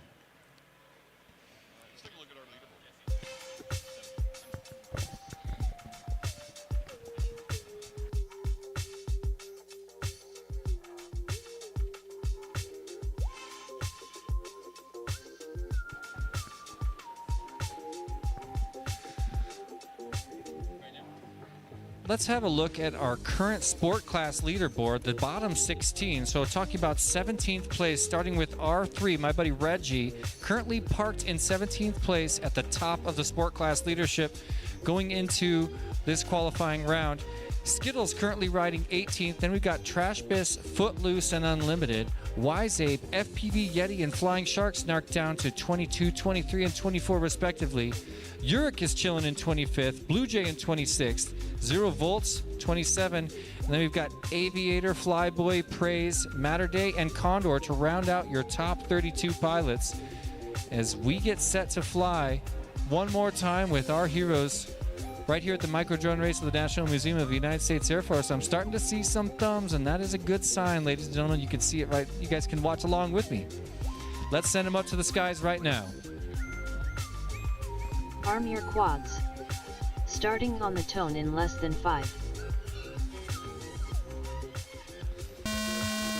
Well, we talked about Custom FPV just a second ago, one of our gold sponsors of this event, and honestly, one of the greatest contributors, not only with his sponsorship, but with an unbelievable amount of time, organization, and love. And he would like to put a very special thank you to his parents and grandparents for supporting his FPV career, getting him to this point where he can achieve such greatness here and now today. He'd also like to thank his sponsors, Tiny Whoop, Wrecked, Aerial Outlaws, VCI, Beta FPV, and HQ Prop. Thank you so much to all of his sponsors and guiding him to the place that he's at now. We're all benefiting from it, as he is just an unbelievably valuable Custom asset to the FPV community, as this event is 37.93. proof of once again this year. Custom FPV currently riding 7th place overall on the leaderboard, but a strong a strong start to his second lap, and is looking much stronger than his first. He brought in a 37.93, 50.46. and now we look ahead to this lap, but a couple of bobbles, and maybe it's because 60 I've been seconds talking about him a remaining. bunch. I'm going to glance back at Zotek, currently riding through that gigantic element at the end of the lap. One more pylon and a corkscrew into the final gate before rounding the nose of Old Shaky. He's going to Zotek lock in another lap, 68.24. 68.24. I'm looking down Custom at Alien. FPV Appears to be parked 33.64. on his lid and trying to turtle out of that. I see all kinds of menu items flashing across his screen. I say, never give up, never surrender. Get back in it. Meanwhile, Praise is in it, a 30 seconds 50.46, remaining. and currently 30th overall on the leaderboard. Has a shot at this event. Actually, honestly, looking really strong, because anybody Press who's not in the 32 in 41.78. this qualifying round, if they don't get there, he's sitting quite comfortably with a personal best 2-lap time of 92.24. Custom Bringing around FPV Custom, he's got a 34.2. followed 10 by a seconds 33, remaining. followed by a 34. So after that crash here in lap number 4, it's looking slightly unlikely that he'll improve upon his time in Time's this up. battery, but he's got another one Finish to your follow lap in and just a then land. moment. We'll see what we can do for him in that pack. Meanwhile, time is up. Pilots, please finish your lap. Meanwhile, it looks like Alien unable to get out of Zotek that finished stuck 2 laps position. in 127.72. As Zotek improves Please upon land. his 2-lap time, follows a 68 with a 59. That puts him at 127.72. And he is now actually same level on the leaderboard, but improves upon his time, parked at 44th overall on the leaderboard. Race So over. great round overall for our pilots. Thank you to everybody passing through the museum that stopped to watch that incredible round of flying. This is live FPV drone racing taking place before your very eyes right here at the National Museum of the United States Air Force. We are so lucky to get to fly at this world-class prestigious event in the coolest venue of any drone race of all time. It's so easy to say, you know, in the early days of FPV when we all started flying, we started to think thoughts like, man, could we ever fly in that place, in that place, in that place? I don't think I could have ever had the courage to ask and organize a way to bring this many pilots to come together and fly at this event. And for that reason, I do want to say a very special shout out to the founder of this event, my friend Kelly Stanley. Couldn't be here today, but he's here in spirit, and an unbelievable commentator, community leader, and race organizer, and the host for the first many years of this event. And until, you know, I wasn't sure if he was going to show up this year. I love running into you, Kelly. You're an old friend and an old school Tiny Whip pilot, old school FPV pilot from the early days. But we know you're keeping busy and flying with your real human body in the sky while we do our drone flight over here. So we'll try to catch you next year, Kelly. And I really want to sit next to you for commentary once again down the road. I learned a lot from you, my friend. Well, looking at the line, it looks like we're bringing back the same crew of pilots to fly once again. Nobody's plugged in on the blocks. Oh, I take it back. There's one. There's two. 2 more quads, and we'll be set to fly.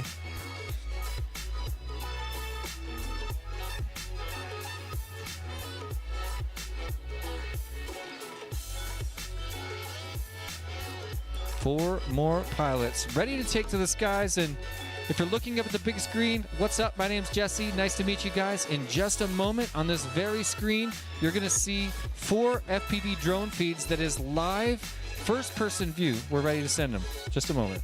Go ahead, guys. Arm your quads. Starting on the tone in less than 5. And they're off. Oh man, this is already an exciting race. I'm looking on board with Custom, riding very obviously in first place and just crushing this course right now.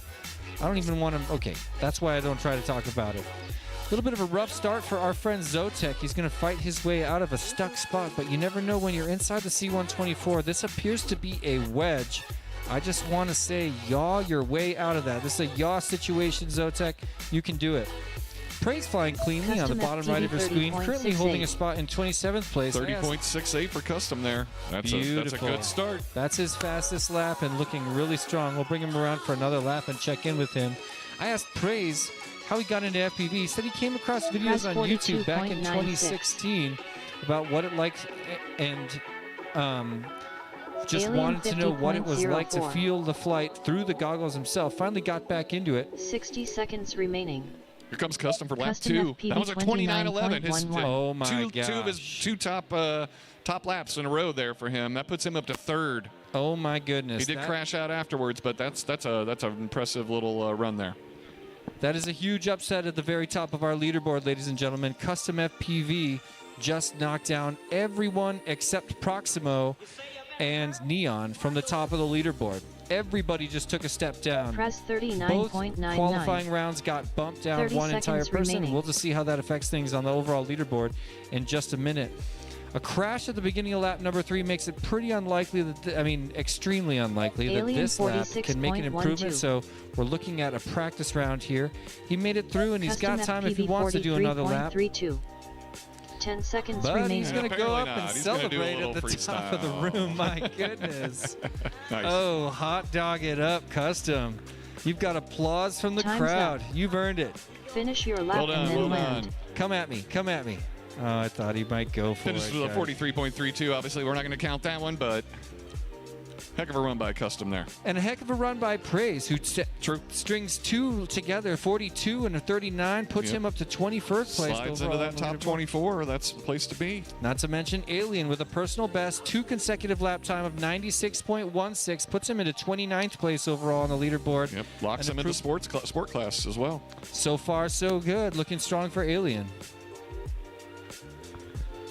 Here comes Alien with his third Alien lap, finished 2 laps in 56.09. That'll be good enough for 102.2. 29th overall. Please land. All right, pilots.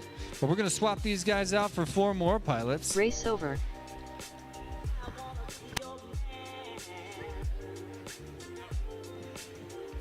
And while we're chilling, I think I want to say a couple more words about one of our platinum sponsors, Wrecked.com. I said it before, but my good friend Josh Bixler used to say on his YouTube channel, Flight Test, a family that plays together stays together. When the Roundtree family discovered FPV, it ignited a passion that wove the family together in an adventure that they never could have imagined. Just like many of the families and pilots here today, at the Museum of the United States Air Force, Rec.com knows the world of FPV can be daunting to newcomers, and their mission is twofold: to support both existing and aspiring FPV pilots of all ages. If you're looking at this event and think you would love to get into this, consider Rec.com. They would love to help you and answer any questions you have. They're dedicated to growing the sport, and they're dedicated to working with creators, pilots, and small businesses in the FPV space to grow the FPV small business community. A very special thank you to our platinum sponsor, Rec.com. Thank you so much. Awesome. Yeah, so next up we've got T-Dog, Schuster, String Bean, and FPV Cam. We're looking to see a little bit from T-Dog here. As a 2-time defending champion, he's only in 7th place so far. Well, No pressure, though. He's got his space. Hey, maybe we can turn this camera and both be on it. He's got his space locked into Pro Class Finals, so he's comfortable no matter what happens now. He wants to make a We're statement. going to roll him here, Jesse. Roll him. All right, we're ready to go. And the mouse is Arm not your registering quads. clicks. There we go. Starting on the tone in less than 5. We hit the transition.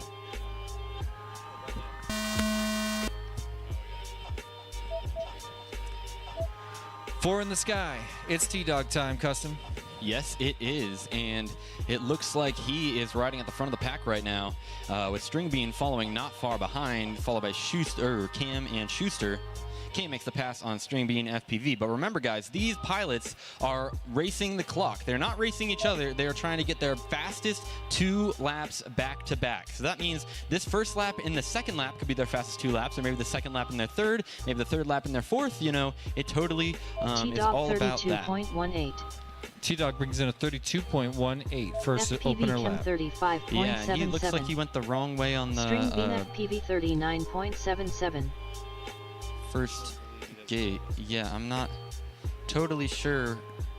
Well, we'll have to double check. Yeah. Have to replay there, but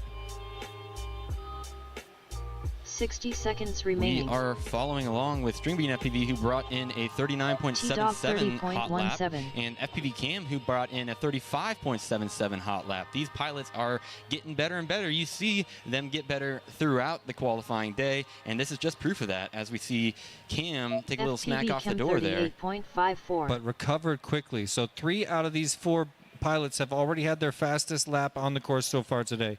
There's T-Dog with a 30.17. Yep, and that 30 30.17 is seconds going to be under remaining. review, but still a String very Bean hot lap. FPV 47.01. And regardless, he did bobble, so that's still an T-Dog extremely hot lap. 31.78.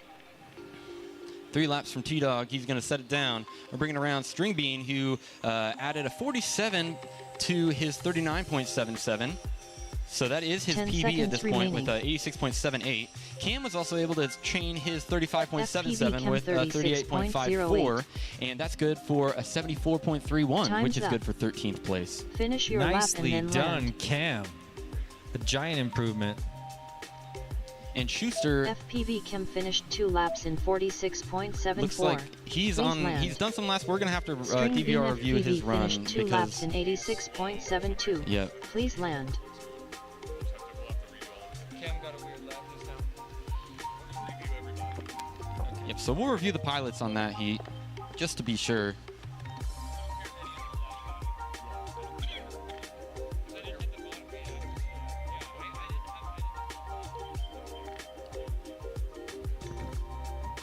Race over. Bring it in, guys.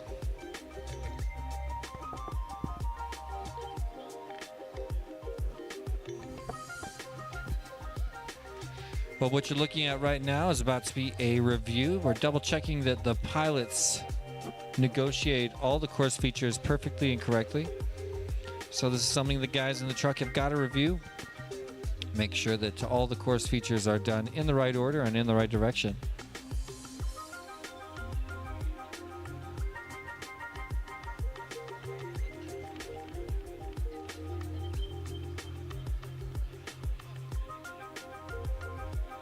Schuster finished 1 lap in 49.98.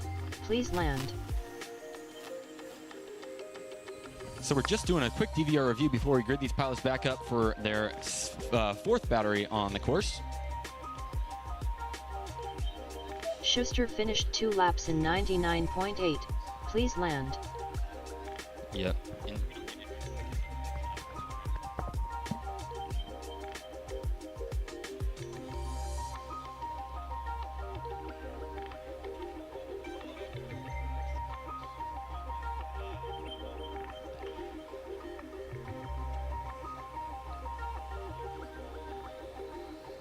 Schuster finished 2 laps in 103.81. Please land.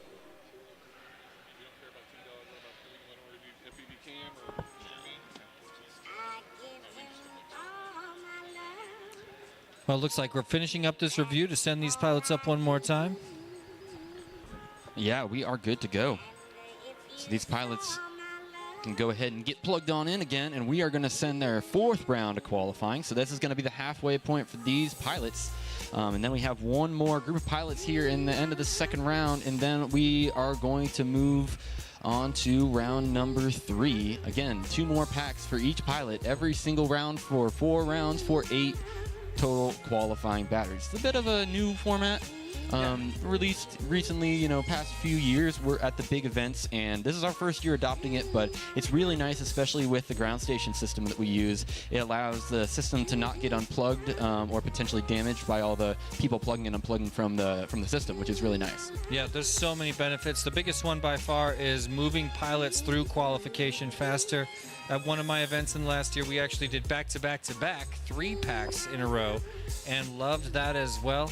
The only drawback is some pilots need time for repairs and regathering between their heats, and as long as we're not pushing on that, if the pilots are prepared with a proper aircraft and have no major damages, the most back-to-back is the best, but unfortunately that's never perfect. Yeah, and you do want to get pilots time to repair, but at a big event like this, you get a little bit more leeway because pilots are a little bit more prepared typically.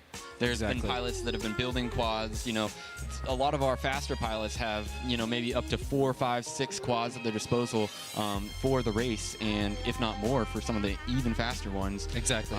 And so, but some of the beginners may have 1, may have 2, but as with how fast you go, typically the faster you go, the more stuff tends to break. The harder you crash. Stuff. Yeah, exactly. These quads are incredibly resilient, and I don't want anybody who just wants to consider getting into micro FPV to think that you're going to crash and damage equipment, because that's just not how it works out. Unless you're, for the most part, if you're flying over carpet or grass especially, you're not looking at damaging equipment, even with very hard crashes. And I want to encourage everybody to take it up. Obviously, if you're nervous about it, go ahead and practice in a simulator first. Yeah, definitely, and those resources do exist, but when you're racing, the cool thing about racing is that you are pushing to go as fast as you can, and oftentimes, that leads to crashes, and there's just nothing out there that can stand the abuse of a full-speed drone racing crash.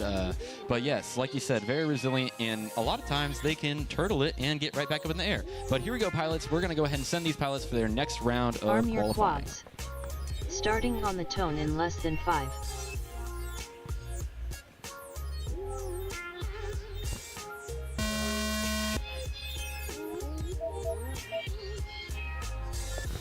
Okay, so not sure what's going on with FPV Cam, but here we go riding along with T-Dog on your upper left. He's getting his time together here. Cam is goggles up over there. You hate to see it. Yes, you do, especially with a video-related issue, maybe with his aircraft or something. So we'll have to hear the story from him, and hopefully he can get back on up in the air in the next T-Dog round. 31.2. 31 from T-Dog. Pretty decent first lap for him. Absolutely. Definitely can String improve bean FPV if he lays a 39.2. similar, slightly faster lap down on this next one. String Bean comes around with a 39.2. And we are still not getting laps from Schuster, but that's okay. It's not been a 60 seconds huge remaining. deal. We just go through the T-Dog DVR review, and it's pretty 28.61. simple. So one of the great features of FPV Trackside, which we've adopted for this year. Check it out. Fastest lap so far for our champion, T-Dog. Yeah, and that's going to improve his personal best up to a 59.81. He's in fourth. I believe like maybe a few tenths of a second or somewhere in there around where String I bean was. FPV Something like that. Very close, but look at what's 42.51. happening right now. Have a look at the left side of your screen as we watch 30 it all seconds change. remaining. Makes it through and bumps all the way up to third place. So the 28 following a 28.6. Yeah, blistering fast lap for T-Dog. Just bumped down custom FPV. That poor guy. Yeah, that poor guy. That sucker. And looks like he's out of battery. He's going to call it, but T-Dog's got to be happy with 10 that one. seconds He remaining. might feel like he has more in the tank, but that's certainly an he improvement does. that he's looking for. Yeah, that's it. That's what you want. I mean, look at the leaderboard is currently Neon Time's up. Proximo T-Dog. Finish your lap mean- and then land. That's what I'm talking about. String bean Yep, FPV and we finished are 2 laps in done. 84.92. Race over.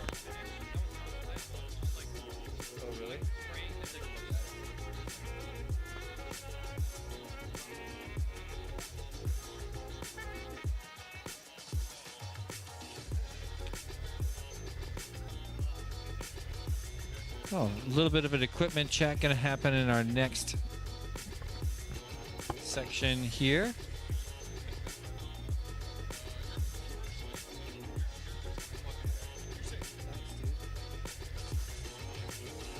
Well, shout out to everybody joining us here on the Cincinnati Quad Racers. I knew it. Did you just put a sticker on my back? Okay. You would never do that. Ladies and gentlemen, Ken the Rock. Show your face. Everybody loves this guy. Hey, next up, we've got Wordna, Nightwing, Mez, and Snowcat. Please make your way up to the stage here and get ready to race. Get ready to race.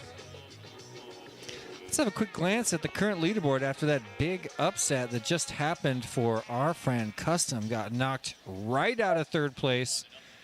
Oh, it's a huge upset. Hey, do you want to sit down? I gotta figure out. Okay. Great. All right, here we go. Well, there's So- that leaderboard. Go ahead. Take it away, T-Dub. All right, so first overall, top qualifier right now is Neon. The 26 is his best lap, and his best 2-lap, 54.03. Second place is Proximo with a 54.68. T-Dog just recently, just this past heat, moved into third with a 57.41. He's about 2.5 seconds ahead of Custom in fourth. Fifth place is Pork Chop, 60.17 earlier this morning.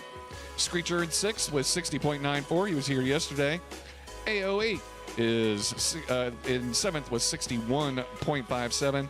Wordna in eighth, and he's getting ready to come up right now with a 68.24, looking to improve that. Ninth overall is Tweech with a 69.62. Chetmack in 10th. Tasty in 11th. FPV Gaps in 12th. FPV Cam in 13th.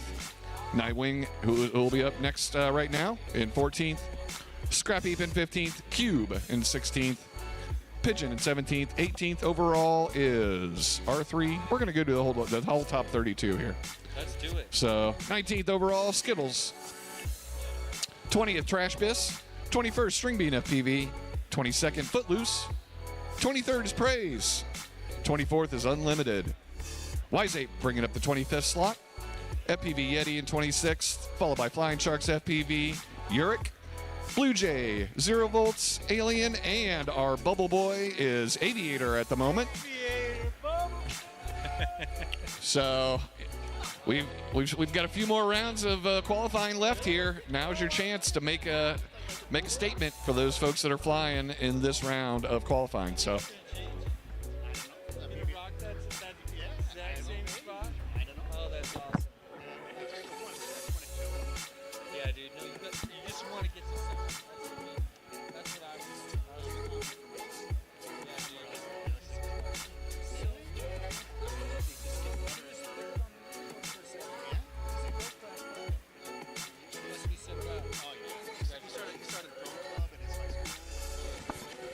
Pilots for round 14 are getting set up right now.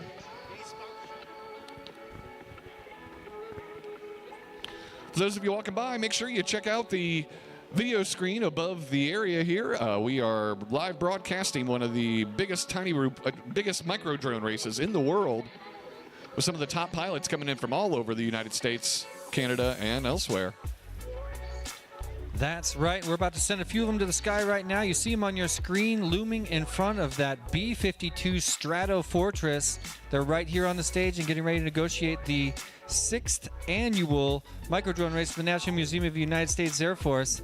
This will be a heat to remember, ladies and gentlemen. They're plugging them in right now. I see a few goggles down. Yep, I got three good-looking video feeds. Yep, looks like one more getting plugged in right now.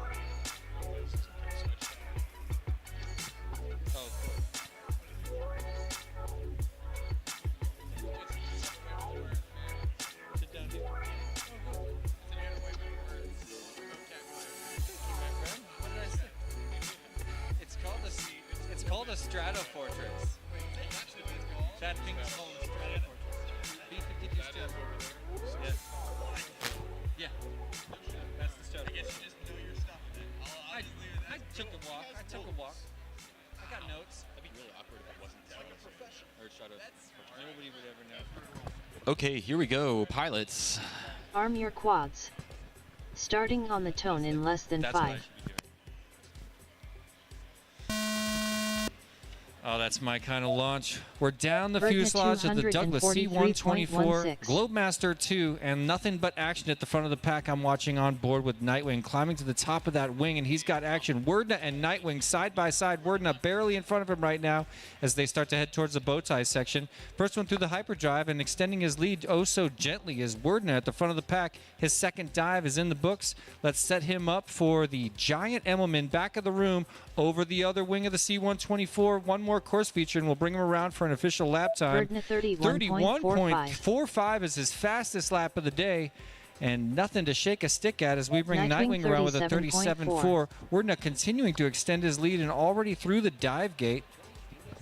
What an absolutely beautiful dive gate from Werdna. This is his opportunity. He's got a pretty solid lap, his best lap of the day. We're going to see if he can improve his time. We also got Nightwing on lap 2 after a 37.4. 60 seconds As we bring remaining. around Werdna, let's see what it is. Werdna 30.11. Werdna with an even faster 30.11. That's good for a 61.56 PB 2 lap, and that is going to put him in 7th place overall. Awesome improvement for Werdna, and a difficult crash on lap Nightwing number 3 is going to make it hard to get getting more out of this battery, but nothing to feel bad about. 31 followed by a 30 personal best, back-to-back personal best for Werdna. 30 seconds remaining. Looking at the rest of the pack, we see Nightwing still flying clean and smooth over that wing ride into the dive gate. He's now side by side with Werdna once again.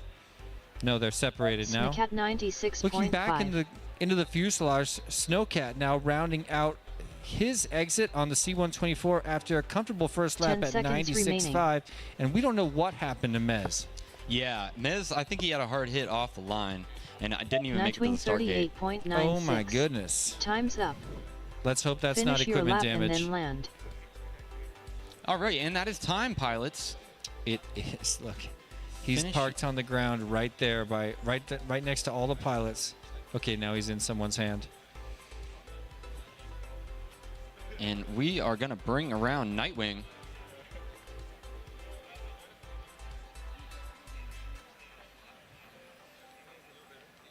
And Nightwing brings it around Nightwing finished 2 with a laps in PB 33.08 for Nightwing. 72.04. He was flying Please analog land. in the last, or not analog, HD0 in the last round, until it looks like he might have broken something on his HD0 quad, and so now he's on analog and putting down some even faster laps. No surprise. That gave him a personal best 2-lap time, 72.04, and moves him all the way up into 11th place overall on the leaderboard. So a 3-place jump up for Nightwing and an awesome finish to his qualifying round. We're going to bring Snowcat around here. Snowcat's been a long-time competitor at this event, been to many, many editions.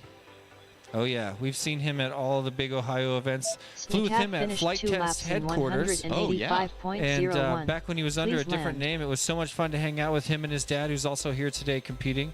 Yes. Gate Magnet. Yep. Flew yesterday, right? Yes, and he's also the one to thank for Race our over. battery disposal bin right here for our battery safety. We've been stepping up the game just to make sure that we are being safe with these lithium batteries in this hall of relics of flight. And making sure that we are being safe and assessing any risks. And yeah, Gate Magnet actually reached out to me and was like, I have this. Thank you And, so much, it was Joey. Really awesome that he that did is that such and a was able to sweet- provide it for us for the event. Yeah, awesome community move by our friend Joey, a.k.a. Gate Magnet, a long-term member of the FPV community and an awesome FPV dad.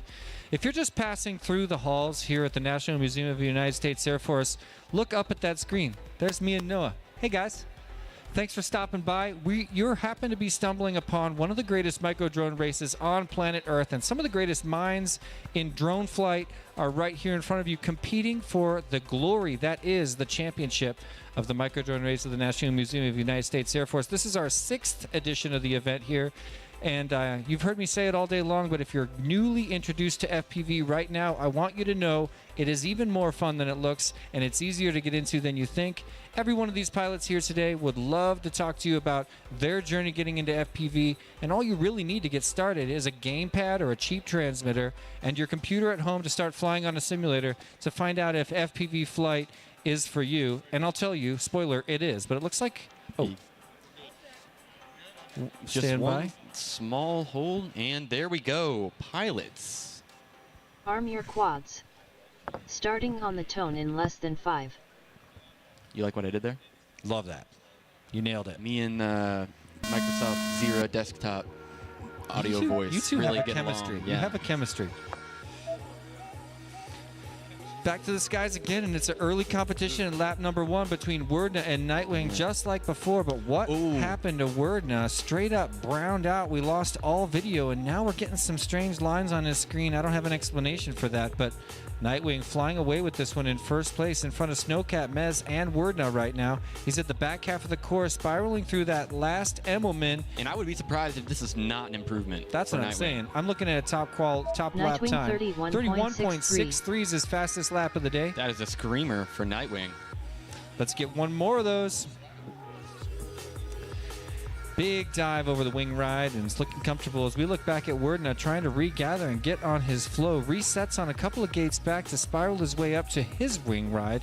A dive over the propeller sets him up for the dive gate, looking nice and comfortable. This is going to be a 60 little bit of a seconds remaining. tunnel tap for Nightwing at the back of the room as he corkscrews Ooh, little around. bobble for him. Yeah, second bobble and a really clean Nightwing save. 33.21. Yeah, that's bumps him up still to 9th. That's almost 8 seconds of improvement for Nightwing there. Verdon Not the lap he might have 72.31. wanted. Definitely had a little bit more potential to go faster after a few bobbles on that second lap. But hey, still really solid, and it's going to improve that PB. And although we're looking to get to that final, PB spot that we Snowcat want and we know or we think we 83.42. are capable as pilots, 30 those little seconds remaining. incremental improvements are really what keeps the confidence rising and allows us to push harder. Well, Nightwing's an old school pilot. We all know he's capable of unbelievable times. Here he is pushing to round out one Verdon more lap. 28.96. 28.96 from Nightwing Wordna. That is his new personal 37.27. best. Beautiful. Very 10 fast seconds lap. remaining. And now he has the opportunity, of course, to make it an even faster PB time. Although he did have to do a spin around on that top weed Time's lead up. gate on the wing. Looks like it might have Finish gotten your a little lap bit and twisted. then land. That's time, pilots. Finish your laps. Mez And finished Nightwing one lap in Nightwing and Wordna were just chasing each other 122.56. through the end section there land. before Wordna had a small bobble, but Wordna is catching up. Obviously, they are just racing the clock. Nightwing finished 2 laps in 67.86. Nightwing finishes with his fastest lap of the day, 30.59, but couldn't string it together with another short lap. If he had hit his 2 laps together, he would have improved upon his time. And wait, he would have almost gotten in front of Werdna if he took his 2 fastest lap from that battery and put them back to back. He could have almost gotten in front of our friend Werdna, currently sitting in 7th place on the overall leaderboard. Yeah, and so we're just going to go ahead and bring around Snowcat and Mez. And then we are getting into the next group of pilots. Snowcat finished 2 laps in 171.8. Please land. And there is Mez. Werdna finished 2 laps in 75.35. Race over. And we are going to go ahead and bring up our next group of pilots. We're actually going back to the top. We have Spaceman FPV, we have Trashbiss, we have Skittles, and we have Proximo. How could I forget? Shame on you. Yeah, Proximo is unforgettable.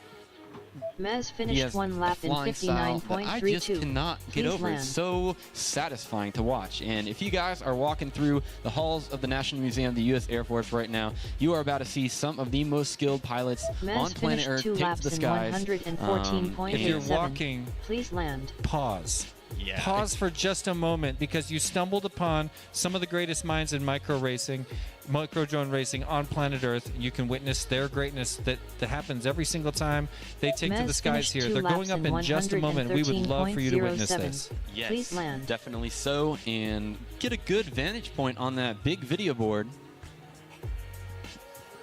in the center of the room. As we look on the right side of our screen, that's FPV Gaps. He is our flight line manager, does a great job running a tight ship and encouraging the pilots and getting them ready for their next run. We can see we got 3 quads on the line right now, just waiting for one more pilot. That's Skittles right there, standing up. He, for some reason, doesn't like to sit, but you know what? Every pilot likes to do it a little bit differently, and that's just how we do it. And we don't fault him for it. Yeah. In fact, we love him for it. We love him for it. And you can, if you look over at him on the stage, he might be like, yeah, he'll do the Stevie Wonder. We call it the Stevie Wonder. Okay, so there is the 4th quad. I believe that's Proximo's quad going up on the launch block there. That's Spaceman FPV's quad in the blue. Yep. And it looks like Skittles all the way on the left. You can see his purple camera mount. And that's Mez, or not Mez, Trashbiz, second from the left. And yeah, we're just, like we've been saying, we just want to make sure everybody has the best chance to get the cleanest run with the best video possible before we take off. And so that's what's being done right now. Yeah, we don't want anybody and to. Here we go. Oh yeah, let's send them. Yeah, pilots. Arm your quads. Starting on the tone in less than 5.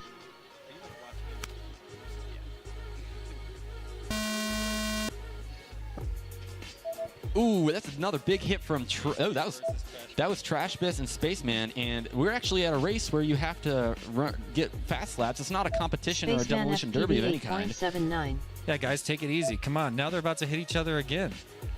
Ooh, go easy on him, Trashbiz, or no, go easy on him, Spaceman. Just kidding, guys. Nobody's shaking and baking on purpose around here. Wouldn't be easy to do if you wanted to. Glancing at the front of the pack, we'll get ready to bring around Proximo for the end of his first number lap. This is lap number 1 for Proximo. 34.64 is a slow lap for Prox. We're going to see him come around in 1 more minute and make an improvement. If you're going to make a bobble, lap number 1 is the place to do it. And have a look at this speed by Proximo right now. Already almost done with lap number 2. He's at the slalom to the dive, and the gigantic Element under the twin Mustang back of the room will bring him around. One more pylon and a corkscrew into that final gate. Trashbiz 47.47. It's a 26.93, and that's just not a casual lap for him. That's not even his personal best. Yeah, he is absolutely killing it on the course right now here at the Micro Drone Race of the National Museum of the United States Air Force, presented by We Bleed FPV. I think that's a total of 5, maybe 6 total laps under 27 seconds right now. Oh, and a little bit of a reset bobble there, but let's bring around one more time. This really could be an improvement for Proximo right now. Proximo There it is. 27.44. Inches closer Spaceman to the FPV TQ time set by 90.55. Neon, which is just over Spaceman 54 FPV seconds. Now he's at 5.56. 54.3. You guys remember when Neon used his last battery to take his 54.3 down to a 54 point, I believe, 10 08 seconds maybe. remaining. We will confirm here in just a little bit. I think that's but correct. That's the difference here right now. Trash If Fist Neon didn't clutch 51.88. up and make that improvement on the FPV very skip last battery, time's he up. might have lost that Finish your lap and TQ then position land. to Proximo on this last battery. You're right, by 2/100ths of a second. I think you're correct. He was chilling at a 54.38, an improvement over his 54.54 before he cut it all the way down to a 54, like you said, 08, right? Yeah, something Somewhere like that. around there. Yeah, very impressive stuff. And that's what you just see when you see the hard work and dedication that these pilots have put in. I believe that Proximo, I believe Neon and T-Dog and maybe some other pilots were flying at Proximo's house, and I heard that they might have put down over 300 Trash Biz finished batteries 2 laps in yesterday. Oh my goodness, that is 91.75. awesome. That is Please crazy. land. In preparation for this very moment. Well, I don't want to gloss over the fact that Skittles just had a pretty epic 2-lap time and bumped his way all the way up from the sport class into pro class. I believe you're now chilling in 15th. We'll have to confirm on the official leaderboard, but Skittles, awesome flying. I didn't mean to look past your performance just now because that was a beautiful thing. And we're just going to let Spaceman FPV finish up his lap. Spaceman FPV, I believe this is his first drone race, which is really awesome. Just like you guys who may be passing through the museum, everybody has to start somewhere, and Spaceman FPV is doing an Spaceman excellent FPV job. finished 1 lap in 109. Race Bravo, over. Spaceman, with a strong finish.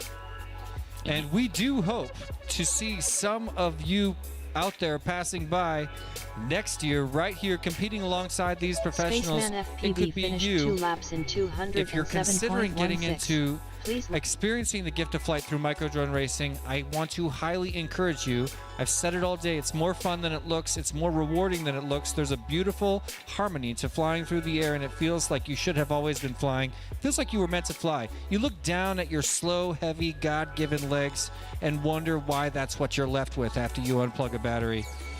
At least that's how I feel. That's right. And we are getting ready to go ahead and grid these pilots on up again for their 6th battery. So that was their 5th and 6th in this pair of 2 here in round number 3 in this group of qualifying. Remember, every single round is 2 packs for each pilot. So 8 batteries total after we finish up all 4 rounds of qualifying here. And after this, let's go ahead and bring to the stage Zotek, Custom FPV, Praise, and Alien. Make sure you're ready with your stuff right there at the entrance to the stage so that you're all ready to go after these pilots wrap up their battery. We're in a small holding pattern right now.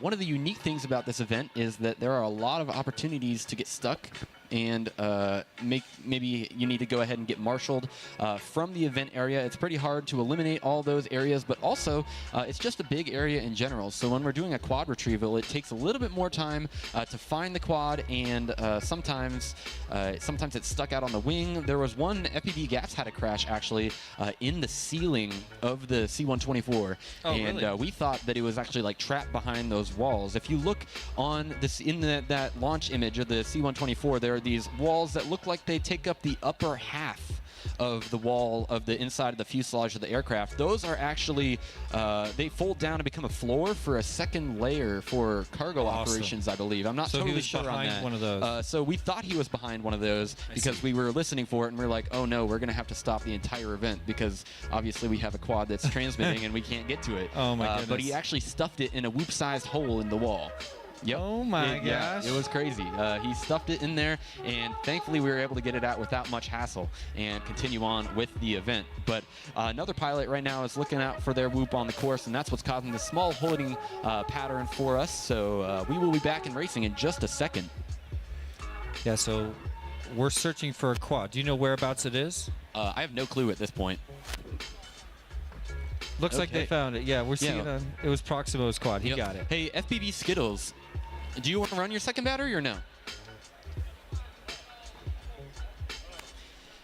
That's there we go. Gotta figure out what's going on sometimes. You know, Crack and the that's whip. You're the race director. Well, that's the thing. That's the thing is that you dandy don't have to run the, you came here, you got a ticket, and you pay. I'm not going to make you run the batteries if you don't want to. I probably would. I probably would make him. It's Skittles. And like, It's Skittles. Racing, not freestyle. I'd probably even lay down that. Yeah. No freestyle. Must just be straight between the gates. No, but, it is You said it. one of those things, and it's the pilot's responsibility to be ready for their next heat. So that's what's going on now, as we see FPV Gaps and Matter Day down there getting these quads plugged in for these pilots. I'm going to go ahead and run the computer because Tom stepped away.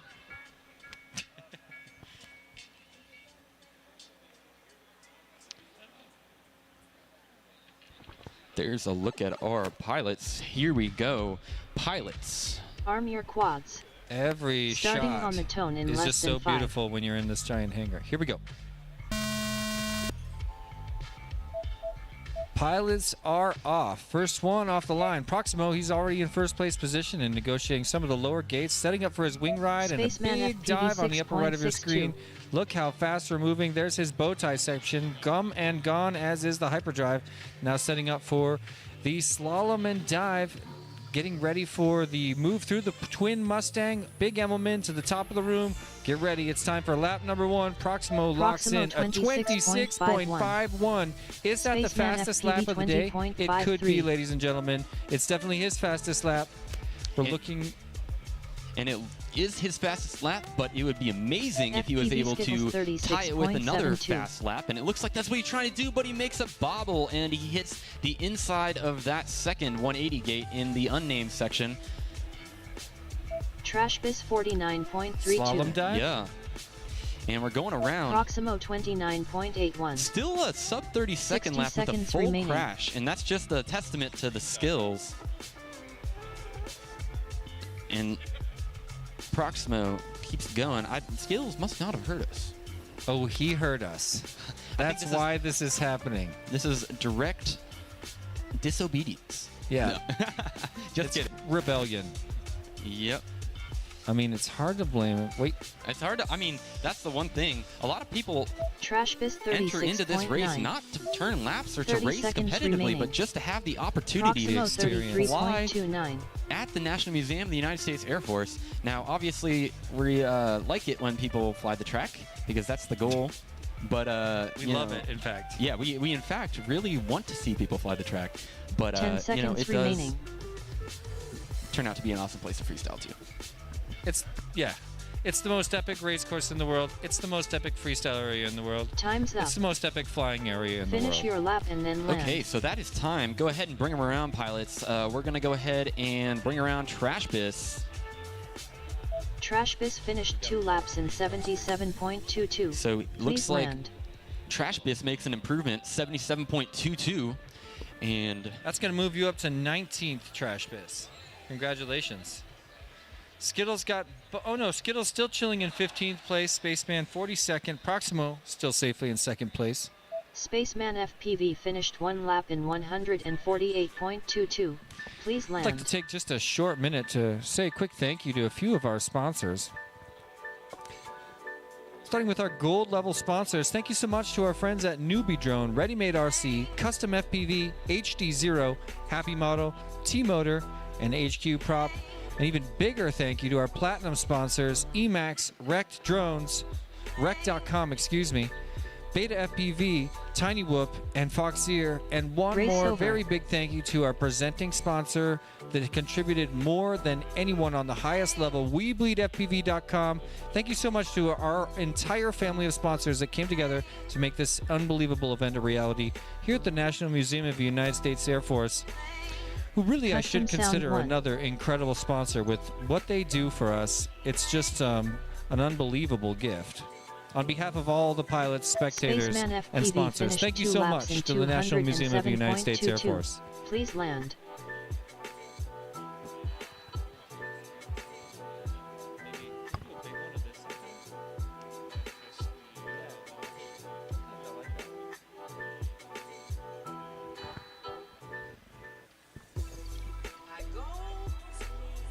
Master of the race line, our buddy FPV Gaps, cracking the whip at the front of the line, and a look down the mouth of the Of the Douglas, beast. the mouth of the beast, the C-124, Douglas C-124 Globemaster 2, Old Shaky. Yep.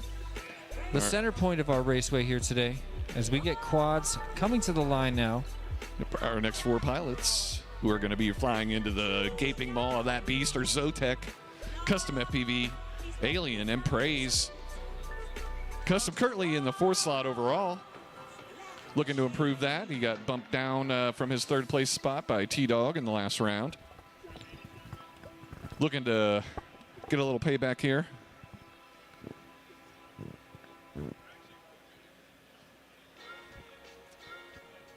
Would be awesome to see him take it back. It's hard when you're fans of 2 sides of a competition, but it's also awesome.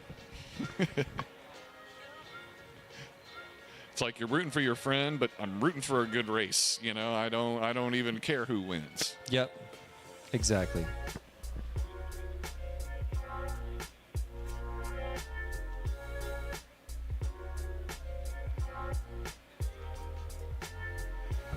All right, we are ready to go. Pilots. Arm your quads. Starting on the tone in less than 5.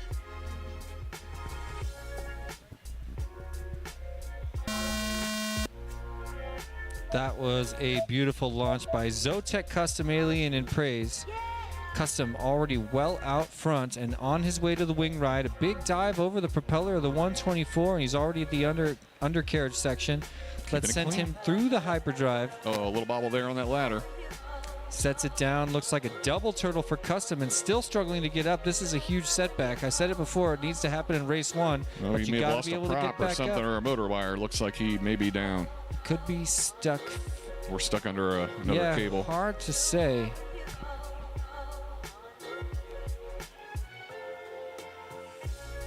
Wow. Well, that's unfortunate. Yeah, a little bit of carnage.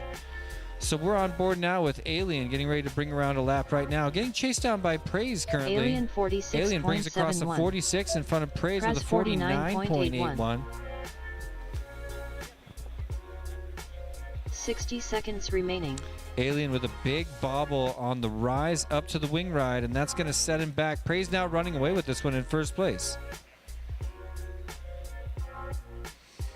So Praise looking strong, going down that Jacob's ladder, setting up for the slalom dive. Here's his dive. Now one more curl around to that high gate, and we'll send him through the tunnel under the wing of the, or excuse me, the tail of the twin Mustang.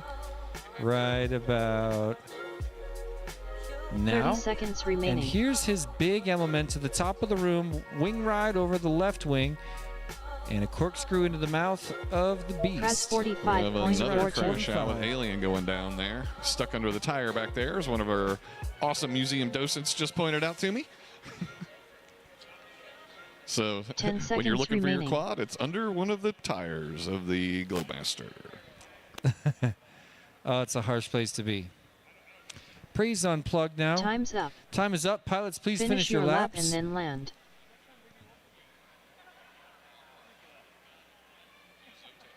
Here comes Zotek Zotek with a finished 2 laps in 54.67. That's his best. That's his PB of the day. 124.24. 124.24. It's good enough for 46th overall.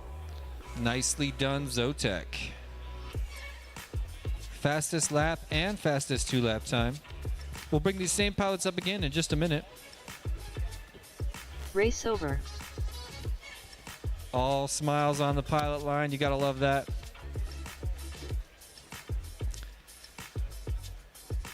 Ladies and gentlemen, visitors of the National Museum of the United States Air Force, you're here stumbling upon one of the greatest micro-drone races on planet Earth. Thanks so much for stopping by. If you want to see some live micro-drone racing, some of the best pilots on planet Earth are here before your very eyes to fly for your viewing pleasure. Feel free to stop and look at that giant screen in the middle of the room, and we'll be sending some more pilots to the skies in just a moment.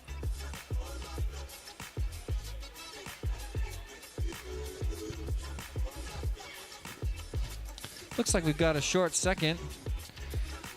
Maybe I can say a quick thank you to one of our gold sponsors, HD0. Do you guys remember when you first saw an FPV feed? All the pilots here definitely do.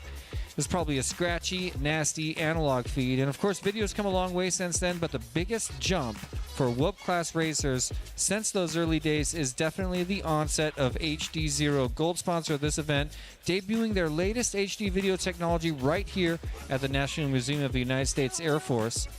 2 nodes out there on the field are being mixed together to provide awesome video signal for these pilots. Thank you so much for being a gold sponsor, HD0.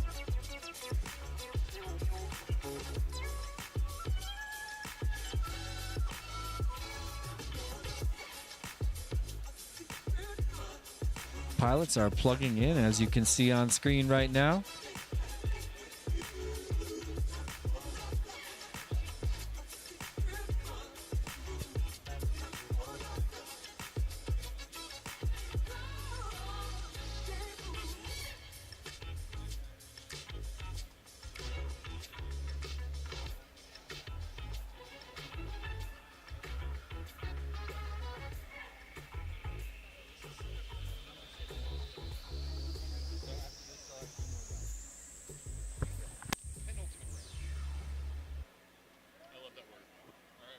All right, we are ready to send it. Pilots. Arm your quads. Starting on the tone in less than 5.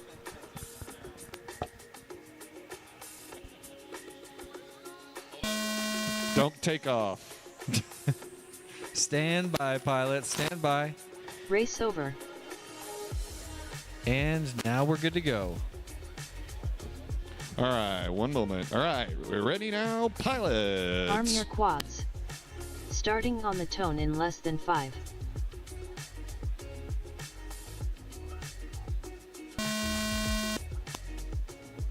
There they go.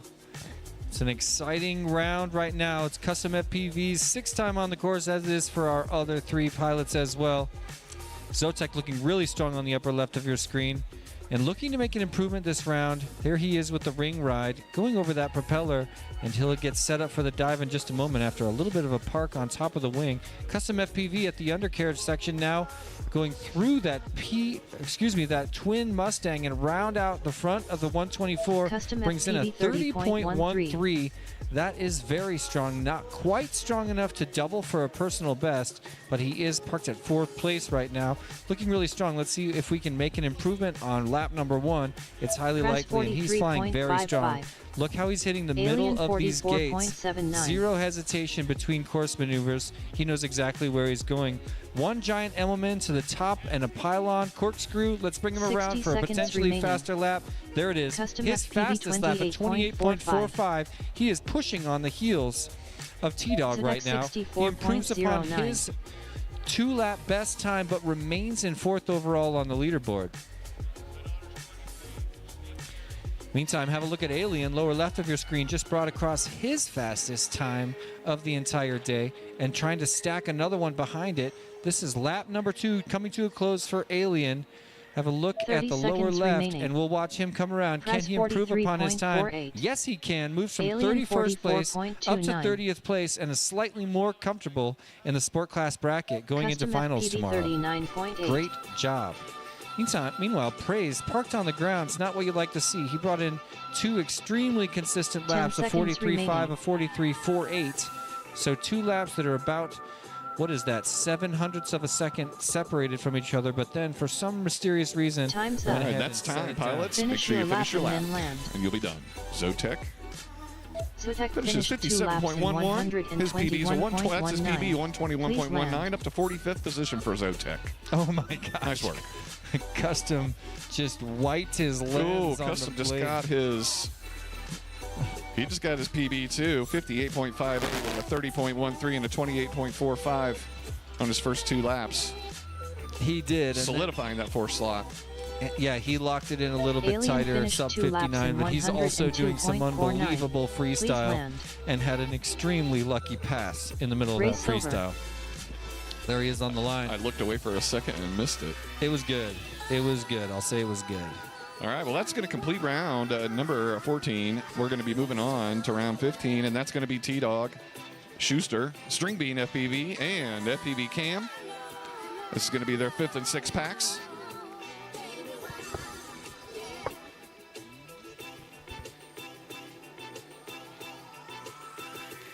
Well, let's get ready to bring those guys up. I see T-Dog approaching the block.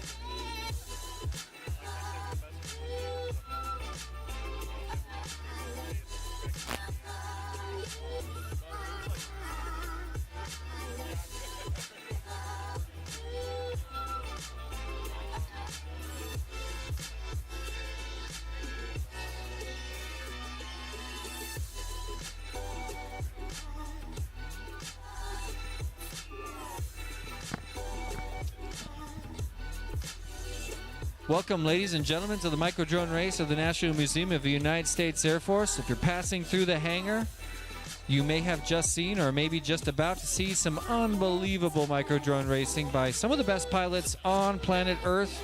This is one of the most prestigious micro drone races on planet Earth, and we're about to take these guys to the skies one more time. The guy that's about to fly, our friend T-Dog, is the two-time two-time champion of this event. He won it in 2024. He won it in 2023, and now he's poised to. He's back in the pro class. He's not TQ right now. Currently, third overall qualifying, but with 4 more batteries to go.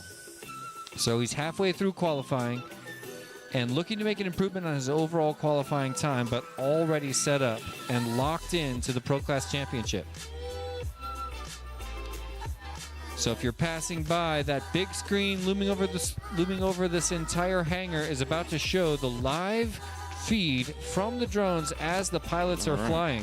We are ready to go with our next heat. Pilots. Arm your quads. Starting on the tone in less than 5.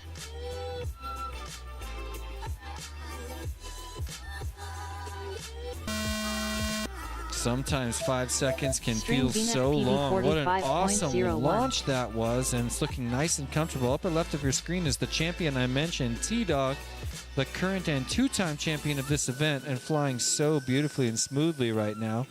He's got it together down that Jacob's ladder and under the undercarriage, now sets up for the slalom dive. We'll send him underneath the twin Mustang right now, Big Emmelman, to bring around lap number 1 for T-Dog.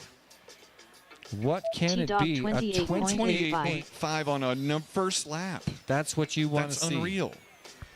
Incredible performance. FPV Cam's in this one too. He just did his gigantic Emmelman into a corkscrew. Will send him through the C-124 with a 41.87 after a little bit of an error-ridden first lap. FPV Cam locked in on 14th place on the overall leaderboard and probably feeling pretty comfortable. Here comes T-Dog for lap 2. Let's see what he got. 28.25. That's going to keep him in third, solidified with a PB of 57.10. So he has a little bobble on that ascender there. Oh, you hate to see that.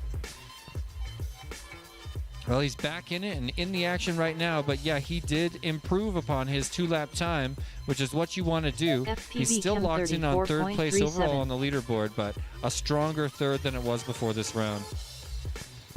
FPV Cam just knocked on his PB lap of 34.37. See if he can put 2 together here and move up a little bit. 32.9. Oh, I had to say something. Sorry, announcer's curse. He's had a couple wobbles on little problem with that dive gate off of the wing.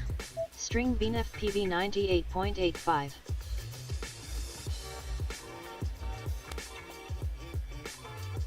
Ten seconds remaining.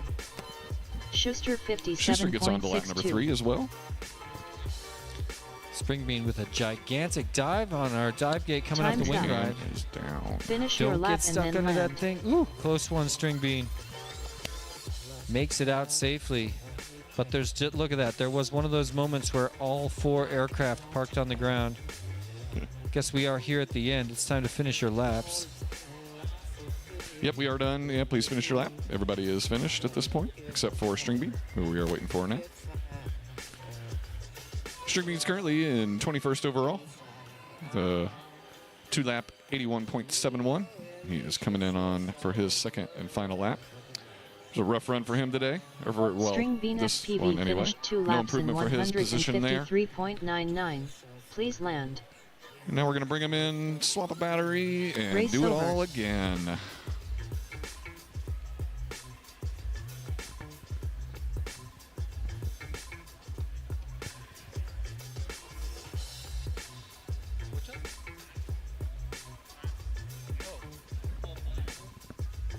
May as well take We this certainly moment to can. have a quick look at our leaderboard.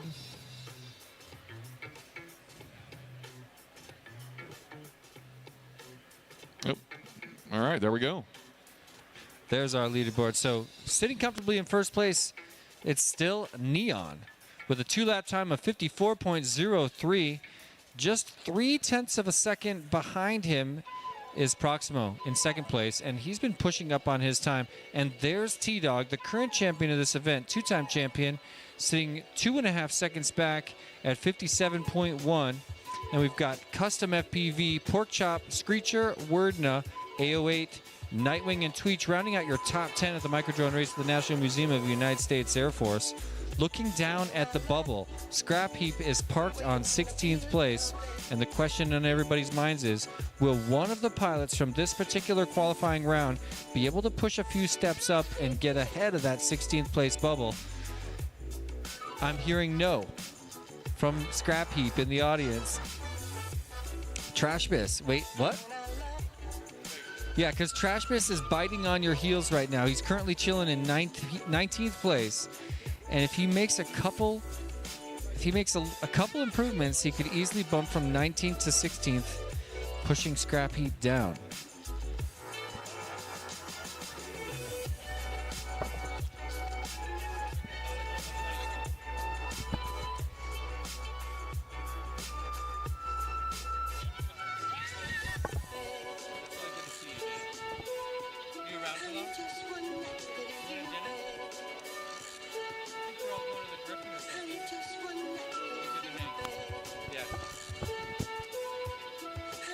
Shout out to Danny Boy joining us, the creator of. Alrighty, here we go. Never mind. We are getting ready to go with round 15 qualifying heat 6. Pilots. Arm your quads. Starting on the tone in less than 5.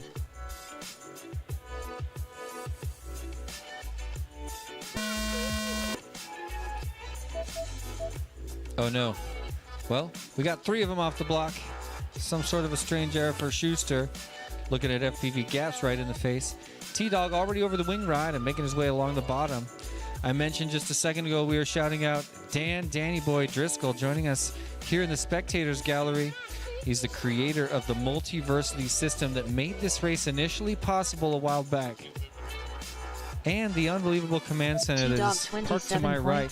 T-Dog brings in his fastest lap as the starter, 27.24, and pushing hard to improve upon his time. Already parked in third place. There's a little bit of a bobble. Yep. But on a first lap, too, that kind of time is unreal. Most of the other pilots, even the really fast guys, are struggling to get under 30 seconds on that first lap, and that's just darn impressive. It truly is. FPV Cam 60 seconds brings remaining. in at 36.79, needs to improve on that a little bit. He wants to work his way up a little bit more comfortably away from the bubble of that 16th place position. Currently parked at 14th and trying to move up in this heat or in the next 2 after it. He's got a little bit more time to make a move. The question is, does he need to or does he want to? String Bean just improved upon his personal best with 2-lap consecutive time of 77.28 after bringing in his fastest lap time. And now here he is riding in the lap after that. Definitely stands to make a second improvement within the same battery. Let's see if he can do it. Still looking nice and smooth for String Bean. Climbing down that Jacob's ladder will send him to the slalom dive now. And again, nice and smooth action. We looked at T-Dog, and he is set down on the ground, and everybody needs to know why. There's the big element for String Bean, getting ready to hook around that final slalom. It's a corkscrew into the mouth of the 124, and he does improve upon his time considerably. Look at that. String Bean just bumped all the way up to 13. Finish your laps, and you'll be done. Schuster, you are finished. Finish your lap, pilots, but String Bean just did it. Schuster just moved into 32nd, right on the bubble of sport class. Oh my gosh. With a 93.4, with his best lap of 42.71. So both bubbles just got crushed, and Yes, the they 32 did. bubble got pushed twice. If you were in 30th, you're in trouble. So double push on the sport class. String Bean also jumping up 8 spots to the 13 hole from 21. You gotta love that. Some great racing there, guys. Excellent work. Race over. Not depending on how you look at it, that could be bad news. Or what up, Tasty? You want to sit down? There's probably a mic around here. Or wait, maybe not. I'll give up my mic. Hang on. Hey, next up, we've got Wordna, Nightwing, Mez, and Snowcat. Please make your way up to the stage and get ready to race.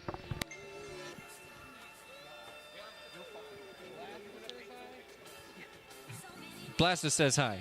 Hi, Blasta. What up, Blasta? Are you out there? We got to look at the YouTube chat. So I need to do a better job. Lots of friends joining us. Shout out to AK, still chilling in the chat. Hey, Bumper. Hey, Borg. Hey, Callie. Claire's here. I saw you in person, but I didn't get to say hi yet, Claire. Are you still hanging out? I want to say what's The up and hockey hear about the hair. birds. The hockey hair. Everyone, if you have not sent fresh bred feet pics, make sure you do that. He just loves them. Oh, yes. He needs them. He loves them. What's up, Bags? Blasta, what's up? Welcome, chat. Looks like we're just waiting on a couple of things, and we'll be back up.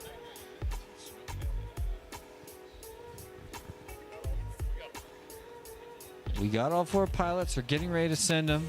Let's bring our pilot view up. I love that image of our pilots in front of the B-52 Stratofortress bomber that's looming over us right here. This unbelievable. I think it's a bigger aircraft, at least wingspan-wise, than the C-124 behind us, which the C-124 has a wingspan of 174 feet. The Stratofortress, I don't have the stats on, but the Stratofortress is capable of flying literally 4 times the distance of this heavy guy right behind us. And that's an amazing thing. Look how it's almost touching the ceiling over there. Oh, yeah, and on the rear. Massive vertical aircraft. fin. Gone into that other room down there. I don't know what plane that is, but it's I haven't been in there in a rear year. prop. It has a Cool. bigger wingspan than that. It is. It's not. I don't know if it's a Fortress 47. It is huge. I want to know. I'm going to go look at it. But yeah. this B-52 that we're looking at, look, you can't even drive that thing into this hangar straight. You got to bring it in at an angle to even fit it in here. It's so massive.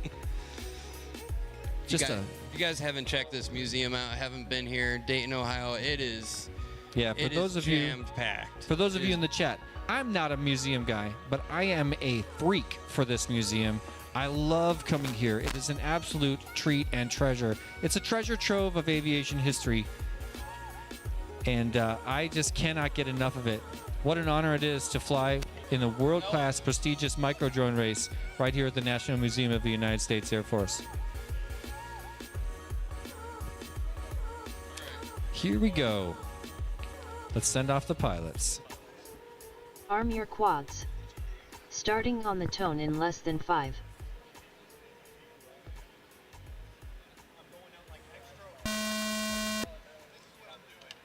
Verdna 107.6. Wordna, Nightwing, Snowcat, and Mez here in their qualifying rounds, starting now number 5 and 6. So even after these guys run their 2 rounds, they'll have a couple more chances to work their way up the leaderboard. Oh, you hate to see Nightwing not in the air right now. He had an awesome last run. He's already got a decent PB down with the 64.84. Well, good chance for Wordna right now to extend his, extend his way Verdna up the leaderboard. 32.55. Awesome first lap, 32.5. He's going to have to improve on that just a bit in these next 2 laps to make a change. Yeah, had a little bobble in the first one, but everything else I've seen from him today has been pretty clean. Yep.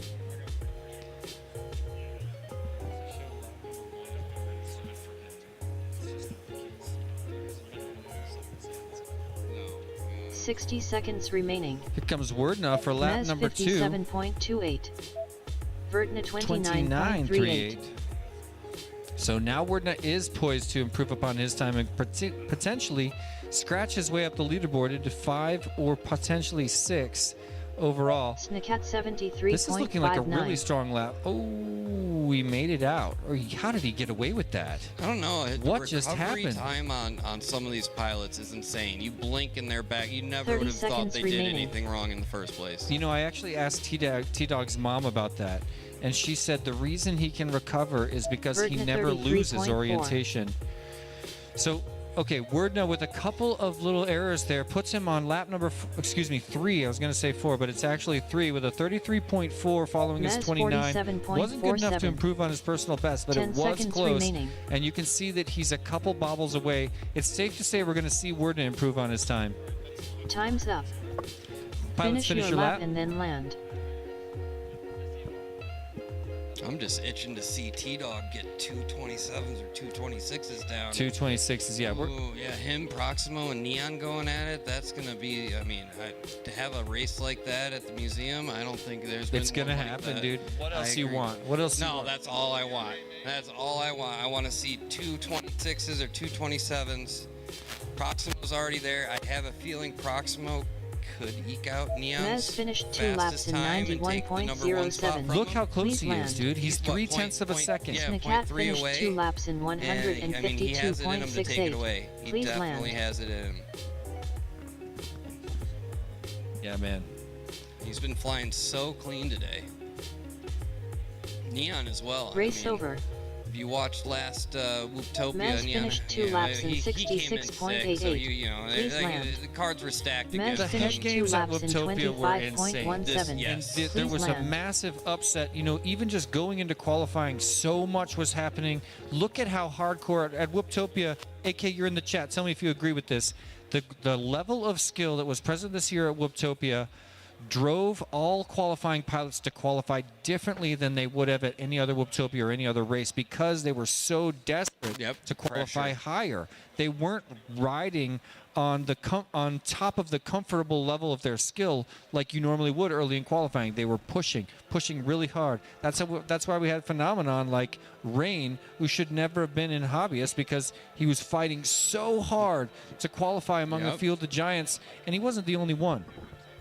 Yeah, and I just wanted to say we do have a change. Mez goes ahead and puts together a 91.07, and that's going to knock Schuster out of 32nd place as Mez jumps into the show. So now it's up to Schuster as we enter this last round of qualifying. Can Schuster outdo Mez and get back into the show for tomorrow's Sport Class Finals? That puts 0 volts on that 32nd spot. Pilots are looking for that 16th spot and that 32nd to divide them between the 2 pro and what are we calling the other class? Sport class. So congratulations to Mez. I mean, we saw you take, what was it, 3rd place in sport last year here at the Microdrone race at the National Museum of the United States Air Force. That was an awesome finish, and you worked hard and earned it. Congrats on getting a spot, at least for now, in the Sport Class Finals. But like I was saying a second ago, what I think happened at qualifying rounds of Wooptopia was a desperate level of qualifying, and we never thought in the early days of drone racing that pilots would get a full 8 rounds of qualifying. Now it's the standard. Some races even have 9. In the future, we're looking at more potentially, because what Wooptopia sort of showed last year was when there's that sort of psychological head game element that's contributing to every single pilot's performance, that's when we need more rounds, or we need better pilots. All right, let's send them off. Not better pilots, but No, more. Give it the pilots. Pilots. Arm your quads. Starting on the tone in less than 5. I'm not saying better pilots. No, of course I know didn't what you mean that. No, I know what you mean. I just mean more experienced racing pilots, Yep, which and is going to more- happen naturally. More races and more qualifying, which allows them to even out their times, give a better idea of where pilots truly are. Because a lot of times, especially when there's that pressure on them, they overperform, they push too hard, they are not performing at their peak, they're trying to catch up, and you only have a finite amount of chances to get your qualifying time in. So the more chances to do that, the better idea we have where these pilots really are with their skill level and put them in Verdna the correct brackets. 37.24. Exactly. So I do predict, I want to hereby predict that the number of qualifying rounds will go up, and also, you know, the sort of experience that pilots have at races, and the way they apply that to their skill level is also going to change in the future. 60 I want to seconds glance at the race remaining. happening now because Worden had a little bit of a rough first lap and puts him at a 37.25 for lap number 1. But look at that, first Burton at fastest lap of 27.28. his day so far, a 27.28, and right now flying clean on lap number 3. Jesse, every time. That's not me. I You don't can't know. do I'm that. seeing a correlation here. Honestly, he fell so far. All right, T-Dog's saying it is my fault. If T-Dog says it, it has to be true. 30 but I seconds understand it. You remaining. hear your name. This is not like Whooptopia, where Whooptopia, the announcers are all set in their own area. You're not hearing the announcers speaking. Mez And it's something you have to 95.75. get used to. Announcer curse is a real thing. You hear your name going, you hear them talking about you. A lot of pilots Burton at can't tune that out. It 39.8. gets in their head, their hands 10 get seconds shaky, remaining. the nerves start. Palms are sweaty, mom's spaghetti. But you know, it is Exactly. your responsibility. I mean, I don't want to affect anybody like that. But pilots in a lot of other Time's countries up. in the world go for the Finish your headphones. lap Go and then for land. Yep, headphones. the noise canceling. Just find some way to do it. I've Put even some seen music pilots that in. use a friend to press play after the go tone or something like that. I've, for Zero, I used to read him recipes. Nice. When I was Yep. a mini quad pilot, I had Jordan Temkin. All he did was talk to me Snakat the whole finished 2 time. laps in I didn't care what he said. 140.33. I just needed Please land. a voice something going on. that said in its calmness, everything's Yep. chill Just right to get now. your mind out of what. Yeah, don't panic, because I was always panicking. Mhm. We're done, pilots. Finish your laps. When you can get out of your head, when you're not thinking about that next gate, usually their performance is better. You're not hyper fixating and focusing on exactly what to do. You're not twitching as much. You're just doing what comes to your fingers naturally after all these many hours, days, whatever it is of training that you've done. Your brain and your fingers just subconsciously are linked.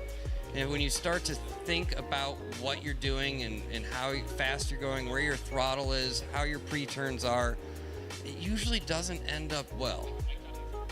It's not for everybody, that's true, but I find the majority, when you can get out of that and get to It's a the factor. Zen state. Yeah, Yep. absolutely. Yeah, and it's hard to get to that place, and it's something you can only do with the help of experience. And that's a good point where I'd like to call out FMV, where Race they do over.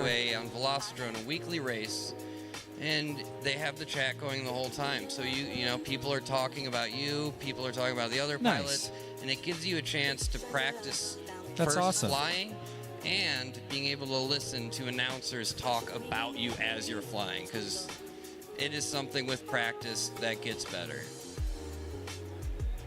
We're looking for now our next 4 pilots. Edoc in the chat said, "Did Nightwing break all his whoops?" How many whoops Borg did he Slayer bring? says, "R.I.P. Nightwing gear." Kiz is there. He says, "What's up, Nightwing? Did Teresa dirty?" I'm not sure what that means. Sounds like an inside joke. Borg Slayer says, "Facts, I don't get it. Somebody explain as you would a child." Jim King saying, "Come on, Nightwing. Solder that connection." I couldn't agree more. Morton Upshot, are you in the house? Were you here yesterday? Said, "The startboard wing was a tricky spot. Simplest line, but difficult to see." Oh, starboard wing, pardon me. So yeah, you must have been here for Friday qualifying. I'm sorry I missed you, dude. Edoc saying those FMV race directors, though. Yeah, those race directors, though. Ebach, that's enough said about that, eh? Kiz is saying they're the GOAT. Two opposite opinions. No, How do I'm you just know? playing. He doesn't say in opposite opinions. They are the GOAT. Ebach, Mr. E, essential in running those FMV weekly races, and it's a great way to get into the sport because, I mean, all you need, a transmitter, velocity. Gamepad. You can do it with a You can do gamepad. it with a gamepad. It's not like how you become a pro, but it's how you can learn the sticks. Do it for It- just the price of buying Velociraptor, which is what, $12, something like. It's cheap. It's not much, 15, 20 bucks. And then every week, and then these races are tailored for beginners, for anybody to fly, and it's a great way to get exposed to the community. We are all very helpful group of people. Every time a new person comes in, people are stepping over each other, wanting to help them. Step 1, get involved in flight. Step 2, get involved in the community. And both steps are extremely easy, thanks to technology and friendly people.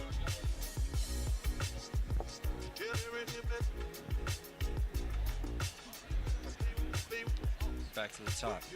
Here we are back at heat number 1 of the afternoon qualifying group. Skittles, Proximo, Spaceman, Trashbiss. These guys have got just 2 more batteries on the course. This is their second to last pack. Let's send them right now. Pilots. Arm your quads. Starting on the tone in less than 5.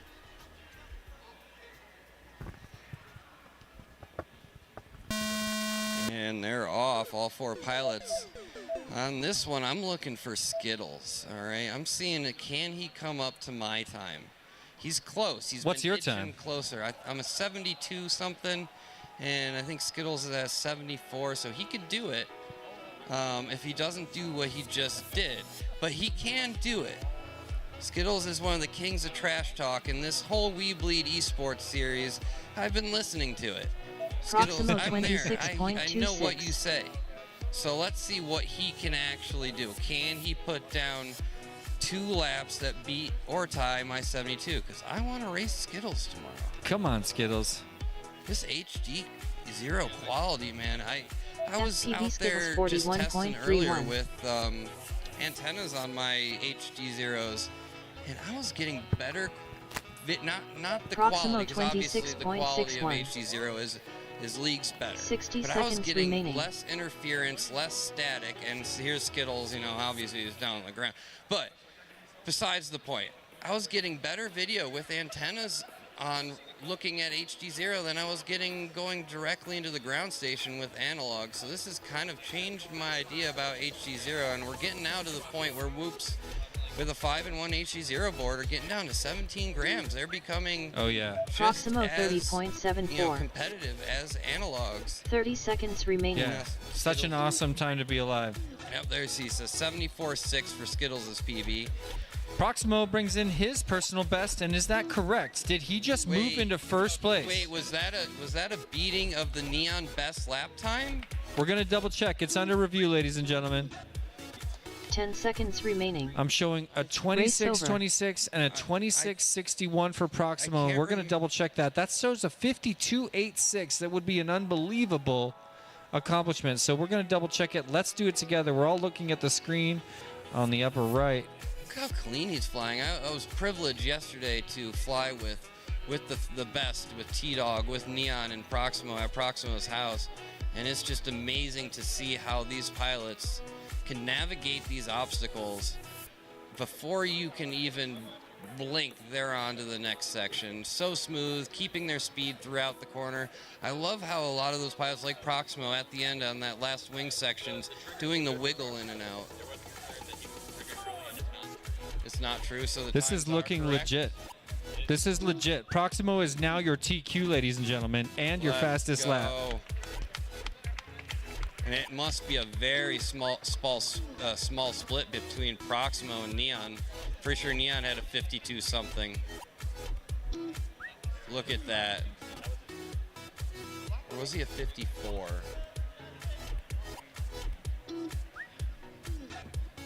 Unbelievable performance by Proximo in that round. Congrats to Proximo.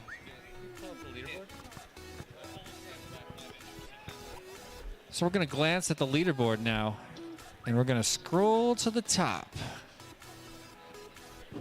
Scroll to the top.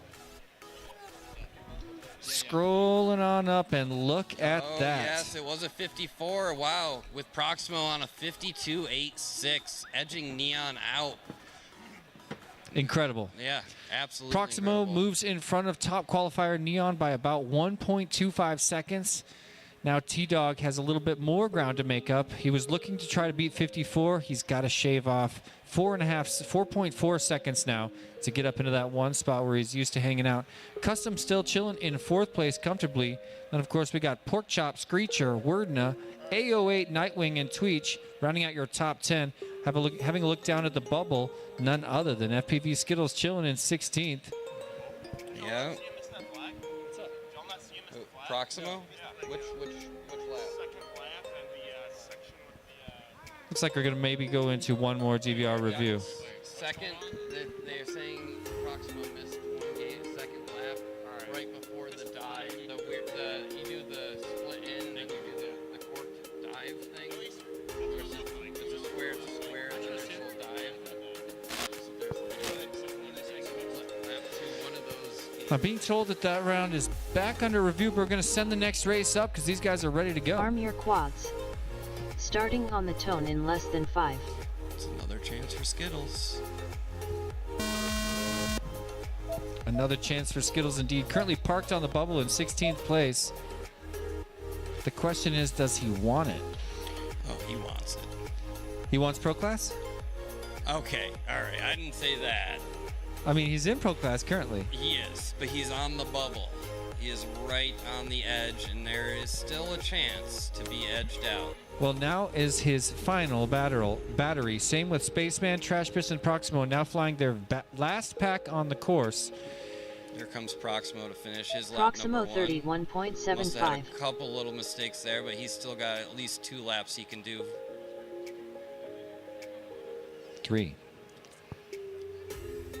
And now we got Skittles going on to his. FPV Skittles 43.4. Skittles with a rough first lap.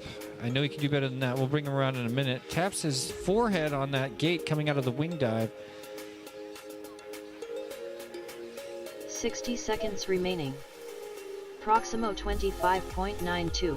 Is that real? Trashbiz 60.4. A 25.92. Wow, if that is real, that would be the fastest lap of the entire day. Yep, for the entire day. And he's still got one more lap at least that he can string together to that. I mean, he's already sitting comfortable in first place. This is it right here. Yep, here we go. Pending review. Proximo 26.9. Not anymore. 9. Not pending. 30 Wait, seconds let's remaining. see. Gives him a 52.82. 52, So even yeah. if the last one missed a gate, he is now your top. FPV Skittles Yeah, 49.94. I think the previous one was 52.84 or something.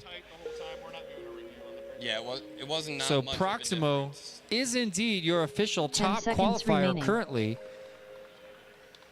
That's Trashbiz right. Put your hands together. 49.49. Proximo just moved in front of first place by a second and a Time's up. half. A Finish huge your lap and statement then land. coming out of this qualifying round and getting ready for finals day tomorrow. Race over. So There we go. um, Yeah, track this is still flying. bring them in, guys. Amazing performance by Proximo. Well, it's not the end of the show, though, because we're about to bring up Praise, Alien, Zotek, and Custom for their last 2 packs on the course. Custom's been knocked down a couple times. He's gotten back up a bunch, and he's still chilling in the top 5. Wants to make another improvement on his time. We'll see if he can do it. Shout out to everybody joining us in the chat. Hey, do me a favor. Bust us. We're so close to getting over 100 likes in this chat. Hold on. Maybe I just need to refresh it. But I would love your help getting over 100 likes, ladies and gentlemen. And we've got a few more minutes to do it on the Saturday qualifying 2025 microdrone race of the U.S. Air Force Museum. Please smash like on the Cincinnati Quad Racers YouTube channel and help us scoot over that 100 like limit. There's so many of you out there watching. I know we can do it right now with your help.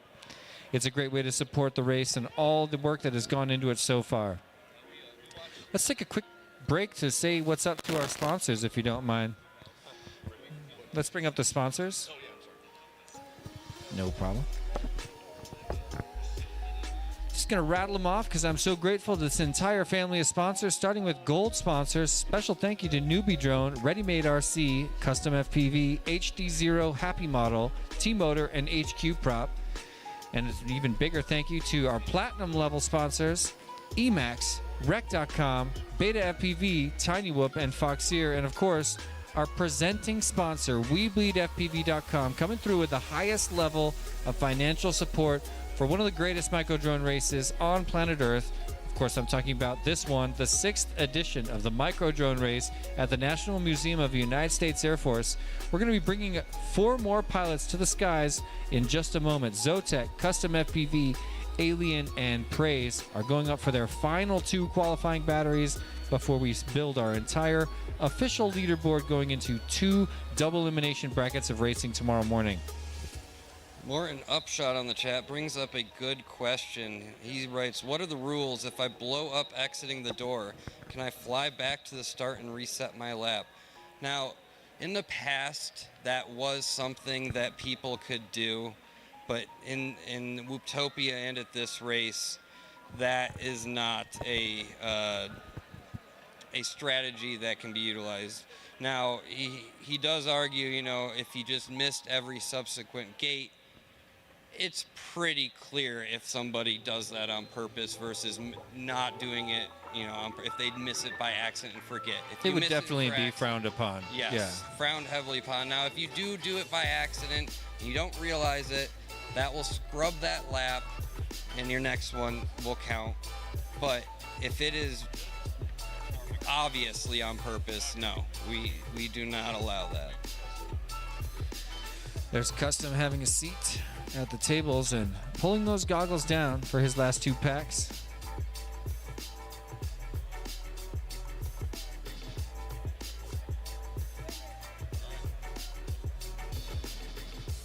Arm your quads. Starting on the tone in less than 5.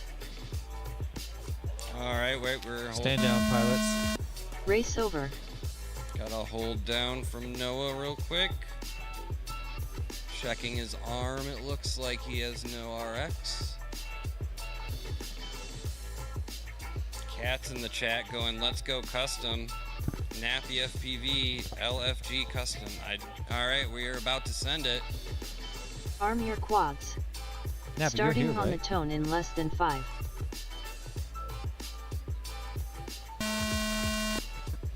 And they're off. That's a good launch. So second to last pack for all these pilots. And last chance to try to get in that top 32 mark. A lot of pressure. Can these guys do it? I see Alien parked on the ground. Custom making great progress through the course. Already at the slalom dive. Taps it on his way through. Where was he even looking? Man, he was like flying at knife edge, looking straight up for a minute. All right, let's bring around his first lap. Custom And FPV he crashes through, 30.24. brings in a 30.24, and you don't want to start lap 2 with a crash. Ooh, And that now he's looking might like, be a thrown prop or a motor Press wire. 38.73. I think he's going to get up. No, he's not. No, I think it's proper motor wire, it looks like, on custom. That was a Glancing back very at hard Praise, just crash. got his fastest lap of the day. Let's see if he can bring another one behind it and move up in the sport class Alien bracket he's currently locked into. 53.16. 60 seconds remaining. Here's his slalom dive. I'm looking at Praise. Misses his dives, got a reset for it. There it is. Nice and clean round the back and top gate. Now he'll go through this tunnel under the wings of the Twin Mustang and the giant element at the top of the room. One more gate. Let's bring around Praise with a potential increase here. Press Goes from 23 to 40.14. 21st overall on the Zotek leaderboard here on his penultimate 78.47. battery. Personal best is 78.87. 2 consecutive seconds laps. Decides remaining. to just set it down. He's got more time. Praise, if you want to fly the rest of that lap, you could. Nope, he picks it up. Good enough for Praise. Moves from 23 to 21st place. Congratulations. At a comfortable seat position in 10 the sport seconds class remaining. bracket for racing tomorrow morning.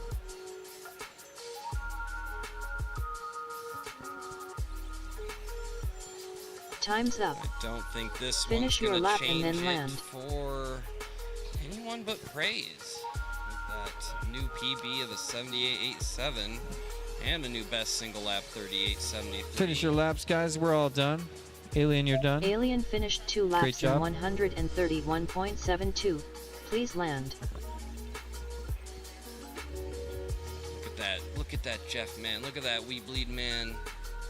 Victory lap and a strong finish for Zotek. Nosing into that Zotek finished 2 C124. laps in 149.14. He's coming for it. Please land. Almost What a got it. block. Almost got it. Nicely done, Zotek. Race over. I didn't see that coming. How many attempts have there been today? Is that the first? There's been 4. 4? 0 success. No. So far. So far, 0 success. I got one in the neck. You know, that's a question. There's always a debate. What is the face? Is my hat my face? No. Is your ear? Is your ear? I haven't been hitting the ear today, but is the ear technically your face? I mean, You could argue I think that. it is. I think the ear's on your I face. think the ear The to chin like is your face. jawline and up is pretty much ear. If you get hit in the back here or here, no. But Yeah, from, I took one to the neck, and obviously the hat happens. Yes. Yep. Basically, beard area and up. Ear is debatable. So- I'll count ears. Overall, 4 attempts at face punching myself at this event, which actually is a huge disappointment. But the day is not over yet. The event's not over, and I don't want to lose faith in my fellow pilots. I don't know. You're a brave man. With these whoops now running 30,000 plus kV motors. I was telling someone the other day, don't forget, face punch phenomenon started in brush motor days. yeah. And then there was a day like when we were prototyping brushless at Tiny Pickers before anybody else had on. One of them curled into me and hit me in the stomach. And the guy, the pilot was my buddy Chris, he did not disarm and it just kept chewing. And the difference between a brushless motor and a brush motor when it comes to human contact is a brushed motor will stop spinning. Mm-hmm. A brushless motor will spin faster and Yep. faster. Yep. And yeah, that was the first time I looked down at my little tummy and saw a drop of blood from a tiny whip prop. I was like, "What is this world we live in?" Yes, we are getting And to that a day was and a age that was a becoming portent dangerous. of future things to come. Yep. And we're Um, still getting faster. We're still getting lighter. We have not And more reached- powerful. Yep. These 30,000 plus kV motors. Most pilots really cannot take full potential of those motors. Having a better line usually is. I agree. Better, faster is. I You know, agree, I'm not but- going to say I'm not one of those guys that's buying the newest thing. I do it. The motors I run, I can't handle all the power. I motor cap them, but they,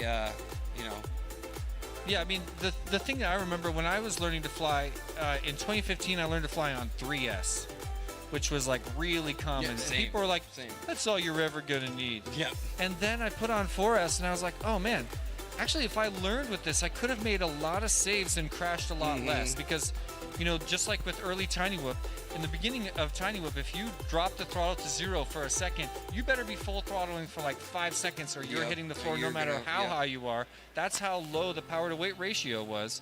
Even before that, there was a drone called the Mr. Smiley, the world's first FPV micro drone, and that thing was a tank. You can't go below half throttle without crashing. Really?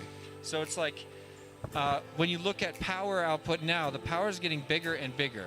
And does it help you with saves? Does it help you keep flying? It could. But for the most part, it gets to a point where newbies that have too much power, even guys like me with too much maxed out power, it can hurt more than it can help unless you've got that perfect throttle curve. And to this day, frankly, pilots are not experimenting with throttle curve, not dialing in throttle curve like they did in the old days. That could help a lot of people. What do you guys think in the chat? I'm looking at you, Borgie. I'm looking at Hi, you, E-Dog, Borgie. Morning View, Greenhorn, Cats. What's going on? Hey, Northern Tier. How you doing, dude? Haven't seen you in this chat yet. Thanks for joining us, and thanks to everybody who's smashing like. Guys, I'm 4 likes away from the 100 likes mark. What's a guy got to do? You tell me what to do to earn your like in the chat right now, and I'll make Tasty do it. Anything. Anything? Anything. Might not be able to film it though. He may have to step off camera, but I'll vouch. I'll tell you. Exactly. Don't want to get in trouble here.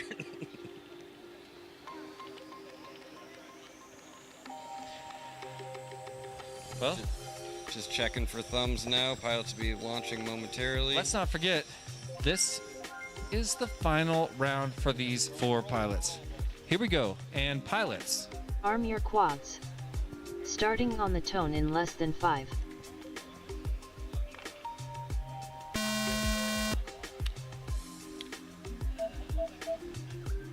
Well, where's custom FPV? I'm about to cry. I'm crying. He's having technicals. All right. No, Well, we're gonna just call it. We're gonna try to. I'm gonna try to ignore those painful facts, and we're gonna look at Alien, Praise, and Zotek currently flying their final pack as a qualifier on this course here today. Zotek, personal best 121. Alien's got an 89.07, and Praise with a 78.87. So plenty of room for improvement for all these guys if they can lock in to where they need to go. I'm also thinking it's a high potential for face punching after the recent conversation and me begging for likes on the live stream. And by the way, take a whoop to the nose, low rolling groove. That's never happened before. All right. Glancing at the course, I'm not sure what these guys are talking about behind me, but Praise just got his fastest lap of the day. 37.77 is his fastest lap. That's exactly what you want to do on your final pack of the day. Let's see if he can string it along with another one and try to improve on his time. It's always epic when you do that, even if you're chilling in the sport class. Alien he recently moved from 23 to 72.07. 21 in his last couple of packs. Let's see if he can do it right now. Oh, he goes back. I love your style, Praise.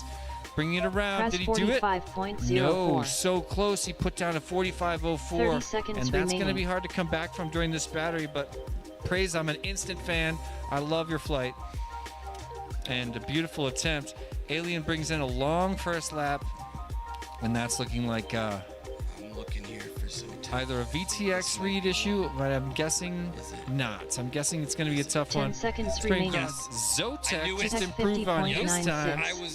I did not want to jinx You didn't want to anything jinx on it. that. You didn't want to say his name. I watched the first one and I watched the Time's second up. lap, Nice. and I knew Finish your lap and I then knew land. it was going to be one. Yeah, That's awesome. PB as well Alien as a finished best 2 single lap laps in time, and he's still on for another lap, so he 121.84. could improve Please on This that. could be it. He's locking in. He honestly, he last run, he had a few mistakes. This run, he is looking very clean, very smooth, and almost about to be finished with that third lap as well. So we will see.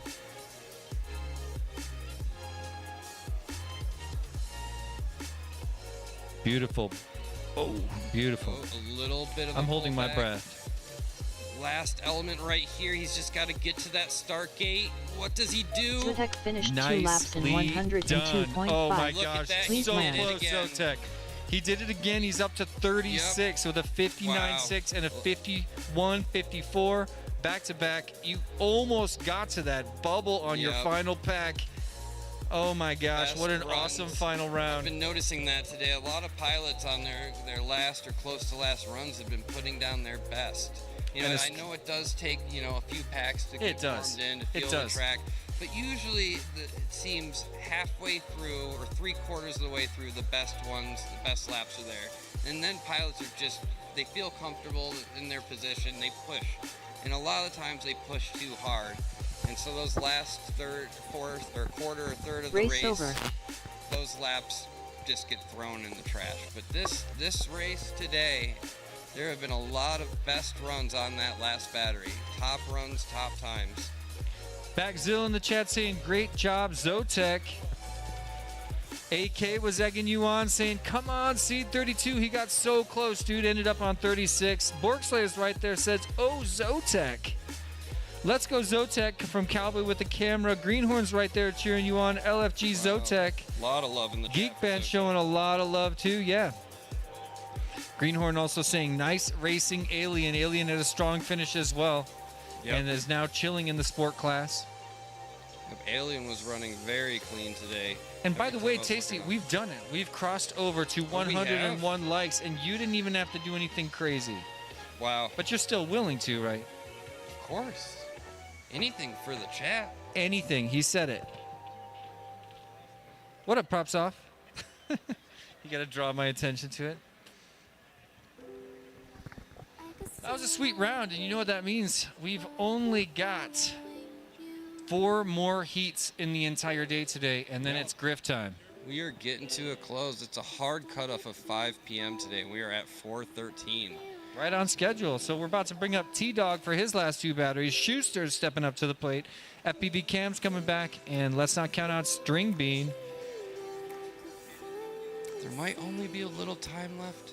but there is a lot of chance for improvement. There is a lot of action yet to be seen, and especially this is just qualifying day. Tomorrow will be the finals. Tomorrow's the hotness. Yes, that is. It's going to be, or the hot mess. Depends. Hotness or the hot mess. Yes. It's going to be a little bit of both. Pressure is definitely higher on finals day. You've already gotten your position. You've gotten some times. You've learned the track. But now you are flying against pilots that are very similar or in skill level, in lap times. You are going to be seeing them in front of you. You are going to be seeing them behind you, especially when you are doing ladders. You know, as soon as you do that little turn, then that fisheye in the corner, you see the little LED there, and that gets a lot of hands shaking. That pushes It's my people hand to go- shaking. Same. It pushes people to go faster, and that's when we see some great races.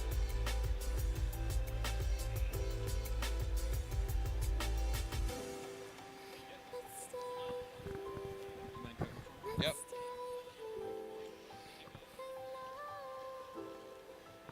And we just got a little bit more time left for the next pilots to go up. Like Jesse said, 4 heats left. I'm looking for Proximo and T-Dog to put down sometimes. Proximo already got the best single lap and qualifying time of the day, edging out Neon, who has come for the first time this year. Okay, all right, you caught me. All right, I got it in once, and only one person saw or heard.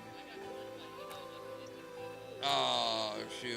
Yeah, the one thing in chat was clip them when I said it earlier. So, Blasta, of course. Skittles, he caught me. He caught me red-handed. I've been around T-Dog too much. The E word has gotten into my brain.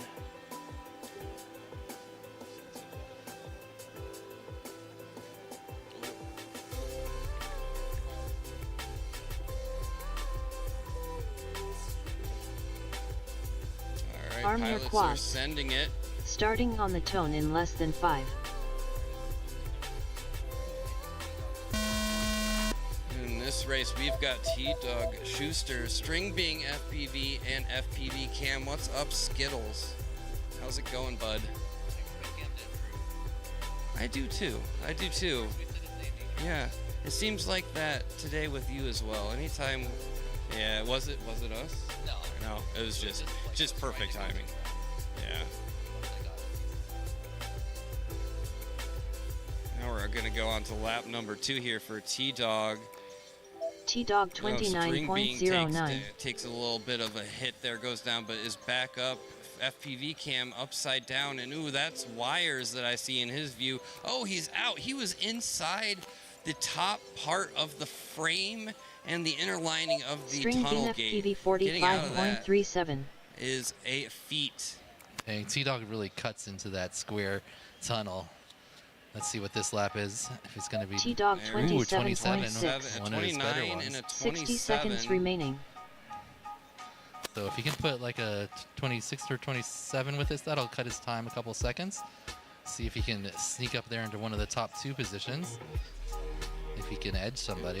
FPV Chem Wasn't me this time, Chad. 73.41.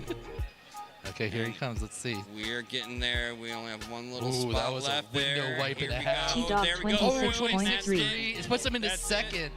53, and then he 30 goes down. He seconds didn't have remaining. enough power for another lap anyway. String being FPV 53.89. Even 43.66. with him running the big, Yeah, he's I shouldn't say the other word, the big long battery, the the long giant battery, Yes. allowing him to get enough But look at 3 this. laps Schuster here because our fastest 101.5. pilots pushing so much killed. power through their 10 batteries that they can seconds really only remaining. get 90 seconds of FPV Chem of that type of speed. 34.04. Size, as Zotek says, size matters, and here you see it on screen. Time's T-Dog up. with Finish the your big lap and battery, then a land. 26.3 best lap for him of the day, a String being FPV 53.89 finished 2 laps in PB. I do not know 78.26. what that is going Please to do land. position-wise. Does that? It That bumps him to edges, second. no wait, that bumps It Neon edged into Neon. 3rd. So right now the standings unofficially. Neon edged me, so I had to edge Neon back.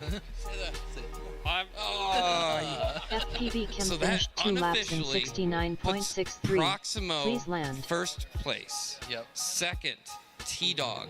and Neon in third. I think Proximo's a 52 something, right? And Yeah, because 53. he had a 25 in there and went in his fast. Race over. T-Dog and Neon's fastest lap is 0.01 difference. Because Neon had a 26.29 and T-Dog had a 26.30. 0.01 of a difference. Yeah.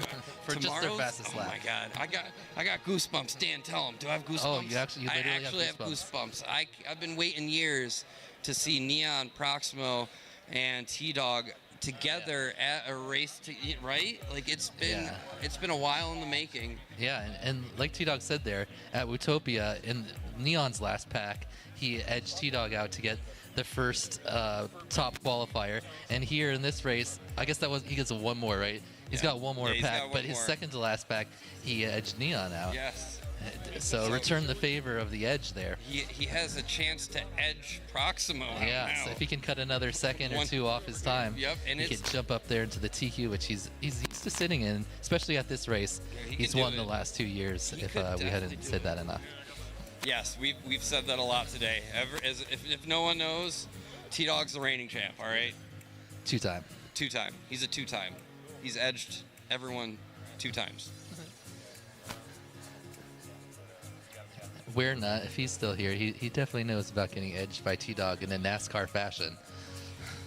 What was a NASCAR rule? Oh yeah, there's no NASCAR rule this year I though. know. Thank God. But it saves so personally, much I'm not a time, so I'm fan, like yes. kind of on the fence. It but depends. Like if you have the time, don't run it. But if you I'm have joking. to do It has never it's- saved any time ever in the history of drone No, racing. because you just keep going. You just keep going. Yeah, because no one's gonna be like, oh, I got it. Yeah.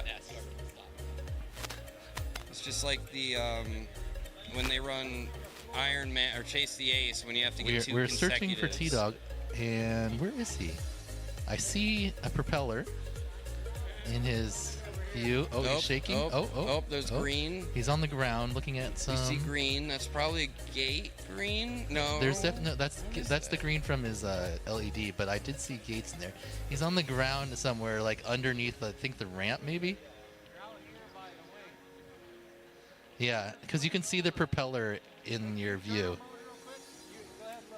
Yeah, I think it's under one of the ramps. Spinner. Oh, you can see the chairs. Oh, you're behind the sign on the left. Jesse, turn around and come back towards us. To Okay. your left right there, T-Dog. And I did want to mention, as we have In between, our yeah. pilots that No, are left, stepping out T-Dog, from left. the There you go. Boom. as Got we it. have our pilot. Sorry, Dan, I'm not trying to speak over you. All good. I do want to mention that we do have prizes for every pilot who is qualifying. So after you are done, make sure to get your prize from Tom right here. And if you are already done, make sure to get your prize from Tom here. Everybody has one. And you just got to tell him your handle, and he'll get it sorted out for you. So, should be good to go. Oh,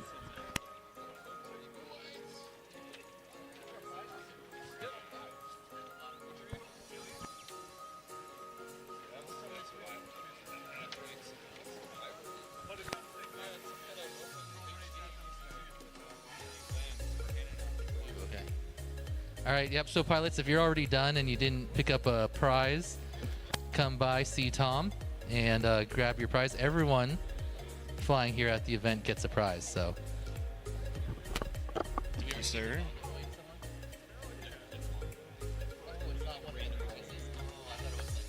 Which one?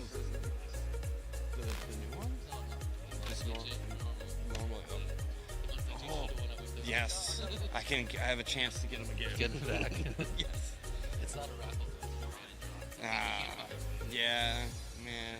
They need a raffle. All right. It looks like we recovered T-Dog's drone, and we're good for their last run here. Yeah, let's go over the sponsors here real quick, Tasty. So our gold sponsors here at the micro drone race at the National Museum of the United States Air Force are Newbie Drone, Ready Made RC, Custom FPV, HD Zero, Happy Model, T Motor, and HQ Prop. Schuster Very 18.41. nice sponsors there. For platinum sponsors, we have Emax, Rect, Beta FPV, a Tiny Hoop, and Foxeer. Thank you very much for our Yeah. platinum sponsors. And who's our presenting sponsor, Noah? Noah. their presenting sponsor. Oh no, we're sending it. It's We Bleed. Yep. We bleed. We Bleed. Arm your quads. Starting on the tone in less than 5. All right, all 4 pilots are off. This String will be the bean last FPV battery of the 11.18. day for these 4 pilots. Yep. Let's see if we can get any edging going on from T-Dog here. I mean, he did edge pretty hard already. It's hard to tell if he's got any more edge Ooh, in him. he's going in full T-Dog mode right now. I mean, this is the time to do it. Yep. He's locked himself in a very nice second, edging out Neon, which I think was his big goal. I mean, he's put in how many hours a day? He's got like a timer on his phone, 5 hours a day. Didn't he flight say time? flew 200 packs yesterday at Proximo's house? 31.95. Yeah, we showed up there. I came in a car String with bean Neon FPV and T-Dog and 35.77. early in the morning. FPV And Chem by the time I walked out 37.83. that door, it was like 9 o'clock at night, and they were still going at it. Wow. So let's see. Cam jumped himself up into 12th. Let's see if he could go even further up, I'm sure. Schuster in 33rd. does he- Oh, 60 Schuster is seconds one remaining. spot out of the Oh. events. I didn't even see that. If Schuster can improve that on that 93, he could jump himself T-Dog into that coveted top 32.23. 32 where you Yep. get a race tomorrow. That is Hopefully a he can lot pull of that pressure. And we're gonna off. see T-Dog what with a Schuster couple bobbles there. 68.94. Doesn't look like he's going to improve his time. I guess he technically, String no, he doesn't bean have a FPV battery for 2. He has time for 37.88. 2, but not battery. Yeah. And Schuster's FPV gonna. Chem ooh, 41.7. that's Schuster gonna. after 68, yeah. That's gonna hurt. That's going to pretty much do it there. Yep. FPV 30 Cam, I seconds don't remaining. want Yeah, him he's to already at a improve his 37 time. and a 41. Look how close he was to almost the double-double. Tweech got a 69, 62. T-Dog That's close. 32.53. No, Point- 62, so No, point yeah. 0.01 off. You want to go down, Oh, you well, want to no. go down. Or you want to do the double-double. 10 seconds 69, remaining. 69. You could do that. Yeah, It's not as fun as the I 69, guess. Yes. Anyway. Oh, Cam, Time's a little up. mistake, but he gets back online. Finish your lap and then All right, land. pilots coming around String for their bean final one. FPV String bean finished 2 not laps able in to improve on his 83.72. already excellent time, Please land. though he did set a better fast lap FPV with last can round, finish got all 2 the way down laps to a in 34. Nice work by 87.45. String bean. Please land. All right. Punching his ticket to pro class tomorrow. All right, pilots, finish your lap and bring them on in. Yep, Cam 11th with that 69.63. Schuster finished 2 laps in Schuster, 143.89. unfortunately, Please land. 33rd, one spot out of the qualifying position for the brackets tomorrow. Tough spot. Oh, he's a quarter second behind 0 volts. That's rough. Yes, that is rough. That is a very small gap. Come and see me for your prize. Before you're done here for the prize. This is the only reason I'm here. Okay, so that was what, 6? So we've got 4 more packs here. 2 more groups of pilots getting their last 2 packs on the track, and then our leaderboard will be set for the brackets tomorrow. If you're able to come back and watch tomorrow, that's the heads up racing. Right now we're qualifying for time. Pilots are trying to get their fastest 2 laps consecutively, and then tomorrow we will race like actual racing. Oh, wow, I did not notice, but I saw my name on the screen. String Bean almost edging me out of my 13th place with only a 1.19 behind my PB of the day, which 72. Yeah, look, and then Cam, you can see 0.01 behind Tweech. Tweech, yep. 0.01. Wow. That, I mean, They're we both only the go pro, to though, 0.00 for your double, so I mean, it could be even less if it's split than that. But pretty much Cam locked into that pro class. String being pretty much locked into that pro class. Yeah, we'll see our pilots coming up here next if any of them have a chance to make anything happen. Currently, it looks like 0 volts must be on the hard bubble at 32. So you looking for? You had a 34 last round. That was your fastest. The 7th one.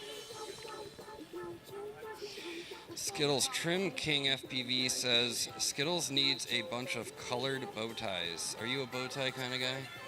You know, I'm not really like a formal dress type guy, so no. Yeah. Borg says he's been telling you this for months.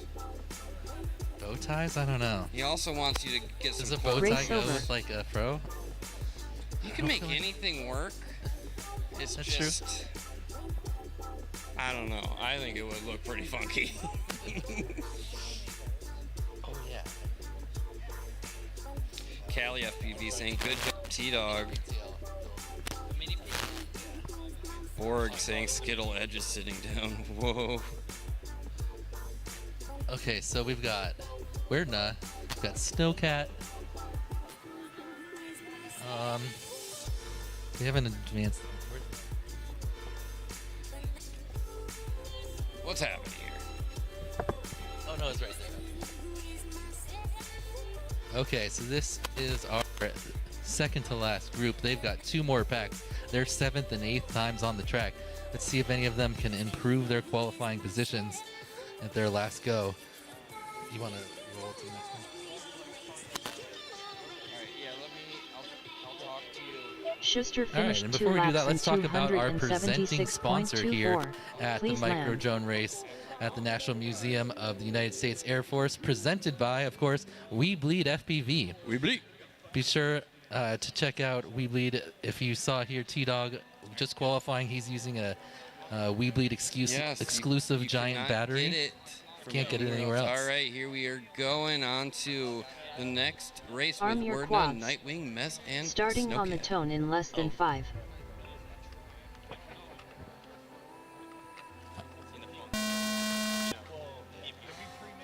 All right, so let's see. Werner's currently in 7th, but we could definitely see him jump up with that Lemon Cess build up into up higher in there. Mez in 31st, so he has successfully made it into the top 32. He's going to be racing tomorrow. And Snowcat currently in 49th. He's going to have to cut nearly 50 seconds off to make it there into the top.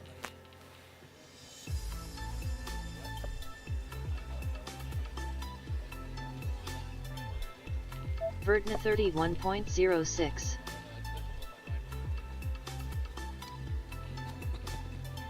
Okay. Oh, Werner tumbles down after 31. He typically takes about a lap to get up to his sub 30.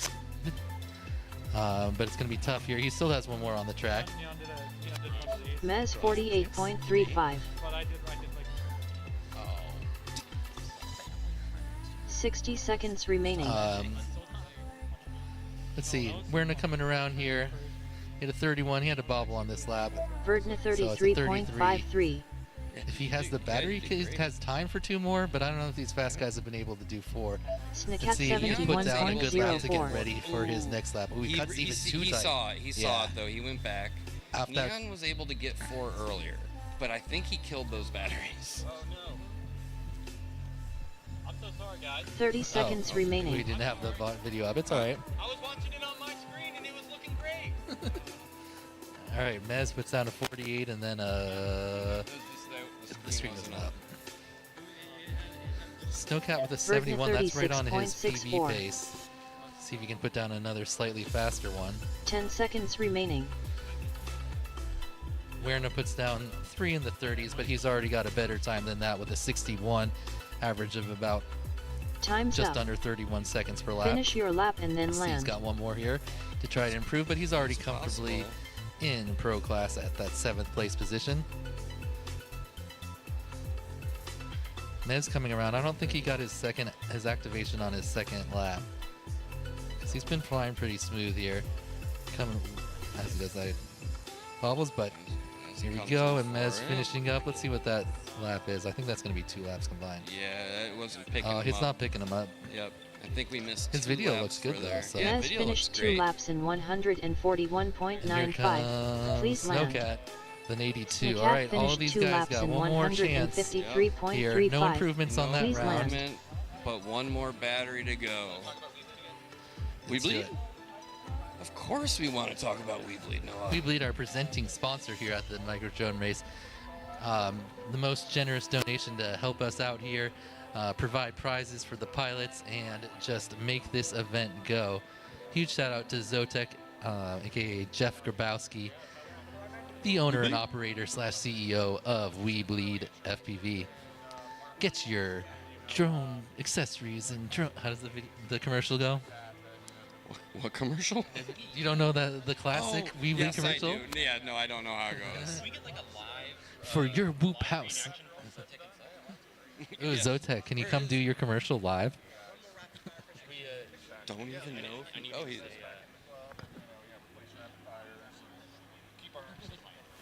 We could get some Weebleed FPV swag up here.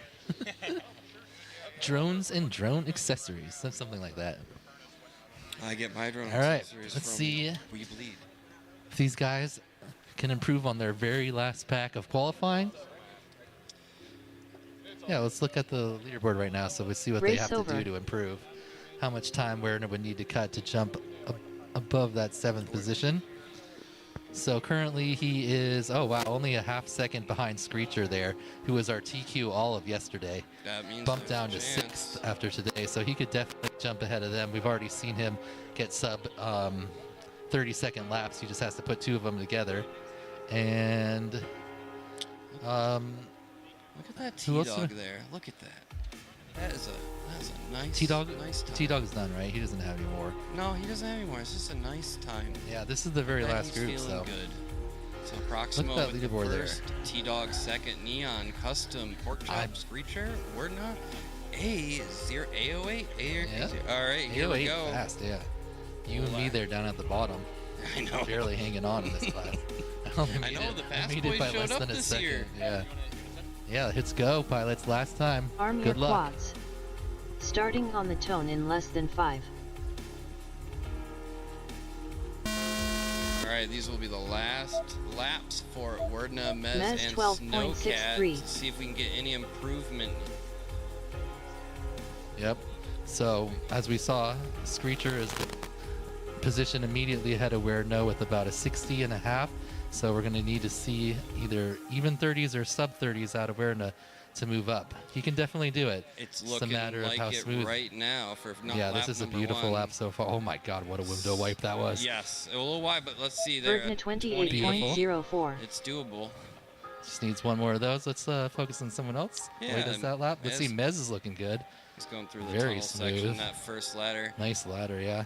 That tunnel Snowcat. section is Snowcat pretty still out. technically has a chance here if he could somehow just go into hyperspeed and make it all the way up to about 90 so seconds in time.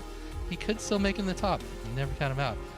Let's see. Anything's possible, Dan. All right. Anything is possible. Werner just had 60 another good lap of seconds 28. remaining. Oh, he jumps himself into Verdna 4th place 28.58. with that 28.5.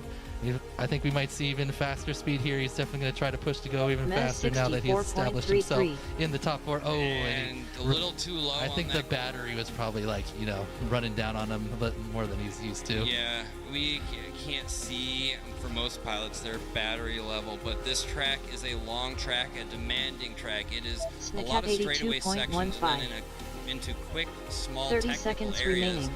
And it is long. On Velocidrone, 30-second laps were fast. Yeah. And on here, usually pilots are not as fast as they are on Velocidrone. So this track is a killer. That is a reason why we are doing 2-lap consecutive instead of, people having to run for those 3. It's just hard to Yeah. get 10 3. seconds remaining. In the finals, I'm assuming we're going to do 3 laps. Like, if some of these fast guys get stuck too long, they could Yeah. possibly run out of battery. I think that's going to be a big factor. Is if Time's they get up. stuck, that's a huge Finish waste your of lap and battery. then Yeah, land. turtling And waste burns your battery hard. Burns it, and a lot of the times you get stuck, it'll take a little finagling, to get out. Yep. So that might be the difference of being able to complete 3 or not. Ooh, a little bobble there for Mez, but he is quick back to the recovery and going into the slalom. Oh, forgets a gate. I'm pretty sure he missed a gate on there. Back Cat pylon? finished Yep. 2 Or laps no, in the top 144.99. Yeah, Please land. he's not on his PB pace anyway, so. And there we go, There it pilots. Bring it in. That Word is your not qualifying. taking a PB, just like Neon on his Race last over. battery, PBing with a 56.61, bringing him down into 4th place. Where he's Congrats, finished the Werner. last 2 races, last 2 years, 4th place Yeah, both times. I'm pretty So sure- he's yeah. hoping to jump up into that top podium. But we do have trophies for 4 positions this year. I like it. Yes, I do remember. I'm a little salty about it. First year I came, they did not go to 4th place, but I think E-Box says I got 5th, but I don't believe it. I got a 4th in my heart that year. I don't think I'll ever get it again with these pilots at the top. But here's your final qualifying list, official, unofficially official. We've got Proximo up at the top there. He has the fastest lap and the fastest 2-lap time with a 52.82. Only a second behind him, we've got T-Dog with a 53.89.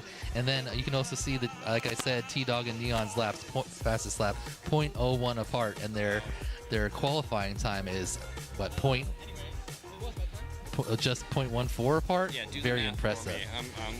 Yeah. I'll leave and that then, to you, Dan. So those, not surprising to see those 4 pilots up there. The only person I might have expected up there also would be Porkchop. But then Custom with an excellent finish, our only other pilot to get under 60 with a 58.58. Porkchop coming up in 6th. And then Screecher in 7th. And AO8, a pilot I'm not totally familiar with, killing it. A 61.57th in 8th place. You want to go over the bottom half there of the sure. In pro 9th class? place, we have Nightwing with a 64.84. 10th, Tweech, a 69.62. FPV Cam in 11th with a 69.63. That's a 0.01 split. I can do some math then. And then we go on to Chet Mac right below me with a 71.83 in 12th place. Then Tasty, lucky number 13, 72.16, a 73.35 in 14th. String Being FPV Gaps in 15th with a 73.53, and Skittles himself, 16th place, sneaking himself into that pro with a barely hung on there. Just barely, but you made it. That's all that matters, buddy. Scrap Heap. Edged out Scrap Heap. Poor Scrap Heap. With a 75.31, 17th. Cube, 18th place with a 75.76. 19th Pigeon, a 76.53. And yeah, so 17 through 32 is going to be your sport class. And we just went over Cube. Trash Fist had a bunch of chances to bump me out there, but got some unfortunate luck the last couple. Ended up in 20th. I bet you we see him in the Chase the Ace of the sport class. Praise just behind him in 21st. R3 in 22nd. Footloose, one of our Whoop House members, there in 23rd. Unlimited, who had the best video of the entire event with HD0. He ran like the older Mippy board and it looked beautiful. He was in 24th. Wise Ape in 25th. Yeti, creator of UDL, Underground Drone League, there in 26th. Flying Sharks in 27th. Uric 28th. Blue Jay 29th. Alien in 30th. Mez sneaking in there in his second to last round, I think, in 31st. And then Zero Volts, who I'm really happy made it in last year. He got just knocked out. And this year, he made it in as your 32nd qualifier. Great job, Zero Volts. And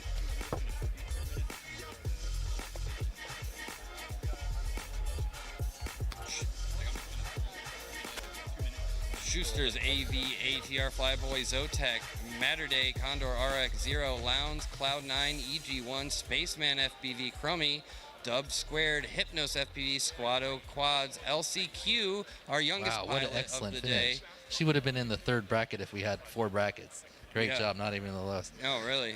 Very good job there. And the list has scrolled back up because Wordna needs to take a picture of his qualifying spot. And let's get back down. Can you roll us back down? Yeah, just all the way to the bottom. Yeah, so all the pilots just getting knocked out only by like 5 to 10 seconds, so that's basically like 1 crash for them, and not many people had 2 clean laps. No. Outside of our top pilots. And finish the list off: Snowcat 49th, Amaze FPV, Cappy 1, Roboland, 4Ari, Slacker OH, Low Dash, Afix, Nappy FPV, Mugshot, Gate Magnet, Thrill House FPV, Papa Pigeon, Drone 1 or On, Wonder FPV, and DTBE PV. Yeah, and that's super impressive. Oh, I get it. Yeah. Very often in a major race like this with this many pilots, there's a lot of pilots that don't even get what would be considered the qualifying 2 or 3 laps, right? But here, 61 out of 64 pilots all got 2 lap times. Yeah. So super impressive for the entire field. Everyone in micro drone racing, tiny whoop racing is getting way faster, and it's awesome to see. Yeah, so let's go over our sponsors then, and then we will say good night until tomorrow. So starting off with our gold sponsors, we've got Newbie Drone, Ready Made RC, Custom FPV, HD Zero, Happy Model, T-Motor, and HQ Prop. Huge shout out to all of our gold sponsors supporting the event here. Thank you very much. And on to our platinum sponsors. We have Emax, Rect, Beta FPV, Tiny Whoop, and Fox Ear. Thank you guys as well for our platinum sponsors. And of course, our presenting sponsor we've mentioned many times, but you can't mention them enough. That's We Bleed FPV. TC rocking the We Bleed jersey. I'll be on my We Bleed jersey tomorrow. Anyway, Zotek, of course, the owner-operator of We Bleed FPV. Huge shout-out to them, contributing in a huge way here at the Micro Drone Race at the National Museum of the United States Air Force. Thank you to We Bleed FPV and Zotek for providing so much support to us here. And let's give a big shout out to Noah and everyone else who has helped put all of this together. Killed it. That's Custom. Yep. He's over here. Custom FPV. He ran the entire race. He qualified 5th. He basically built all of the gates you see here, helped design much of the course. So great job to Noah. Very impressive. I think this is the first major race you've organized by yourself, right? So if everyone could give Noah a big round of applause. Thank you, Custom, for putting this together. It's not over yet, but the qualifying went smooth and we finished on time both days. And thank you for our announcers and all the drone racers and people who tuned in live today. We will be back tomorrow with the finals. Make sure to check in. Yeah. Come join us tomorrow around we're starting around 9 a.m., 9:30, and we'll start. Yeah. All right, we have a couple more prizes we need to give out. If you didn't get your prize, who are we missing? We're looking for Praise, Proximo, and Nightwing. Praise, Proximo, Nightwing, come to the stage and pick up your prize. Praise, Proximo, and Nightwing. Thank you guys very much for tuning in. We'll be back tomorrow. Yep. Thanks to everyone here at the museum locally and everyone watching online. Please come back and join us tomorrow for some exciting racing. It's going to be super close in both brackets. You don't want to miss any of it. Have a good night.